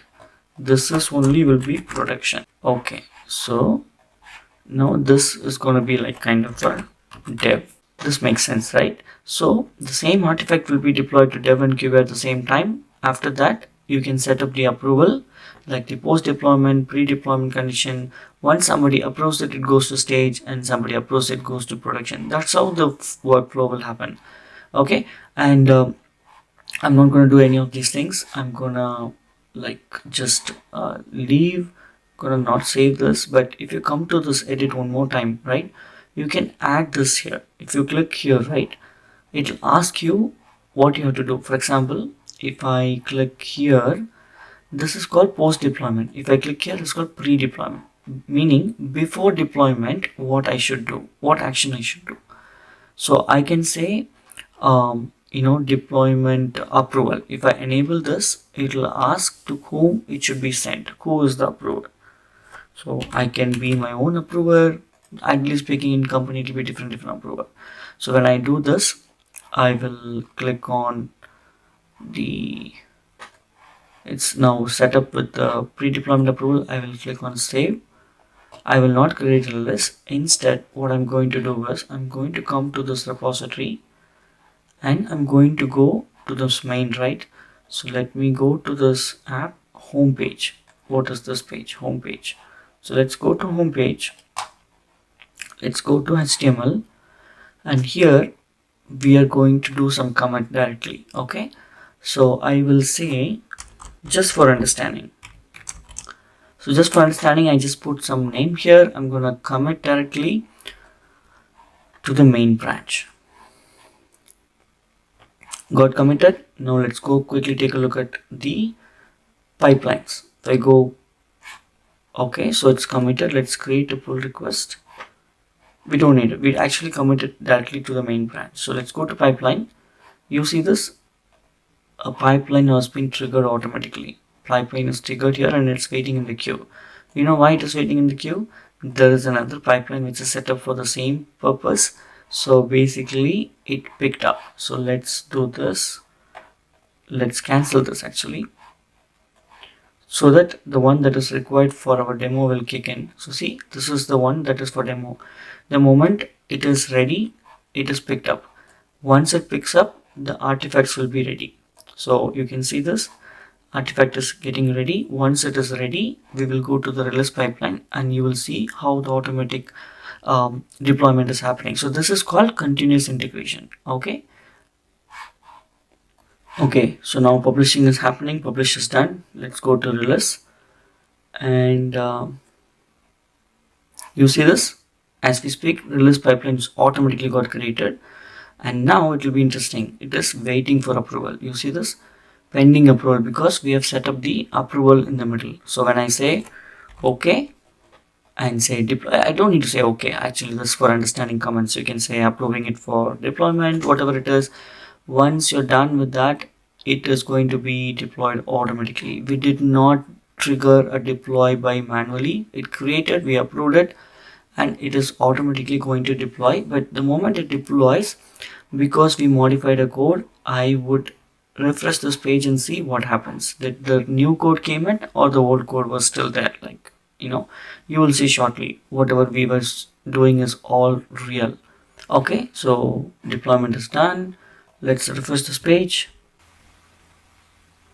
Great, you see this deployed by release pipeline. So you know the code was taken it from our repository, the build was triggered, that artifact was automatically creating a release pipeline, and then release pipeline deployed the latest code to the website. So this is what all about CI/CD for Angular application. See, we had many configuration like the ADB2C and those things. That's all because it's a one-time thing that you have to set up for each environment. But the moment you're done with all these setups already ready, you just need to modify certain things in the packages.json, angular.json, have the script ready, and then go ahead and create the pipelines for the build and the release, and you should be able to set up and deploy in minutes. So I hope you enjoyed this video, and if you like this video, don't forget to subscribe and provide your comments, ask questions. I'll be happy to help you. This is restaurant table reservation app video series, and in this video we are going to talk about the background servers in .NET Core 7. This is very interesting feature, and you can actually offload your work to the background task and it will do it for you, and you don't need to worry about many things. And stay tuned until this end of this video, it will be worth watching. And come, let's get started.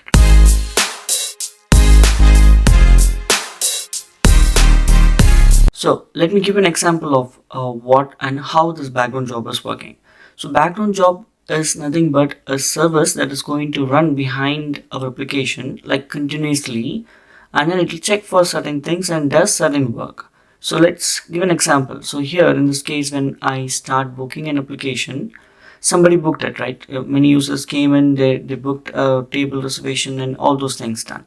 My idea is to check the database behind the scene, and then if there is anything the upcoming reservation which is less than 24 hours, I wanted to send an email to those users automatically. I will not call any function, I will not do anything, but all these magics happens automatically when the reservation is less than 24 hours. So this is just an example, but basically background service is used when there's a heavy load that operation happens during the endpoint call, like API call, but you don't want it to make the endpoint to take more time. For example, any microservices should be in milliseconds. Let's say there is a task which is taking 5 to 6 seconds, like IO operation or anything that takes more than a second, right? Now you wanted to avoid that, so you can hook up those things into background services, and then the background services will take care of that for you and it will offload the work. So that is what this is, and I'm going to simulate a simple example here. So what I'm going to do is I will first show you a demo. So for example, I am on a deployed version. I come here, I select a branch, and let's say I'm a user who's trying to book any of these dates. Let's say for example, I'm going to book a table for this date. Right now when I book this, and submit, basically an email will be triggered, and that email will be, so there are two emails automatically triggered. You see this, one is the reservation confirmation, one is the reservation confirmation reminder. So basically this reminder email was automatically sent from our application thinking it is less than 24 hours. Okay, so this was done through the background task. And just to show you the demo that these two can be triggered, one is via API, one is via the background service. I showed it, but let me take a look at the code and I'll explain you what. So in order to proceed on this, first thing that I have to do is I have to come to this code project, and then I have to change a reservation table. I added a column called as reminder sent. So basically when the reservation is happening, default the reminder set will be 0, like it will be false. Okay, so what we are going to do is we are going to set this as true when we send a reminder. Now in order for our background service to work, the simple thing that you need to do is you need to write first the you have to use the existing code which is provided by the Microsoft, and that's called the background service. That is implementing iHosted service and iDisposable service. I mean those interfaces it is implementing. So this piece of code you don't need to worry. All you need to know in this piece of code is it has something called execute async, start async, stop async, and these are the three main methods. Okay, this is abstract class. Okay, so we can actually override this. So let's take a look at what we do. We have something called reminder service. It's basically a service. Okay, now what we are doing is we are saying we will implement the background service. So we inherit the background service, which means we are eventually inheriting the two interfaces which background service is inheriting. Now we need to override and implement that. So basically you remember execute async, that one, right? So we have a constructor which we have a logger, we have something called service factory. Service factory is going to help you to on fly to get the registered service. We have many services, right? Like email service, repository service, this service, that service, all those services we can actually on fly we can request from the dependency injection. Now here is the thing, the piece of code that you need to know before we go into the deep coding. So this is the minimum piece of code, right? So basically execute async, we are saying until it is stopped, continuously run and execute whatever is inside this. I have a try catch and then I have a 2 seconds wait. This can be like every 2 seconds this code is going to be executed. Until that time it will sleep. Now we can increase this to 1 minute, 1 hour, whatever, based on the need. For our demo purpose we need this. Probably we can include increase this. Now I will paste this code and I'll explain you what it is. So let's go and expand this. Okay, now we will create a using, which means it's a scoped code. Anything within this using will be disposed. That is what the using scope is. Now we are creating a service factory scope. Using this scope you can actually invoke service provider dot get required service, and you can actually invoke your DB instance or even the any interface instance. So we need in this case email notification instance, we need the DB instance. Once we have these two, all what I'm doing is go to reservation table, take the reservation that is marked as booking, but the booking date and the current date, the difference should be less than 24 hours. That is what it means. The moment I add an extra condition that it should be less than 24 hours, but at least after booking we should not get that reminder email, right? So it should be at least more than 1 hour. When I do this, it will pick up those records and it will go through each record and gather some information and try to call the send booking email thing using the email notification service. I'm reusing this method and I'm just passing yes or no. So based on yes or no, basically this body will be having an extra in the subject line. So that is what it is all about. So once I got the response, we will try to trigger the email notification. If the email notification was sent successfully, we pick up that record marked as sent. Reminder sent is true, update the database and done with the changes. So basically in the background service, we are calling the email notification service, we are touching the database, we are updating an entity. All those things are possible. This is all is happening and we are able to send to we are able to send the email notification.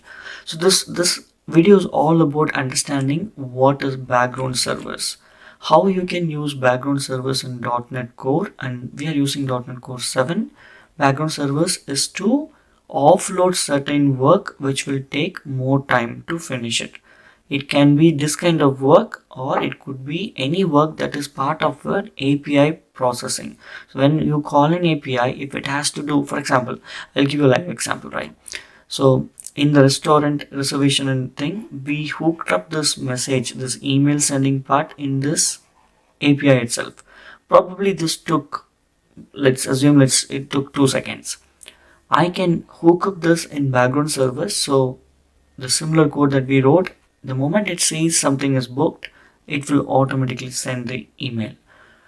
That's what all about the background service. Okay, so this is also part of our video series and I hope you enjoy this video. If you like this video, don't forget to subscribe to my channel, have your name commented, provide your comments in the comment section and give me a thumbs up, share this with your friends. In this video, I'm going to show you how we can move the static files to the Azure storage account and how you can use that and how you can serve those files to your website. So this will help us to improve the performance, and not only that, eventually by using that we will be able to set up the CDN, and which we will see in the next video. So come, let's get started.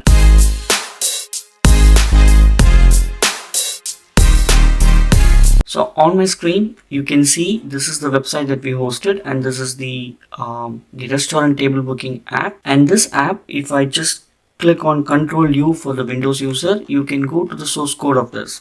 So when you go to source code, you can see all these CSS and JS files are served from the website itself. So if I hover it, you can see down here it is coming from the assets folder, and assets folder itself is deployed to this Azure web application, right?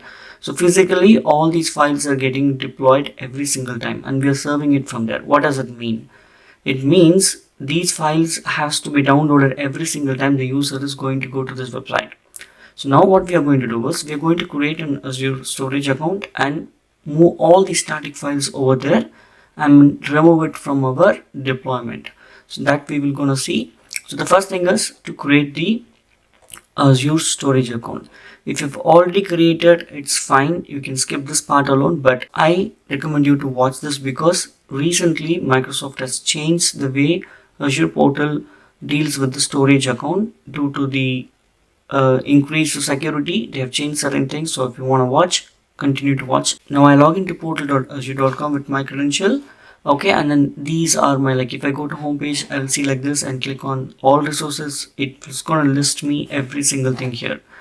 Okay, so now before this demo, I've already done all these things and make sure everything is working. So either I can go to this storage account or I can create a new storage account. So let me walk you through one by one step because this is important. So I'm going to create a new storage account and then later I will delete this. Okay, now let's take the first storage account. So let's go here and click on storage account. You can search from this also. Let me zoom this so it's better visible. Now click on create.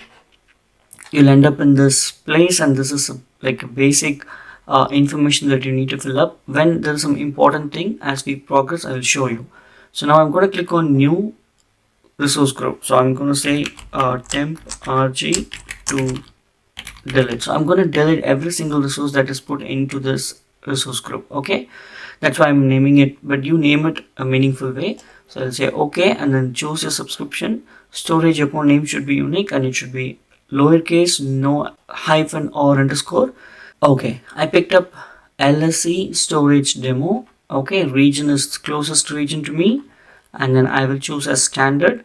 I don't need to choose anything else, so you can mark this as locally redundant because this is just for demo purpose. It's enough for me to have it in just an LRS. So next is advanced. Now here just try to keep as all these as default. Okay, and then I'll point it out very important things. You see this, allow enabling anonymous access to individual containers. Right now by default all the storage account going forward, whatever you create, will be private to the owner. So if you're owner, it will be privately accessible only to you. It's not allowing to change it to the anonymous unless you check this box. But let's say I didn't check this box, and I'll show you how to change this permission once we go into the storage account. Now the rest of the things you can just leave it as default. So let's take a look. All this is fine. I'm gonna leave everything as default. Let's go to the networking. And networking, make sure you choose the first one, enable public access, because eventually we need the public internet should be able to access the files which is stored inside this.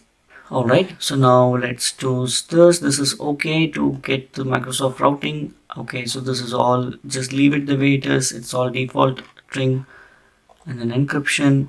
Okay, this also leave it to the Microsoft managed key, so they will encrypt all the files at rest. Okay, and then tag, and then let's go to review, and it's gonna create it. Okay, if validation passes, then we're good to create. Okay, in few seconds it was created. Go to resource, and we are in the resource. Now as you already know, if you have seen my previous video, storage account will land you on the overview blade. Overview blade will tell you what tier you are, what kind of subscription, all those things are here. Okay, because of this simplest demo, we will be just dealing with the containers. Okay, so now we have to look for the blob service. So if you blob service, if you look at this, allow blob anonymous access is disabled. Okay, by default it is disabled. I can click on this and make it enable. Okay, but before we do that, let's go to container and see what happens. Okay, so what we are trying to do is, so if you look at this, this is our UI project, right? So inside this UI project, if you see under the SRC folder, there's something called assets. I wanted to move all these assets to the storage account, and eventually in the next video we will show how to set up the content delivery network CDN. Alright, so I need to move all these things. So I'm going to minimize this. first you need to have a container created. So click on container. You see this, because of the default thing that you choose, it is not allowing you to make it as public. Right now this is private, because if it is private, I can upload it, but no one can access it without a shared access signature. Now let's first create this, and I'll show you how to change the permission. So let's create something called assets, and then I can just need to say create. See, it is created, but you cannot change the access level. See, it's telling that at the blob level, the storage account level, this is restricted. So let's go to storage account again. Let's go to the blob service here. Okay, and then okay, so now how do you give access to this container alone, not at the storage level? So what you do is, if you go to this overview, like for example, if I go to here and click on this enable, it will become enable for the whole account. So let's not do that. Okay, so let's go, say under this left side, there's something called storage browser. Click on storage browser, and you'll be able to see all the different blob containers, file shares, and all these things coming up here, right? So click on blob containers, and here you will see the containers that we created. So click on the container here. Now you should be able to change the access to the container, that container alone. So I'm going to choose that container, and every single thing inside the container has anonymous access. Okay, so when I choose this anonymous access, this has been disabled at the storage account. So now it is forcing us to change this at the account level. Okay, so now we have no choice. We have to come here, click on this enable, click on save. It's getting updated. Now let's go to this browser, go to this blob container, again go to assets, change the permission to this one. Okay, let's go and make sure what we did was correct. So it was disabled. I actually came here and I have to choose this one. Probably I chose this one incorrectly. So allow blob anonymous access. Make sure you enable this, and then click on save, and then come to the storage browser, go to this blob containers, choose this container, and click on access level. See, actually, if you have something inside this, you can choose access level for those as well, but I'm going to give at the container level. So I will say yes. Now the container is public. So if I go here, go to assets, now I can change the permission here as well. I can choose either there or from here. Anyway, we have done here. Now if I click on upload, how you have seen us, you can actually drop multiple files. You can drop only multiple files. You cannot drop the directory and the subdirectory. I mean folder and subfolders inside the folder, all those things you cannot do. So I cannot do one by one. Like for example, if I have to browse this, I have to browse one by one and then do all those things, right? So it's going to be tough. So what is the other way of doing? There is something called Azure Storage Explorer. If you go to Azure Storage Explorer, like just go to Google and type Azure Storage Explorer download, you will end up to this place. When you come to this place, based on the OS that you have, choose that OS and download this. I will download the Windows. It's downloading. I already installed it. So now after the installation, just open the Microsoft Azure Storage Explorer and it will look like this. Okay. For the demo purpose, I've just logged off everything and I'm showing you exactly how it will look when you do this for the first time. So when you come here to this avatar,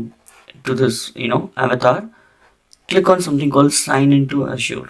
Okay. So when you click on sign into Azure, it will ask you to choose one of these. I'm choosing Azure because right now it's in Azure. Next, and actually this is prompting me to sign in on another browser. So I'll choose this authenticated. I'm going to close this and see this came. So I'll close this as well. It is done. All right. So now what we have to do is we have to see, for me there are multiple the directory, that's what's showing up here like this 4.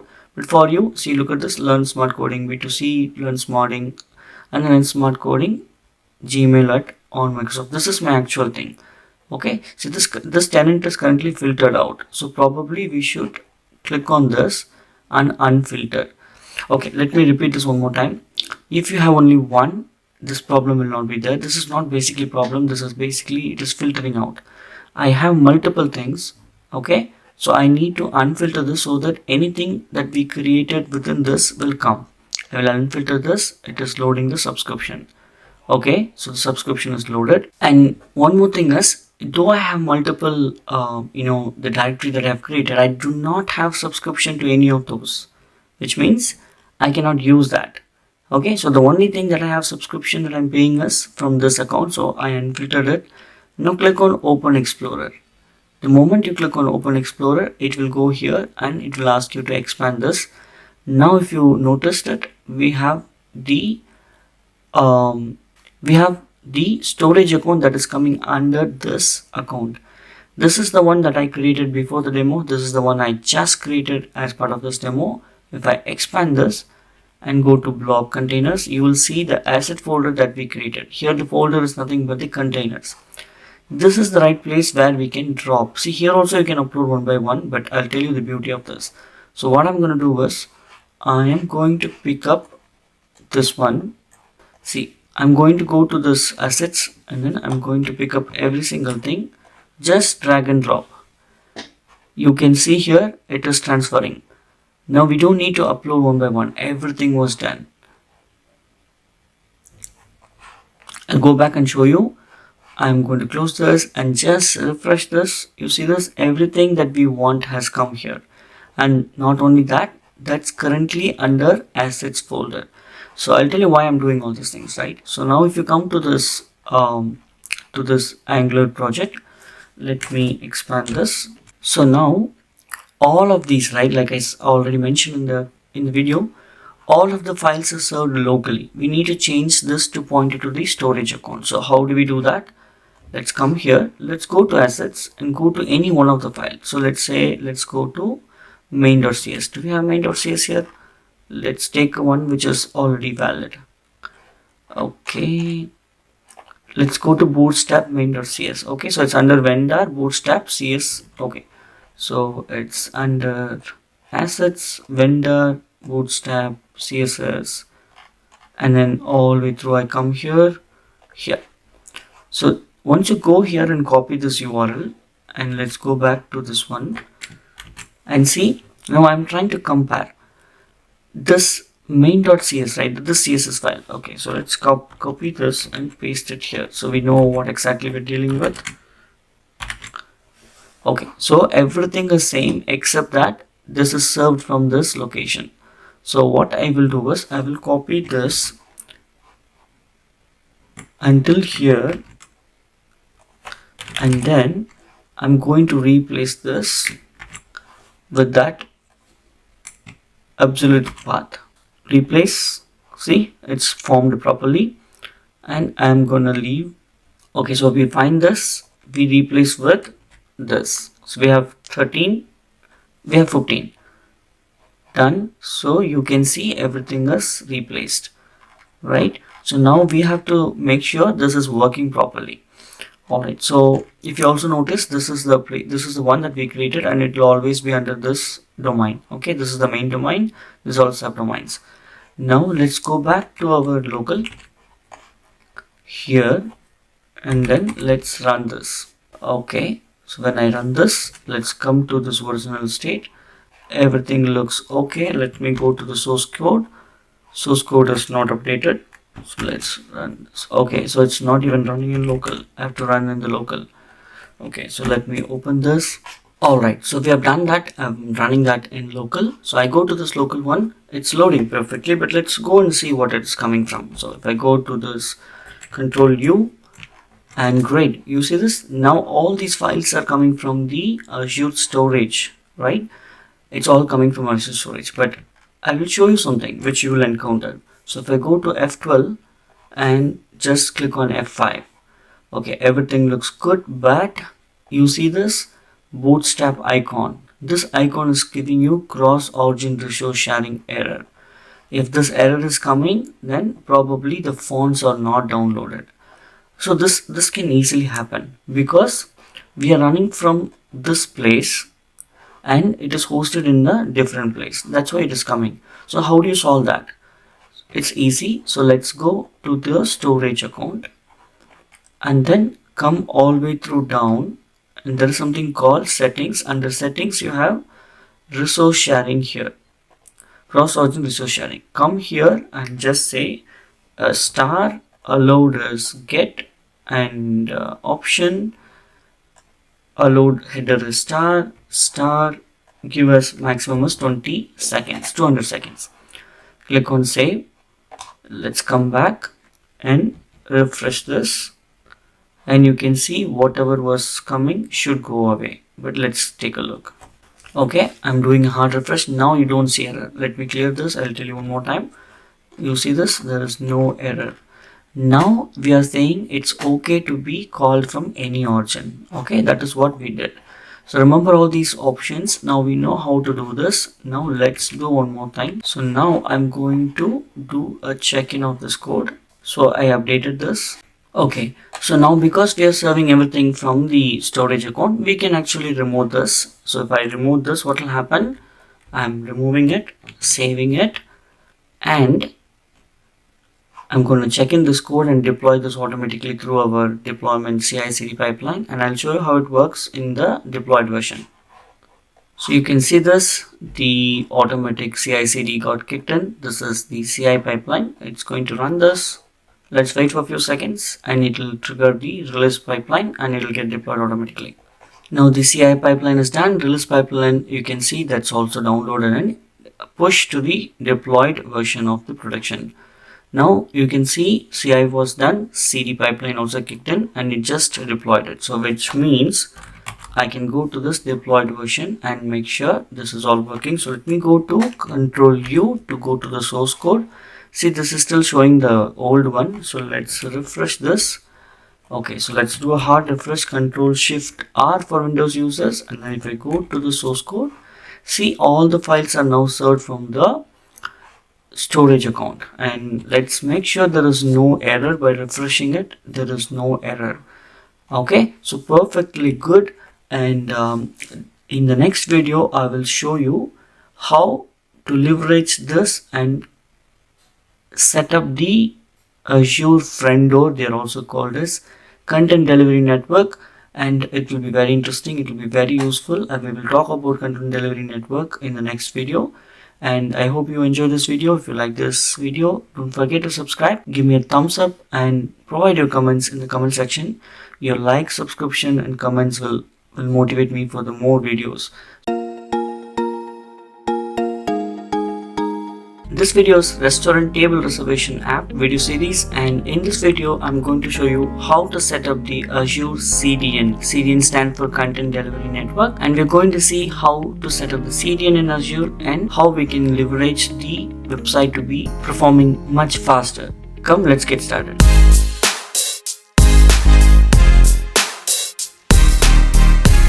On my screen, in the previous video, we already pushed all the content inside the asset folder to the Microsoft Azure storage account, and we also saw how to put that storage account link to this HTML so we can make use of our website calling all the static files from the Azure storage account. Now we are going to make use of those content and push that to CDN. I will recap what we did in the previous video because that's important for this video to continue. If you have not seen the complete video, please go and watch the previous video. If not, this will be the high level overview of the previous video and then followed by the content delivery network setup. So what we did in the previous video, we created a storage account, and then we created the containers. Inside the containers, we pushed all the content that is served for our website. Now the container is the public level access. Make sure you have that public level access. And once you pushed all the content here, and we did it through the Azure Storage Explorer, it was easy for us to just drag and drop all the content inside, and we were able to push it at one shot. Now once you're done with that, you can go to any of these files, and then you can actually go to this file, take the URL, and then based on the URL you can actually replace the content location. So we replaced this content link instead of just /assets because it is no more saved from the local asset folder. Now that's it. We are done with this, and in order to get the complete code, I mean in order to get no errors in the files that is getting downloaded, we go to settings, we go to resource sharing, and we also added a star, and then we opted for get an option, a load header star, expose header star, and we gave it 200 seconds. So this is all required, a kind of a pre-setup that was required for us to get the static file served from the Azure storage. Now here comes the CDN. So what we do, we go to the storage account. Let's go to the overview. Okay. Now all what we are going to do is all about the content delivery network setup. So first of all, what is content delivery? So first of all, what is content delivery network? So now let's take a 45 seconds of a quick look of what is content delivery network, because that's very important. Have you ever wondered how websites load so fast? It all works because of the CDN. CDN stands for Content Delivery Network. It's like a web op, super fast servers all around the world. Okay, so what is the magic of CDNs? So it's lightning fast loading time, better website performance, and stronger security.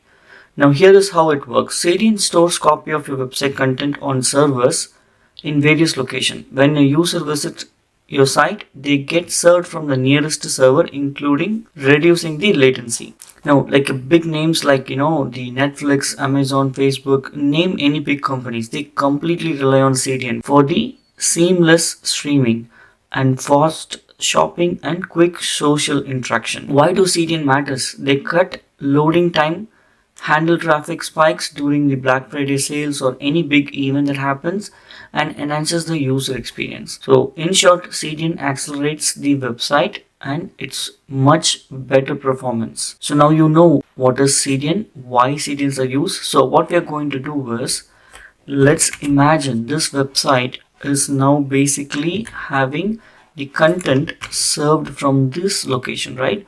So now instead of downloading these content for every single user from this location, physical location, what we are going to do is we are going to route all the CSS, JS files, all the static files through the CDN, so content delivery network. So which means when I host this in my particular region, you locating it from UK, India, US, anywhere in this globe, right?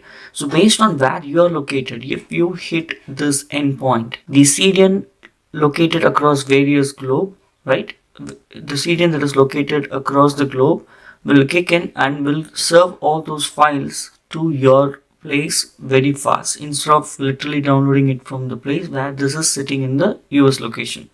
So it'll be faster, right? So that's the whole purpose of this. Now let's take a look how to do it. So now if you come to this left side of the storage account, you scroll all the way through down. Okay, under security plus networking, you see this something called front door and CDN. Click on that and it'll be easy to set up through the storage account. You can actually set up this front door and CDN from the regular place also, like for example front door and CDN profile. You can choose like this as well. Both are going to be literally same. The visual effects that you choose on each screen is going to be different. So if I have to go through like this, I can choose these options and then I can fill up all these things.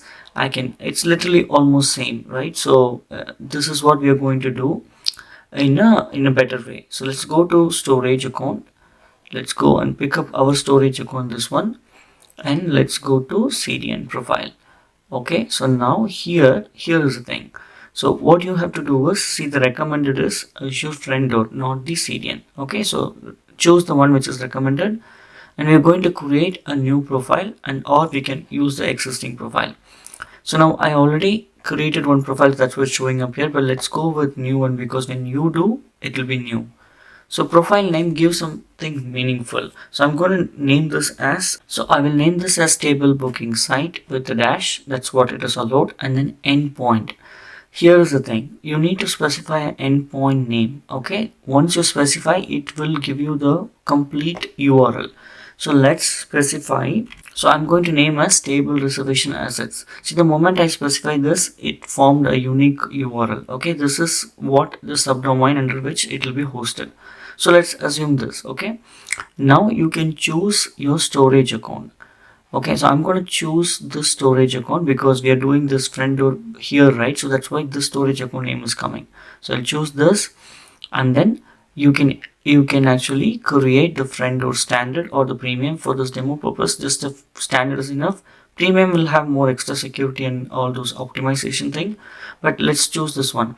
And then these two, basically, if you enable caching, it'll ask you what kind of caching it has to do. For example, can I use the query string caching? So based on the query string that comes for each assets, it'll cache.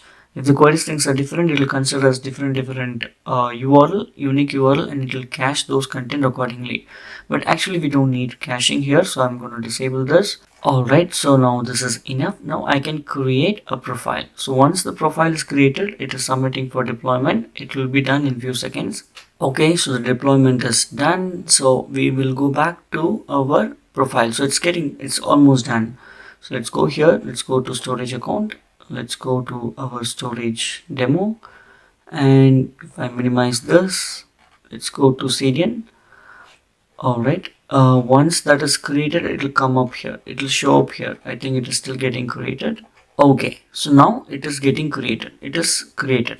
Okay, so now once the Azure CDN is being set up, the front door set up, you can still go to the security and network for the same storage account. Go inside this, and then it will load here whatever the profile that you've been set up. Okay, so more than one profile you can create, but in general in organization they will create, because each profile will have its own settings, like the WAF enabled, the caching enabled for different profile.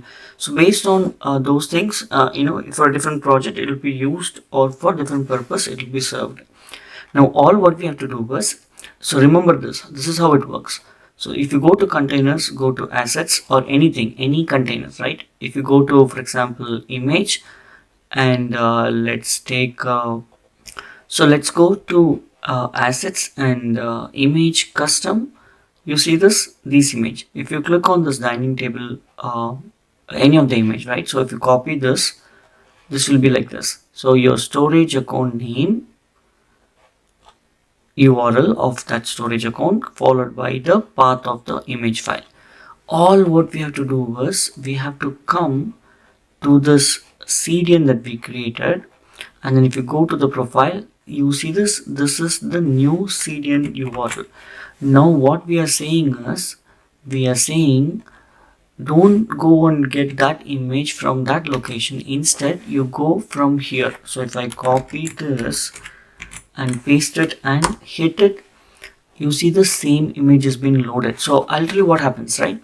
All the images the CDN will now first time capture. When the first time it goes to this route, all these images will be captured. The second time when you refresh, it will be in like nanoseconds. You cannot even see it is happening. It will be super fast. So what we are going to do, we are going to take this as the CDN location, and I will go here. Instead of this location, all what we do, we will copy this, find it, replace it with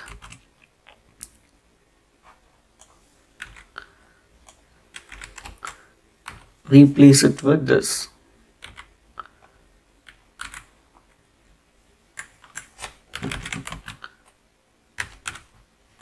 Looks we didn't copy it, so let's go. I'm gonna copy this. Okay, I'm gonna paste it here. Okay, so we are replacing this with this one, and we'll replace this, close it. Now instead of serving these files from the Azure Blob storage, it is going to go through the CDN.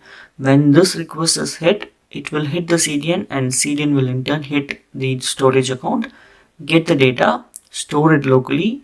Next time when you hit, it will be served from the CDN. Now let's save this, and let's already running this. Okay, so I'm going to run this one more time. See, we are able to get all the data. Let me go here and prove you that we changed the location to go through the CDN. You see this? This is the CDN URL. This is not the previous URL. Okay, so this is how the CDN is going to work. And you can have multiple profiles for the CDN. So if let's go and explore quickly, right? So if you click on this, see it has default route. So it is telling basically this is the endpoint somebody will hit and they will eventually go to the path which is matching this. So any containers within this, it will automatically put it. Okay, so that's how it will redirect the traffics, and then this is how the front door CDN works in Azure, and this is going to boost our website performance much faster. And I hope you enjoy this video, you know something good today, and I'm trying to do better and better in the videos that of the same concept that we're doing.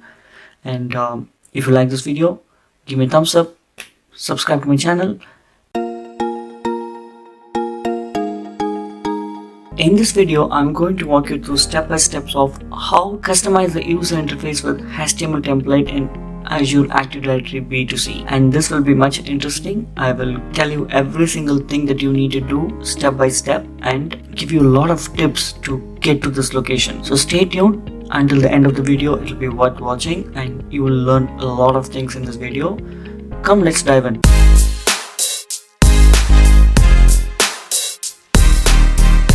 Okay, so if you have already seen my ADB2C demo, you have seen a blue color screen coming up, right? So that's the default screen that Microsoft will inject for every single ADB2C tenant, okay, for the user flows.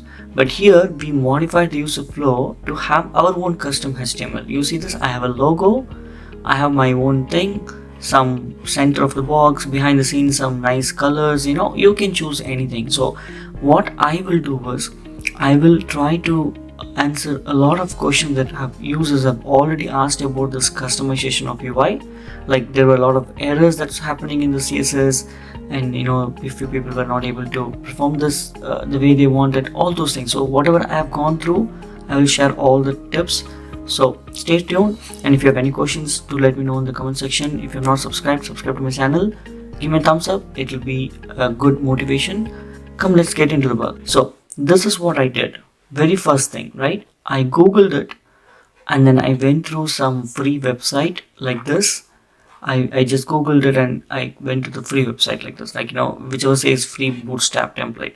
And then I was just scrolling down, I saw this one was okay for me, this one was also okay, so I picked up this one. Okay, I picked up this one, and this is what you see in the screen here. On top of it, I did modify something to make it a little better, so I'm going to walk you through those things, right? So let's talk about what we want in order to do that.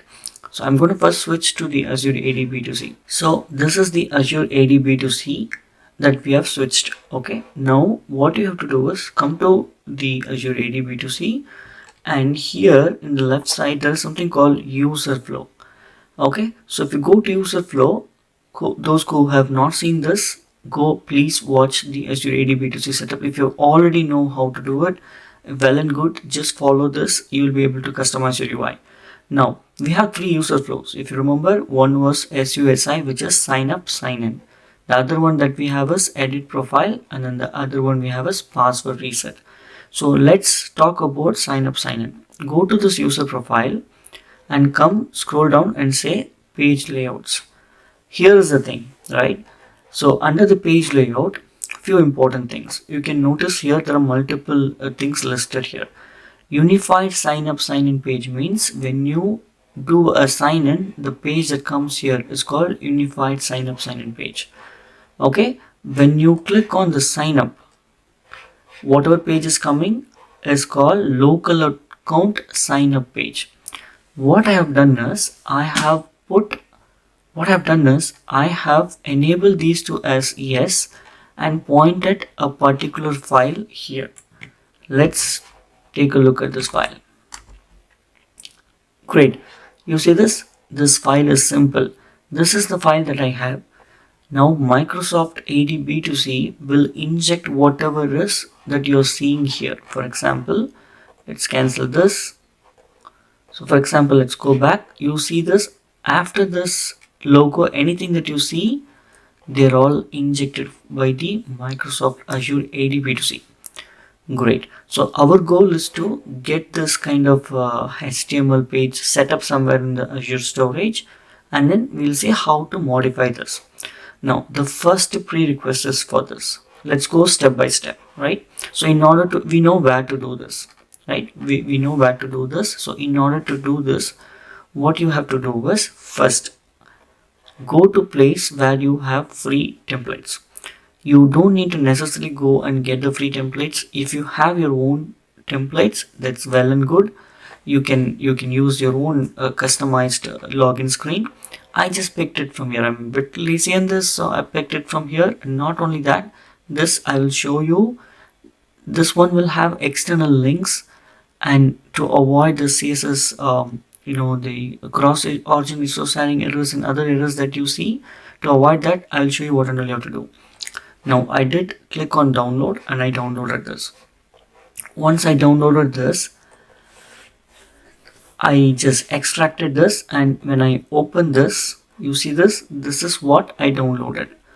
Now what I'm going to do is I'm going to remove all this content and put our content.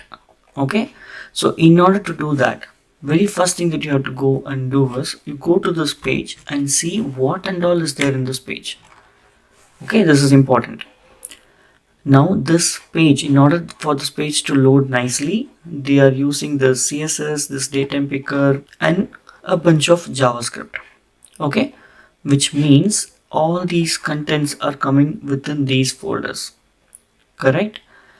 Okay, this is what I will do. So in order to go step by step, all what you have to do is first you need to push all this content to the Azure storage account. Step 1. That's very important.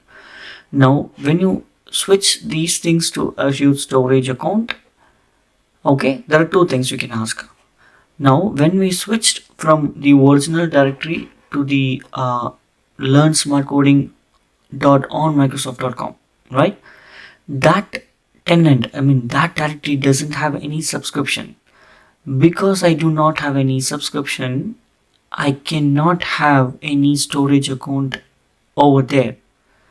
If you wanted to link ADB to C, if you click here, you can actually link your ADB to C here. Okay, so because learnsmartcoding.onmicrosoft.com directory doesn't have any subscription, I cannot have my storage account over there.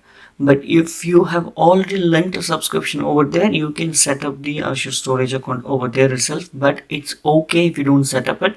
All what you have to do is come to your main login, right, the main portal, and then go to storage account and create a new storage account. Now please, I advise you to follow the previous two videos which will talk about the content that is pushing to the storage account and then CDN and all those things, right? So but I'll tell you one more time what we are going to do for this ADB2C UI customization. So let's assume you created a storage account. So I created a storage account called LSC ADB2C demo. Inside the storage account, I have a containers. Now one more thing that you have to notice it here, my storage account has blob anonymous access enabled, because all these files will be accessed by the public and it has to be anonymous. You cannot have restriction to it, if not it won't work. So make sure you enable this and then come to containers, and then what I did is I created a container called like just the color lib. I'm just going with what whoever has given it. I'm going to delete everything anyway after the video. So click here, and then here what I did is I literally copy pasted from all the files. I just copied all this content using so I used Azure Storage Explorer and then copied all the content into this folder. You see this? I just literally dragged and dropped it. Now once this all is dragged and dropped, okay, so let's minimize this. So like this, right? I can just drag and drop, and this will get uploaded here. It should have been uploaded. See, it uploaded. It's easy because multiple subdirectories will be there, a lot of files will be there. So once you're done with this, the next thing that you have to do is go to that Azure storage account. So the next thing that you have to do is go to the Azure storage account, and if you look at this, this is the file. So I'm going to minimize this. So this is the original file. So let's open this original file and show you how to edit this. Because we uploaded all the content to the storage account, we need to replace these things. Okay, so how do you replace it? Let's come here and let's open how I replaced it. Open this in Notepad. All right, look at this.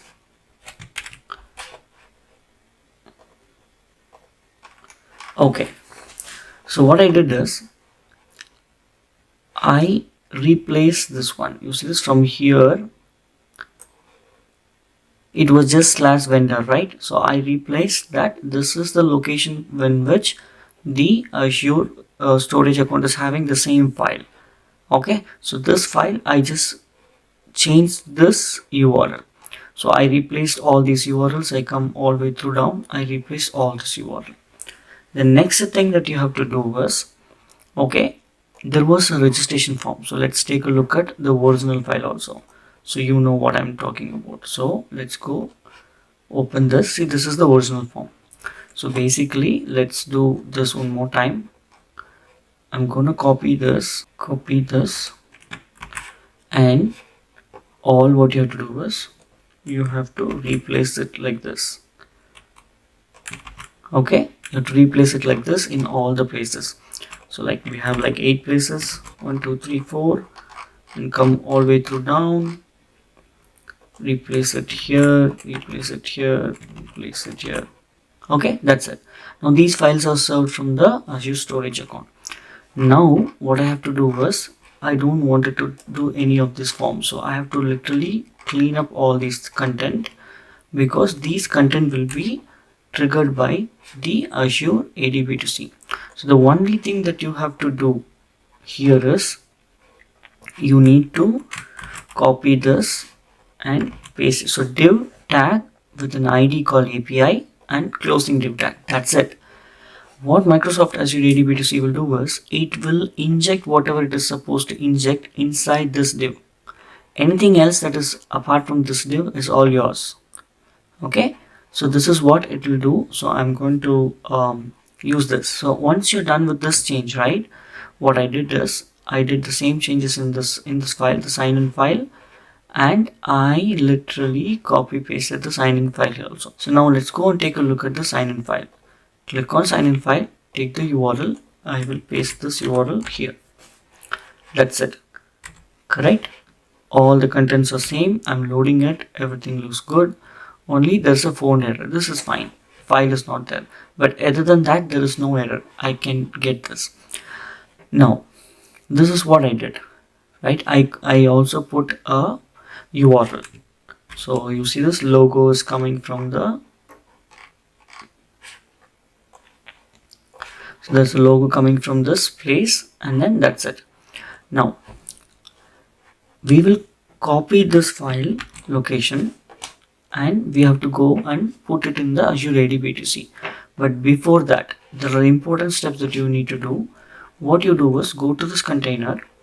Okay, go to this container and go to cross-origin resource sharing. If you come here, 2 things you have to do. Okay, the very first thing is our Azure AD-B2C will have its tenant name. For example, in my case, it is learn smart coding dot. So learn smart coding is the tenant name. After that, whatever is coming is from Microsoft, which is B2C login. So let's copy this. This is what I meant. You see this learn smart coding dot B2C login.com. So you replace your tenant name here, and then you put this whole URL here. Select get an option, do a star 200. So basically, what is the meaning of this? Why are we doing this? Now our content is stored inside this one. Our content is stored inside this domain right here. Let me so all our content is stored here, right? Now this website domain is different than B2C login.com, which means they both are different domain. There's always a chance to get a cross origin resource sharing, because both are different domain, it will reject this request. In order to get that request perfect, what you have to do is you come here, put this inside this place wherever our files are getting served. You are saying if a request comes from this domain asking for any file to be served, just allow them. That is what this means. How do we test this? In order to test this, put this test dash cross.org. Allow the same URL here also, and then what you do, so now once you put this, right, what you have to do is the sign in page that we are going to serve, right? So copy the sign in page, come to this test dash org dot, come to this test dash cross.org, put a get, put this URL here, hit on send request. If you get 200 OK, which means whatever you have set up is all correct, perfect, right? So that way we know for sure when the Azure AD B2C is injecting this one, it will go and ask for the files which is inside this containers like here, and all these files will be served correctly. Now let me quickly recap. We have an Azure storage account setup.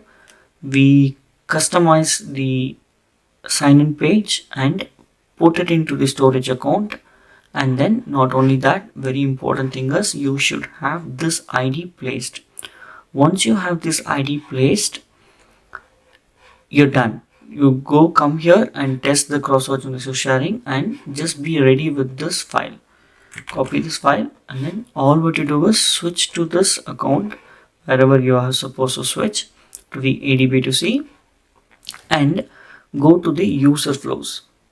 So let's go to the user flow. So let's come home, go here, go to user flows and click on sign up, sign in. Under the page layout, remember it will be initially no, choose as yes and provide the URL like this. And when you do this, actually you need to pick up something here. So I clicked on this and provided all these things, and also I choose the latest layout version. Okay, under 2.1 it won't work, so choose the latest version and click on save. For example, if I have a custom error page, I can click on this error page. Initially it is no, it is having an error page which is coming from here. So if I copy this, let's see what is this error page which Microsoft has. Okay, Microsoft has error page like this, probably error will show here. Okay, but you can have your own error page. Come here, put an yes and change this. Even you can do this actually. So you can do this and choose the latest version, click on save. So that's how you do. The first one is for the sign in, second one is for the sign up, and for error also I have put the same URL. Once you're done that, you can either go and click on user flow and test it, or you can even directly go to your deployed version where this has been referenced, and you can click on login and you will be able to see a nice UI, right? So only this one was ours. All these things are extra thing which was injected by the Microsoft. Now I'll be very honest with you, I'm gonna give you the complete file, but I will tell you something important. If you have noticed, so when you follow all these steps, the UI might not look good. Okay, that's because the CSS that was rendered automatically from the AD2C was really not good. So what I have to do is I have to put this whole CSS that was made by me customized. So I have to put all this. Basically what the CSS is doing is, see, it is rounding my logo. I'm using this class and all these things, right? So you can see all this API. So API is the ID of the div. We are saying under the div, if there is a divider class, configure these things. Header, configure these things. All these things will be applied to the element here. That's why this is looking little better. So don't worry if initially when you follow all these things it is not looking good. That's because of the CSS, missing CSS. We need to customize the CSS a little bit. Now the very important thing is here, if you have noticed, most of the files are coming from the injected files. So Remember, the cross-origin resource sharing issue will come. So let's open up this. Let's run this. See, I don't have any issues here. I know few of my subscribers were telling that there was issue here, but we rectified all these things in this demo. Okay, so in this video, I've covered everything, that how you can put your CSS properly and link it, and you don't get that cross-origin resource sharing. So this is how you do, and I will share you whatever I used this template. Most of them are asking this what you used. I'm going to share these things, but make sure you change little bit on the links covered. Okay, so you follow this and you'll be able to do. Okay, there is another one where you can do all this branding setup without even this custom HTML. Go to Azure AD B2C and something called company branding to the left side. So if you click on company branding and then click on the default one, here they have already specified what all the details. If you put all these images properly, with the default one itself, instead of blue color and instead of those logos that's coming from the Microsoft, it will come with what you have uploaded here. So this is something that you have to do based on the size that we specified, and that way you can use the existing blue itself and change it. And I will show you one more tip. If you go to this user flow and go to this page layout, see there is something called ocean blue, which is default. Okay, you can change to slate gray or classic. Try this. This is very easy. Without doing all this customized thing, you can actually change any of these three templates, and you will see some difference in the Microsoft injected UI itself. So try all of these things and let me know how it worked for you, which worked for you, which did not work for you. And don't forget to subscribe to my channel, give me a thumbs up and provide your comments. In this video, I'm going to walk you through how we can protect our routes using the auth guard in Angular, and that is also based on the claims value. So based on the claims value, we're going to protect our Angular endpoints so that only authorized user can go and visit that page. Come, let's take a look.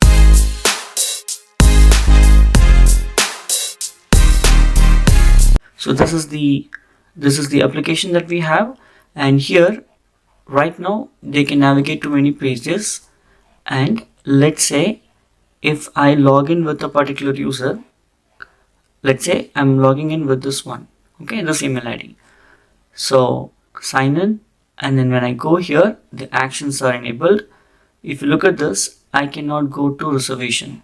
It shows me access denied. I do not have a super admin role. So let's see what role I have. Let's go to claims. At least I should be. So here my role is admin. Okay, so for this user I am an admin.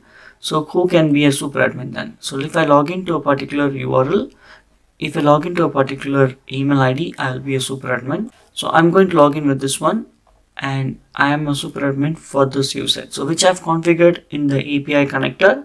If you have not watched about the API connector for the Azure AD B2C, please go ahead and watch. That's where the logic is all placed. So the users are by default admin, and I'm configuring that my specific email ID will be a super admin. So if I now go to reservation, I'm able to go to a separate page where the super admin can come and see for all the restaurants what is booked, what is not booked, who is available. Everything is shown here very nicely, right? So to get to this page, a user should be a super admin. Alright, so we have configured this based on the can activate card. So in Angular, there is something called can activate card. So we're going to go and take a look at the code, and I'll explain you. Alright, so this is the code, and if you see that under the code, we have two auth cards. So one is called role auth card, and this role auth card, probably I should say admin auth card. So all what it is doing is, it is going and trying to find the claims and a specific claim called extension underscore employee role. So if you look at this, there is a claim called extension underscore employee role. So it goes and finds the claim and gets the value. If the value is admin or a super admin, then this page is allowed. Similarly, we have another auth card called a super admin auth card. It is going and fetching the same thing, but here it is checking only super admin. If it is super admin, it will allow. If not, it will just throw an SMS. If not, it will just throw a message and it will return a false. Now let's take a look at how auth guard is. Auth guard is basically a service. If you look at this in Angular, it is an injectable service. Anything that is injectable is a service, and which you can take it from the dependency injection. So now we're implementing can activate. So we have a can activate guard, which is having a constructor. It is taking two services, login service and toasted service. Login service is what is used to fetch the claims, which is already logged in. Okay, and what it is doing is it will have the route straight, and then it has to return a true or false. It could be a asynchronous or a synchronous true or false, meaning it could be observable or a promise or direct true or false. So we already saw how this was working. Similarly, this is also another auth guard. Now where do you place this auth guard? So if you come to the routing, if you come all the way to the app routing module, alright, so you can place the guard on a route. You can place the guard on a route, and we are placing role auth guard for this route, the claims route, and then you just need to specify can activate and apply that route. Similarly, you have to put a can activate on the reservation route with a different auth guard, super admin auth guard. So whenever we try to activate any of these routes, this will kick in, and this should give you true. Only then this route is activated. If not, the route is not activated. So that's all this protecting a particular route with auth guard is all doing. There are different auth guards like can deactivate, can child activate, all those are meant for different purpose, but on a route, if you have to protect a route, they need to be authenticated like this. Now let's say I have this reservation. Even if I log out, if you look at this, I'm logging out. I'm going to log in with which I do not have permission. So this one doesn't have permission for that reservation, right? So I logged in. Now if I try to go and change the URL directly, it will just kick us out, and then it will also show that. But this one is not looking nice, right? So probably we can put them back to the home page. So in order to do that, come here, and here you can actually return to the home page URL. Okay, so in order to return them to the home page, we need to have something called router. So we inject the router service, and here we just say router.navigate, and then we provide the path, then it will kick the user back to the home page. So let's take a look at that demo. So I'm here, I am going to reservation. You see this? It also showed a message. It also kicked them to the home page. Alright, so they cannot go to that route until unless the route is satisfied. So this is how you protect using the auth guard, and this video is also a part of our restaurant table reservation app video series. If you want to know how the role is coming in the claims, please do watch the ADB2C and the API connector video in my series. I will give you that in the description below, and then you can go and watch how it works. That's all for this video. I hope you enjoyed this video. If you like this video, subscribe to my channel, give me a thumbs up, provide your comments in the comment section. Hello friends, welcome back to my channel. This video is all about the Docker crash course for absolute beginners. Come, let's take a look at our agenda. So we will start with the introduction to the Dockers, containers and registry in plain English, so you will understand better with more examples. Followed by, we will do a software setup and explore the Docker desktop and Docker Hub. So we will be also creating an account in Docker Hub. If you already have it, that's fine. And then we will also start with building the Docker images for the .NET Core Web API. And also, as a bonus, I will give you the same thing, how to do it for the Angular 16 application.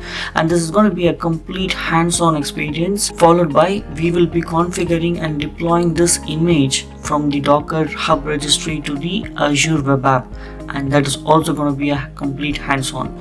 Now then finally we will summarize everything and then we will move on to the next item, right? So in this application I'm going to use the existing restaurant table reservation app as an example for both .NET Core 7 app and the Angular 16 app.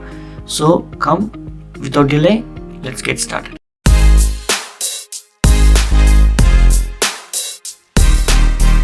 What is Docker? Docker allows you to package your apps and all its dependency into one neat box. Let me explain the Docker using the analogy of this shipping container. Imagine you are in the business of transporting the goods around the world, like toys, clothes, or electronics.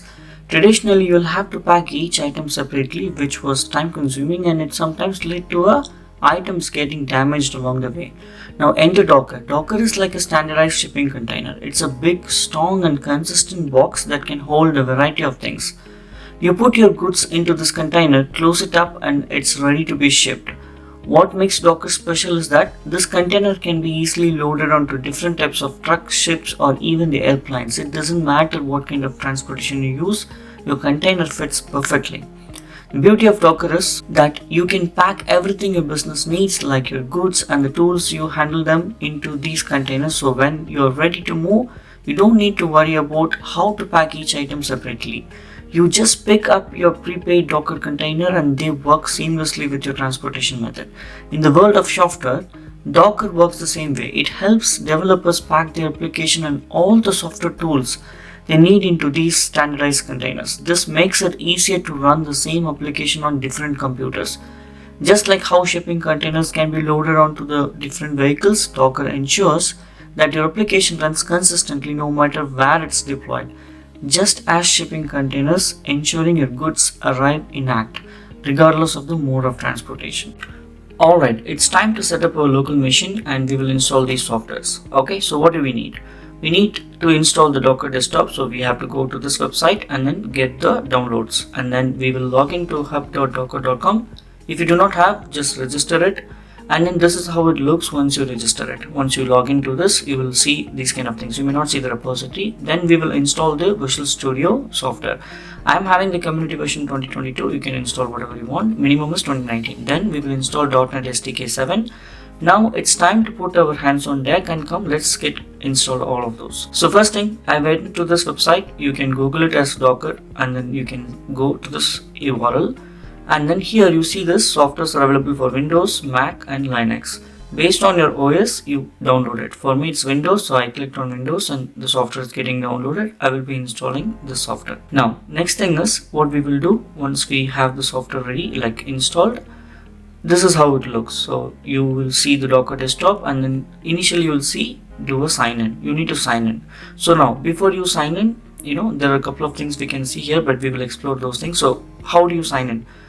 So if you click on it, it will take you to the Docker login.docker.com. Here you need to first sign up, right? So if you haven't signed up earlier, you need to sign up. Click on the sign up and follow the instruction.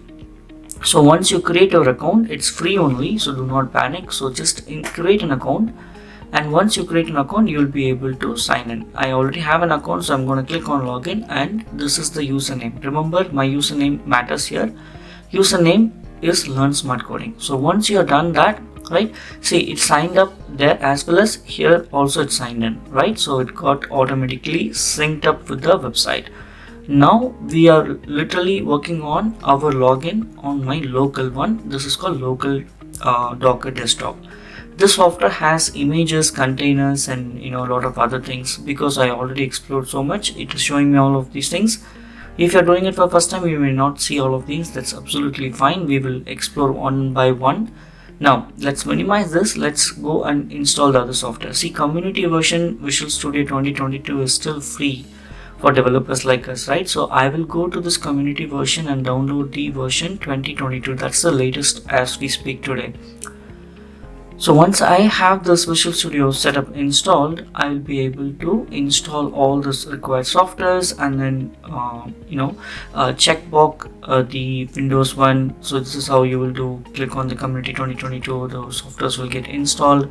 After this, just follow the installation steps and you will be able to finish your local setup. If you already have it, it's absolutely fine. And then the next thing that we have to continue is we have to install the .NET SDK 7. The reason why we are installing this is we are going to use our .NET Web API made up of .NET Core 7 as well as the Angular 16. So for that we need this SDK to be installed in the local machine so that the application will run, right? So that's why I'm installing this as we speak. This is October 2023. In November 2023, .NET 8 will get released. If you are watching in November, let me know in the comment section what version you have it. And then once you have this SDK installed, that's it guys. We have all the required softwares in the local machine to be installed is done. Now it's all completely demo. So we are going to walk you through a very important steps in Docker to understand what is Docker, how Docker is working and all of those things. Then we will do it. So we are going to use this restaurant table reservation app which is built in .NET Core 7, and this is what we are going to see. Now let's go into see the demo. So now what you do, go to this github.com under my account, learn smart coding. Once you go there, you will have plenty of repository, but click on this repository, and this is the repository that we are going to work towards this complete course. Okay, this is a built-in course. This is a very good series. If you have not watched this, go and watch it. So this complete thing will have a lot of feature. It's like for a full stack developer, this is a good starting point, right? So I'm going to take this application and going to use the Docker. Now if you look at this, if you run this application, you will see these endpoints. Basically what we are going to do with this application is this application will expose an n number of restaurant and its respective branches.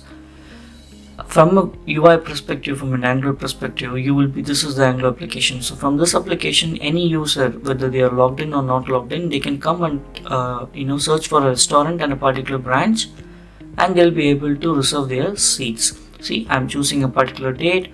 I'm trying to book a particular table for my family. I can do that, and I don't need to have logged in, but you can still log in, which means we are using beautiful Azure AD B2C also in this course, right? So it has a lot of things to be done. So once this is done, you see this, it's beautifully able to log in and get you your claims and reservations. It's basically for your understanding, right? So when I log in, I'm like a super admin. So they're all based on a new concept called API connector. We have a lot of good features in this series. If you missed it, go completely watch this series. Now, long story short, right? So this is our UI. So this is made up of Angular 16 application, which is internally calling this endpoint, the API endpoint. So down the line in our course, we will be doing a Docker containerization for both .NET Web API 7 as well as the Angular 16 application. Okay, I'm trying to show you how application looks so you feel good about what you're going to work on. All right. Now coming back to the same restaurant table booking app reservation API, go here. You can either download the zip file or you can click on this URL and you can clone it. Very simple to clone. Go to a particular the directory wherever you wanted to clone, and then all what you have to do is to use a simple command called git space clone followed by just paste the URL that you copied. Once you do that, it will download like this, and I'm going inside this and I'm going to open up the solution. When I open up the solution, it's going to open up in Visual Studio 2022 and I've already enlarged it. See, this is a real-time project, right? So this has a good architecture. It has a lot of good things. Laid architecture, real company, how they develop, that's how it is developed. So this application is what we are going to do. So it has the API, it has services, it has core, data structure. The database is the SQL server, and we have a separate layer for that. All what you have to do now in order to get started with Docker is you have to right click on the project and you're going to add a Docker support. So right click on this project. You can outside also you can click add and click on Docker support. There is something called right click add Docker support. See, what this will do is it will ask you what OS you want. We will choose Linux, and once you say okay, see it did the Docker file for us, right? It's beautiful. Now this is all possible because the project was already completed, so it added here the required things like all the projects. See, it starts with from, it is pulling up an image, and then it is going and finding the SDK 7 and then getting all the codes and trying to build. Once it is built, and then it will publish it. Once it is publishes, the final content it is what it will open up. Now don't worry about this, I will walk you through all of these steps one by one. But if you look at this app, apart from the Kestrel and the IIS, there's something called Docker also. So from where this Docker is coming, let's go and explore. If you go to the launch setting, because you added the Docker support, there is a bunch of information added here to whatever I'm highlighting, right? That's what the Docker support. So it automatically added that it's the service host, service port / Swagger. So when you run through this Docker, it will take its own port and open up, and the port it has taken is 32770. You can see in the URL, and even when you do this, the application is working, right? I'm able to get the data, so absolutely fine. We are able to run through the Docker also. Great. Now let's explore step by step of what is this. All right. This Docker file is used to build a Docker image for a .NET Core application, specifically for a web API, and it's organized into multiple stages for clarity and efficiency. Now let's break it down step by step. The first one is the base image. Now it starts with a base image from a Microsoft container registry called mcr.microsoft.com that contains the ASP.NET runtime for .NET 7.0. Now it sets the working directory inside the container to /app. It exposes the port 80 and 443, indicating that this container can receive incoming network requests on these ports. Now, the next stage is the build image. Now, it uses another base image from Microsoft, this time with the .NET SDK for version 7.0. Now, it sets the working directory to /source src and then copies the project files for various components of the application into the container. This prepares the container for building the application. Okay, now run the .NET restore command to restore the NuGet packages for the API project. Now what happens? It sets the working directory to the location of the API project. It runs the .NET build command to build the application in release mode and outputs the build artifacts to /app/build. Now this stage is based on the build stage. It runs the .NET publish command, which packages the application for deployment. The published application is placed in /app/publish, and then it's configured to not to use the app host, which helps reduce the image size. Now the final one is it uses the base image of the starting point. This is actually runtime image of the application. Now it sets the working directory inside the container to /app, copies the published application files from the published stage into the final image. It specifies the entry point for the container, which is the command that runs when the container is started. In this case, it's the .NET space, the application DLL namespace, which is lsc.restauranttableBookingApp.api.dll. Now, to summarize, this Docker file defines the multi-stage build process to create an efficient Docker image for a .NET Core Web API. It separates the build and publishes steps to keep the final image small and optimized for production use. This approach ensures that only the necessary artifacts are included in the final stage, reducing its size and improving the deployment efficiency. I would like to briefly introduce some important terms like images, containers, and registries. To help you grasp these concepts, consider the saying that a picture can convey 1,000 words, and I hope this visual analogy makes it clear and easier to understand. So our journey starts on our local workstation, right? So where we have created a Docker file. Now beyond our workstation, you'll find container registries, which are like package managers for images, similar to the NuGet for .NET, NPM for JavaScript, or even Maven for Java. These registry stores published images that you can readily use in your projects. Various registry exits, including the default hub.docker.com and Microsoft's mcr.microsoft.com, and even the private registries that you or your organization maintain for your proprietary images. The Docker file we have created contains a from line that references another image hosted in one of these registries. In this example that I'm illustrating, the from line points to the ASP.NET image within the Microsoft registry. Then we build our application code and execute a build action using our Docker file. This process results in the creation of an image stored in an image database, which is on our workstation. Note that the term database here is just loosely used. It's more like a catalog or a cache that keeps tracks of the image on our machine. Once you've built an image, we can choose to push it onto the registry. By default, this push operation goes to hub.docker.com, but you can select any container registry that suits your need. When an image is in a container registry, it becomes accessible for other workstations or servers. They can use a pull command to retrieve the image from the registry and add it to their local system. Finally, with an image at your disposal, you can use a run command specifying an image to create a container. This container acts as an instance of the local image and is assigned a unique identifier. If desired, you can generate multiple instances of these containers based on the same image. In summary, images are what we create and can be pushed into registries, while containers are the results of running an image that we obtain from the registry. Now let's dive deeper into the process of building these images. The concept of layers is crucial in building container images. To start creating our Docker images, we use the add Docker support action in our project, which generates a Docker file with one or more from lines. Now, from each from line reference another images that act as the foundation of our image. Essentially defines the starting point for our application. We then add our own component and content to the space image.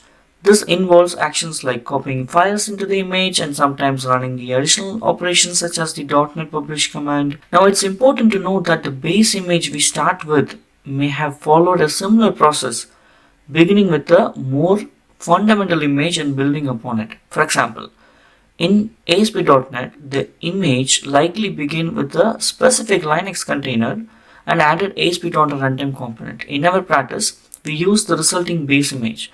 However, it's crucial to acknowledge that the initial image creation process may have added extra components or configuration. Our main goal when crafting container is to create efficient, compact images by selecting the right base image and including only what is essential for our application. Now, as a result, you may encounter a situation where certain simple commands like curl are not even available in the container you're using. This is intentionally to keep the Docker container as compact as possible. If you need commands like curl, you can add them when defining the image to ensure the container remains lightweight and focused on its intended purpose. Now let's delve into the specific process of building Docker images for .NET application, and in this context there are two main types of images to consider. First, there is a SDK based image. This image is comprehensive but relatively large. It serves the purpose of enabling us to build and publish the .NET code. However, once the build and publish tasks are done, we don't need the full SDK anymore. Instead, we can use a much smaller runtime image to execute our published executables, which is the exe files, and the dynamic link libraries, which is the DLLs, right? To optimize the size of Docker images for .NET application, we use a technique called a multi-stage build process. To make our final image as compact as possible, here is how it works. We start by establishing a baseline image. That includes only the runtime essential needed for our application. Next, we introduce a separate starting point that involves a large SDK image, specifically for building and publishing purpose. On top of this SDK image, we import our own source code, compile it, and publish it into the designated folder. Then we return to our original smaller runtime image using the content from our published folder generated during the build stage. The result of this meticulous process is a Docker image optimized for efficient and essentially as small as possible. This efficiency is crucial to ensure that our .NET applications Docker images are lightweight and well suited for their intended task, leaving us satisfied with the outcome. Now, with enough theories and understanding, let's dive and put our hands on the deck, and completely it's a demo starting now. So we're gonna go to our .NET Web API application, and this is the place where my application is there, right? So I'm opening this in the command prompt. So I'm just enlarging it so you can see what I'm doing. So I cleared it. Now what we're going to do is we're going to build, push, and publish the images. Now for the first command is the docker space build space -t, okay, and then followed by the image name. So I'm making this image name as lsc/restaurant API followed by the tag : tag, right? So tag is 1.0. Now I'm specifying a dash f parameter that tells where is the Docker file located. Okay, so if you look at this is the place where the Docker file is located, correct? So if you go back to my command /f followed by dot slash the restaurant API slash Docker file and then followed by a dot, that will tell us this is the directory where the Docker file can be found. Basically you need to specify the path of the Docker file. So now this what will do, based on what we saw, the Docker file has the comments, right? So it's going to take the images from the respective the base images, and then it's going to build our source code, compile it, and then get ready with all the image, the DLLs and all these things ready for the publish. That's what you're seeing on my screen. So it's going to do all of these things. It's going to get ready with the published folder. You see this now, the image is ready. Great. Now the image is ready. The image has our source code compiled with all the the DLLs and everything. So now we are going to see one by one step in the Docker. Alright, now let's clear the screen and we will use a command called docker space image /ls. So it's gonna list down all the images that is there in our the local Docker desktop. So I have other things so it's showing up thing, but whatever we did, right, lsc slash restaurant API, so that's the version that we want, and with the tag 1.0 it is there. That's what it is listing in the first one. See, it even says about a minute ago. We just did it, right? Now that's how you see the list of images in the local Docker desktop. Now we are going to run this image, okay, which will eventually generate a container for us. So what is the command for that? The command is docker space run space -p. -p is for port mapping. We are saying 8080 port is mapped to the port called 80. So if you look at the Docker file, right, we have exposed 80 port. Now we are saying this application should run in 8080 port, and if you look at this, we are using an ASP.NET Core environment. Also, if you look at this, right, so the development and the production JSONs, production doesn't have the DB context, but development has it, right? So I'm going to say when I run this container, I'm going to pass a environment variable. That's why it's -e space, and I'm following the environment variable. Environment variable is ASP.NET underscore environment is equal to, I'm passing this as a development. So this will be passed into the container. Now we will also specify -- name and then provide a name. Just a name, right? And then here the name of the image, right? So the name of the image with the tag is lsc/restaurant API :1.0. So after you provide the container name that you wanted to run, you specify that it should run in a detached mode -t space image name. Now this will build a container, and you see this lengthy number, that's called the container unique number. And to check the running containers, just use the command docker space ps. It will list down the running containers, right? All the containers basically. Now, and this one is running in 8080 port. Like if you remember, we specified 8080 port, which is mapped to the 80 port of the container. See, if I go and click on the Swagger, it's loading, and even if I try to execute one of the APIs, it's giving me the real-time database results. So our images and containers are perfectly good. We are running right now with the development app settings.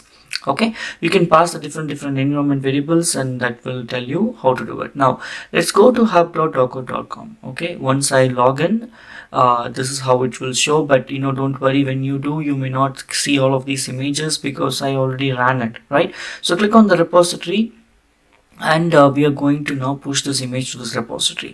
So the namespace here is my username followed by the repository name.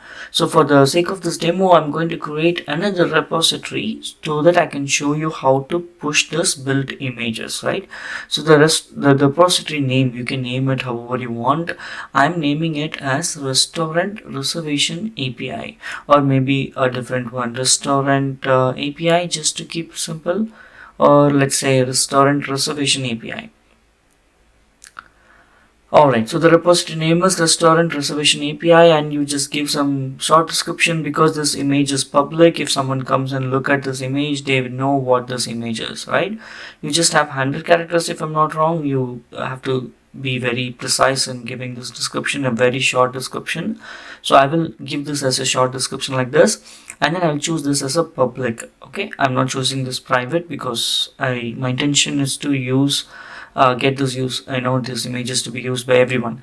Now once you create the repository, this is how it looks. Right now there is no image, there is no tag, just an empty repository in the docker.com.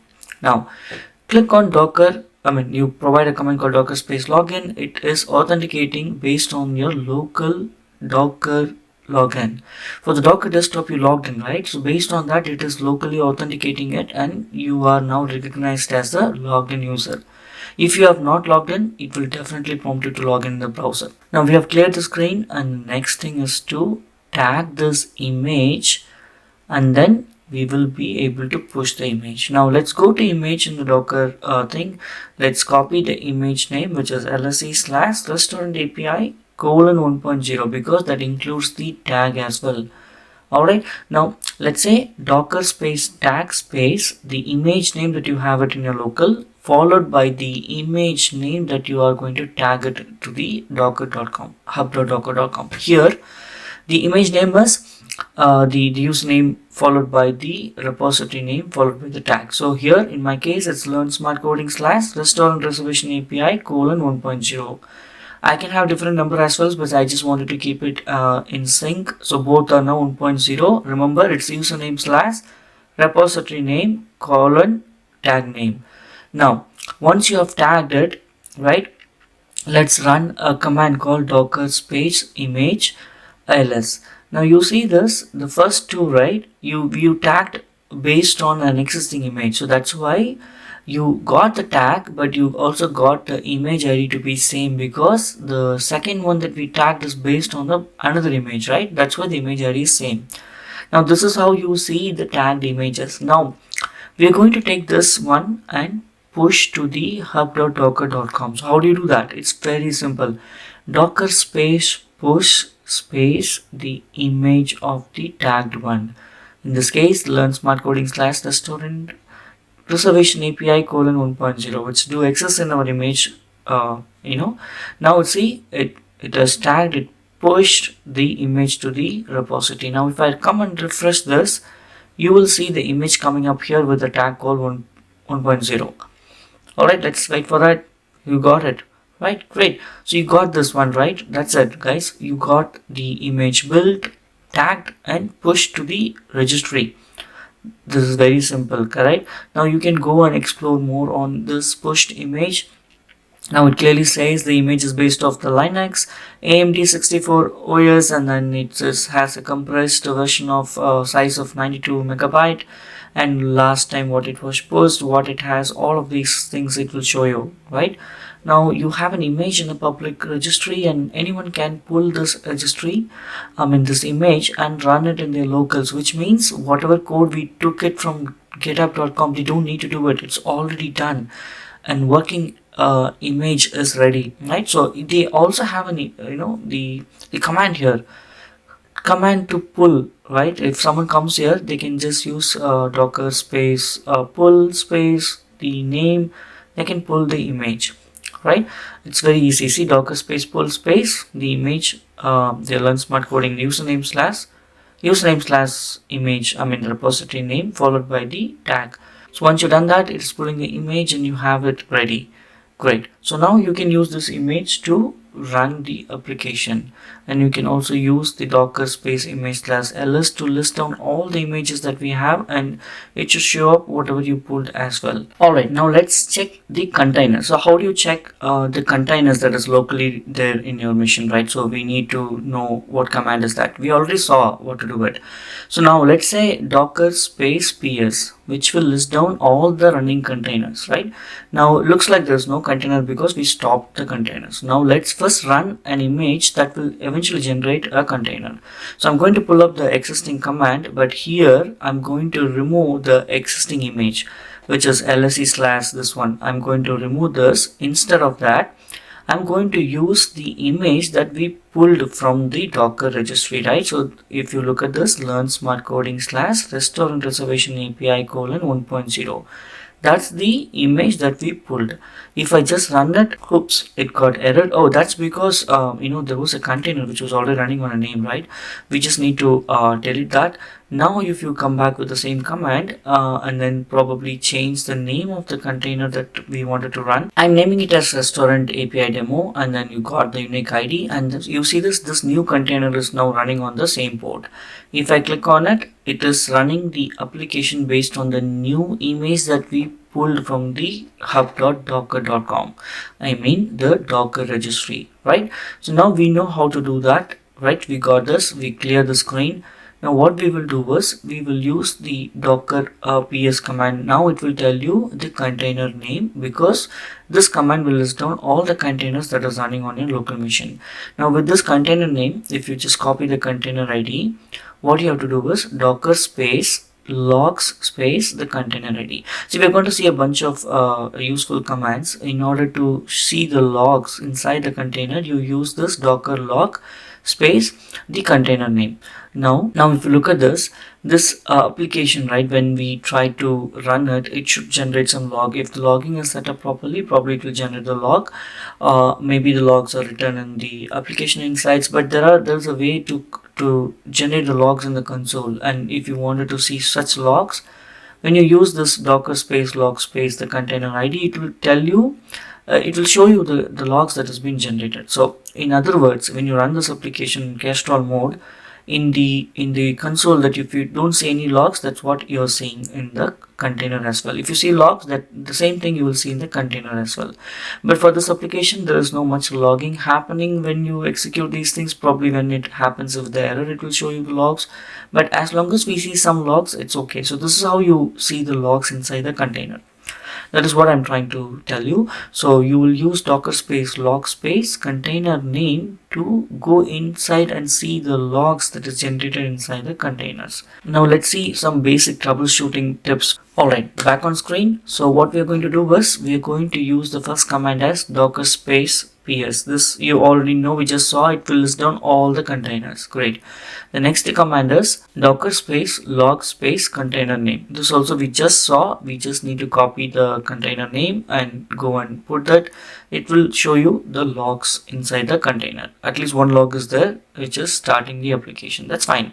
So two commands we learned, right? What is the next command? Docker space execute exec space dash it and followed by the container name, and then you can either use the bash or the shell. Basically, when you use this command, you are logging into the container, and now right now you're inside the container. So inside the container is, that's why it says app slash, and then you can just put dirl ls and will list down all the DLLs that is there. Now let's use the same command with sh also. Okay, so you can go inside the container and see, that's Linux container, right? So basically whatever is inside copied one, right, that is what you're trying to see. So you can use sh also, and if you do a dir, it is going to list down all the the packages that we built and put it into the published folder contents. That's what I meant.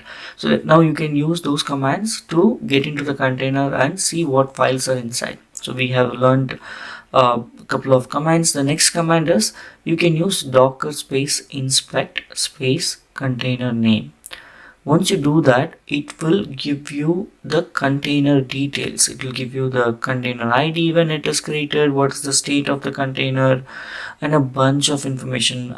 You can slowly go through all of these things, but basically I wanted to show you that you can use these commands to see the you can inspect the container. Basically it will tell you what port it is running, and all of those informations, right? The IP address, the gateway, they are all useful when you get into deeper into Docker or the Kubernetes. Now the next one is docker space stats. You're seeing the statistics of the Docker container. So docker space stats space container name will give you the statistics of the container. Now I'm trying to generate more calls to this container, and you can literally see the memory usage getting increased as and when I click a couple of endpoints, and you can see something is varying, right? So that's what basically the live statistics of the container. Okay, if a lot of if a lot of calls are coming to this, you can use the statistics to see the statistics of the container. You can see how much it's memory using, and all of those things. Next thing is docker space difference diff space followed by the container name. So I copy the container name properly. If you do this, it will basically tell you the difference between difference in the container, right? So these are the the initial with respect to the published content that we have.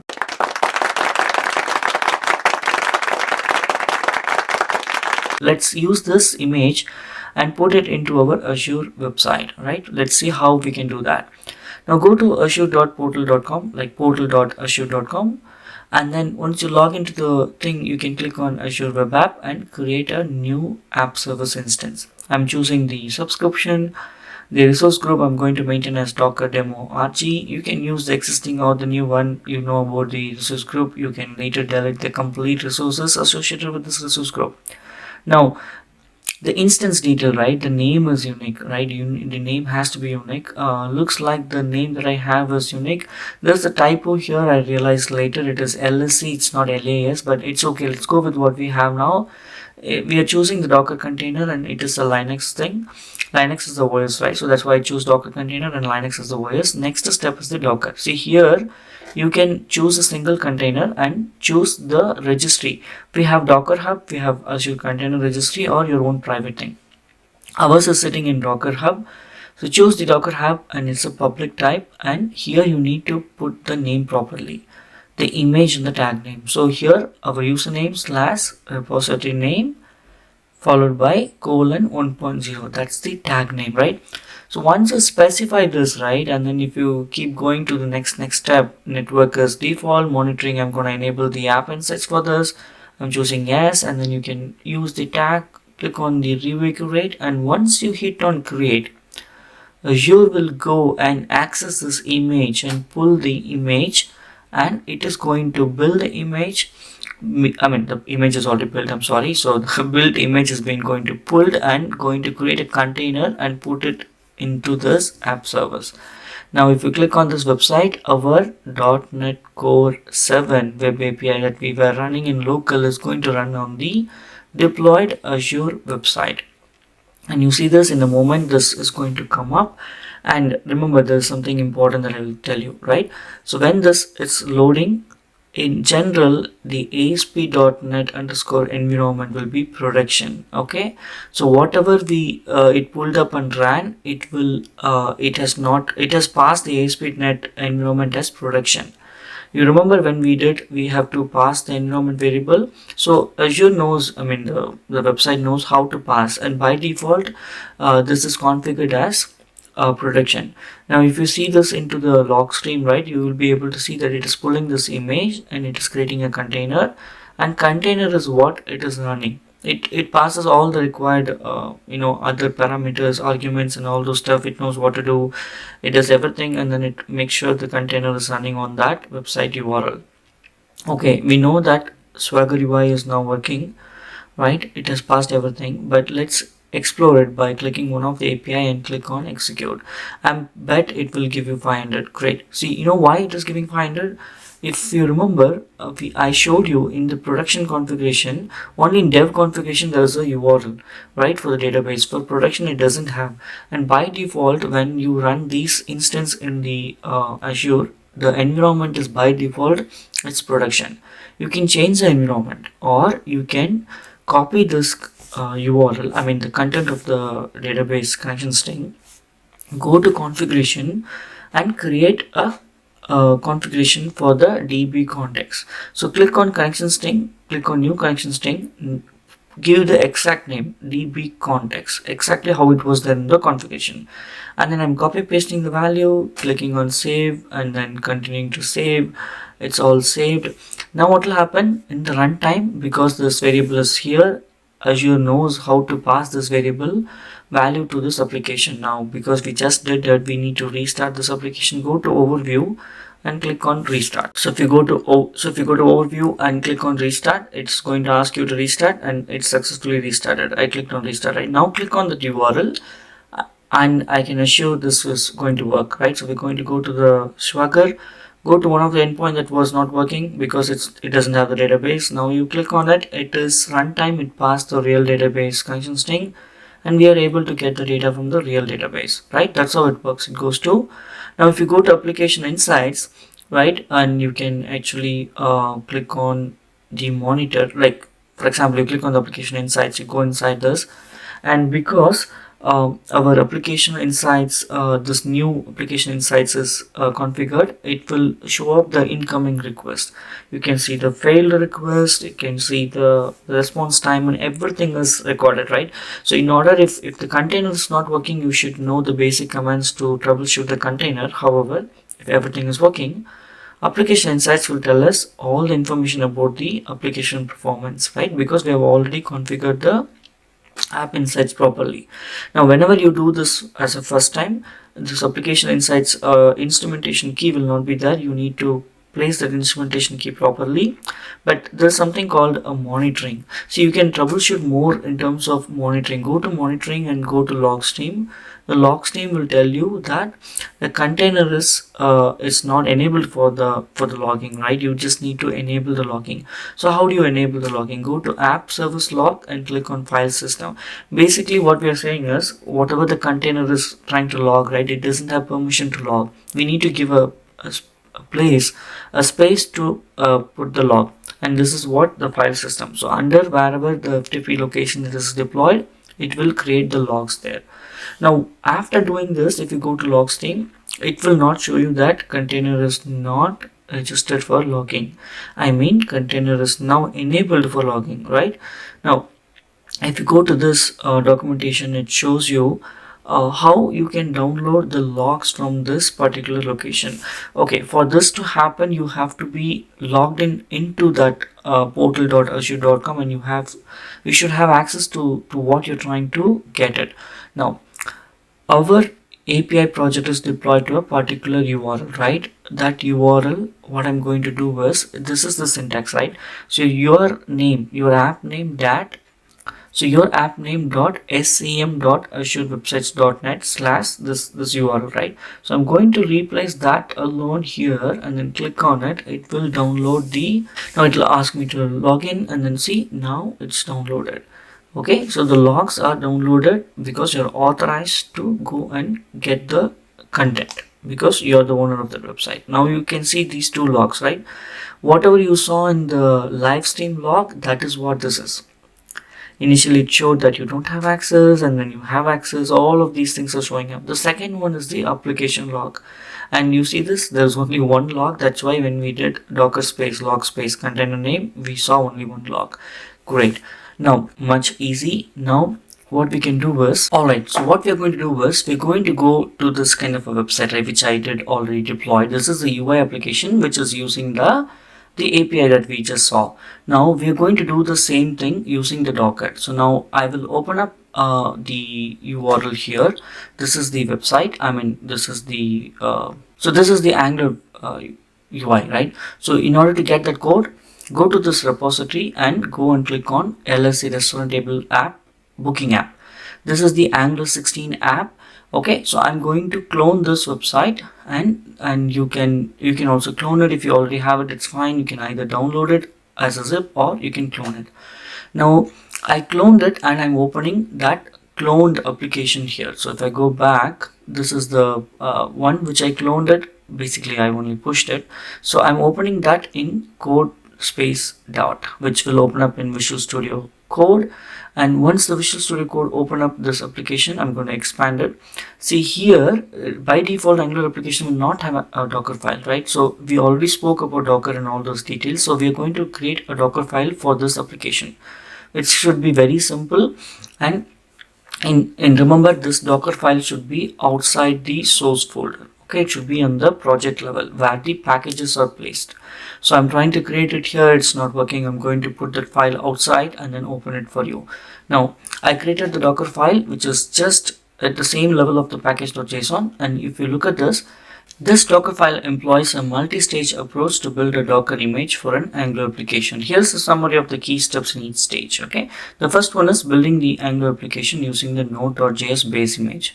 It starts with an official node.js image, specifically the latest version, as the base image for the build stage. Now you can use a different version if your application is pointing to a particular node version. The working directory inside the container is now set to /usr/local/app. Now the source code of the Angular application is copied into the container's working directory, and then we will do a npm install command that is used to install all the necessary dependency for the application. After that, we will use npm space run build prod. See, this build prod is one of the config that's coming from the package.json. And a package.json will have a build as prod that on my application that will have another script that has to be run. So basically that script is what is going to run, which will eventually take the production configuration. Now the second stage, serve the application with nginx using an nginx base image. See, now it uses an official nginx image as a base image for the second stage. The build output of the Angular application that was created in the first stage is copied to replace the default content of the nginx server. This content is copied from that particular disk location directory in the build stage to this nginx/html location directory, okay, which is in the nginx container. The expose 80 statement indicates that the container will be listening on port 80, which is the default HTTP port for serving the web application. So in summary, this Docker files multi-stage approach first compiles and builds an Angular application using the Node.js base image, and then it uses an nginx base image to serve the build application. This approach helps create an optimized Docker image for our running an Angular web application with nginx as the web server. So before we proceed next, right, I wanted to talk something about this font. So line number 26, right? So you see this, it's taking from app/dist folder, okay, and then copying it to this folder. But this /disk is because if you go to tsconfig.json, output directory is just --dist. Here generally project name will come, okay. So if you have a project name here, then what will happen, the same thing has to go in the Docker file as well, which is /the project name. Because I don't have it and I'm directly putting into this folder, I was using app/disk, but remember this is important, if not it won't build because it cannot even take the files which is built. Alright, that is something that I wanted to tell before we proceed. Alright, now what we are going to do is we are going to the place where this file do exists, which is this location, and we can use the the same Docker image build and all of those things. We can push it and we can do everything. Now before we proceed, right, if you look at this, the one we just deployed sometime back, I'm going to copy that URL as the base URL, because if I go to this configuration where my server URL is pointed, right, so right now it's pointing to a different place. Now if I have to deploy my Angular application, which should also access the recently deployed API, then I need to change the server URL, which I'm doing it in the configuration. So I went to the location where the project is present. Alright, so we're going to use the docker build command to build it. So docker space build -t followed by the name and then -f dockerfile dot. Now because everything is in correct place, and it's going to read the Docker file and it's going to build an image. So while this is getting built, what we will do is, for saving some time, I'm going to go to the hub.docker.com, go to the repository and create a new repository for us to push this Angular application image. So I will use the same name, restaurant reservation spa. This is a single page application, so I will name the repository as simple as that. And in this short description, you provide a short description. We already discussed about it. It's only for the understanding of people who come visit here and trying to take the image. So I'm saying it's an Angular 6 application for restaurant reservation. Great. So Grammarly is helping me to correct my grammars. Fine. So this is done. So here is what our image is going to be pushed. Okay. So while we work on that, we will click on the web app and create a new web app for our Angular application. So I'm going to choose the same resource. So I'm going to choose the subscription, going to choose the same resource group. I'm going to name a unique name here. And that name will be, I'm going to have a unique name here, and that name is going to be for the Angular application. So in this case also, it's a Docker container Linux. I named it as LSC table reservation spa. And if you go to the next step, the Docker, you choose the Docker container, the single container, and Docker hub is the registry name. We already saw it's exactly the same how we did for the API. It's going to be a publicly accessible image and then followed by the image name. You see this image name is always going to be the username repository name colon 1.0. This 1.0 can differ and the repository name can differ. Now I'm just keeping it ready there, right? It's not yet done. The image is still getting built, but we saved some time. We went ahead and created the repository. We went ahead and to portal.azure.com and trying to create a web application like the Azure App Service for this, right? Now once the build is ready, then we can tag it and push it to the hub.docker.com, which is nothing but the Docker registry. So we'll wait for it and then we will quickly tag it and push it. See, now only it is running npm run npm build prod. See, now it's all done. It is exported. All our build folder has been exported. Now the image is ready basically. So if you wanted to run the image, you can run the image locally and see the application is working. Everything should be good. Alright, so the image is ready. So what we will do is we use the docker space tag followed by the image name that we created and then followed by the image name that is sitting in the Docker registry. So in this case, our local image name is restaurant table reservation spa, which is 1.0 as the tag, followed by learn smart coding / restaurant reservation spa colon 1.0. That is how we wanted to tag, right? This is important. Username / repository name is super important. If you don't put it correctly, it won't push because there is no repository access, so it cannot push, right? But this 1.0 is something that you are doing it, right? You can tag it as latest. You can tag however you want. This is for the incremental purpose and understanding purpose, right? Now we tagged it. We use the docker push command and then followed by the tagged image name. Now this is successfully pushed, which means if you refresh here, the image should come and sit here with 1.0 as the tag version. Now let's go back to Azure where we stopped here. So at this point of time, the image do exist, so we can proceed here, right? So we were doing multitasking, right? So keep up with me. So monitoring is enabled. We went to the review and create, validated, click on create. Now this will pull up that image, create a container, and it will make sure it runs in the new website that we plan to host it. Now, once the deployment is in progress, we can just wait for a few seconds. It should be very quick. Alright, the deployment is completed. Click on go to resource and then here there's nothing that we need to change. We are already in the resource. I mean, it's not like API, right? There's no configuration. Everything is already in the application. So let me refresh this and I got the domain URL. You click on the domain URL and it should bring up our beautiful Angular application. So let's wait for it. Great. So how do I prove that this is accessing the API that we just deployed? Right, so this is the Angular application, right? Now this is the Angular application and this is the one that we recently deployed. You see this LAS, right? It's a mistake in the spelling. So let me open up the network tab, go to F12 and open up the developers tool and click on the API that's going out.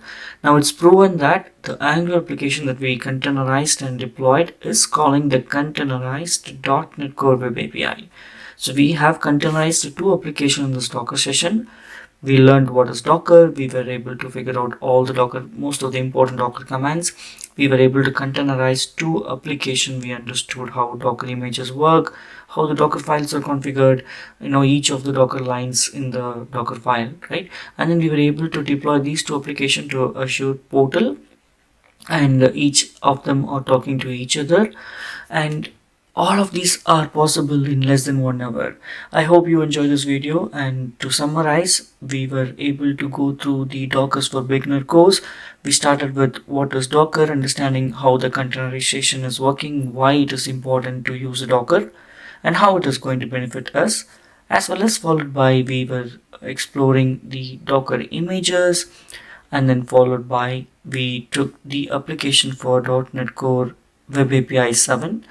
And then we took .NET Core 7 Web API restaurant table reservation app, and then we built the image. We were able to run the image locally. We tagged it, we pushed it, we created the repository in the Docker hub, and we were able to push the images to the registry. Then we followed the same step for the Angular application, and we also deployed both the application into Azure portal in Azure App Service Web App. So this concludes our course, and this is the short and crisp and much informative course for the Docker for beginners. I hope you enjoyed this video, and if you like this video, don't forget to subscribe to my channel, share with your friends, give me a thumbs up, like, and I will see you in the next video, which is Docker Compose. We will deep dive into Docker Compose in the next video. Thank you. It's signing off, Karthik. I'll see you in the next video. Thanks for watching. If you found this video helpful, please give it a thumbs up and subscribe to our channel for more tech tutorials. And don't forget to hit the bell icon to get notified when we post new videos. If you have any questions or suggestions, leave them in the comments below. Happy coding!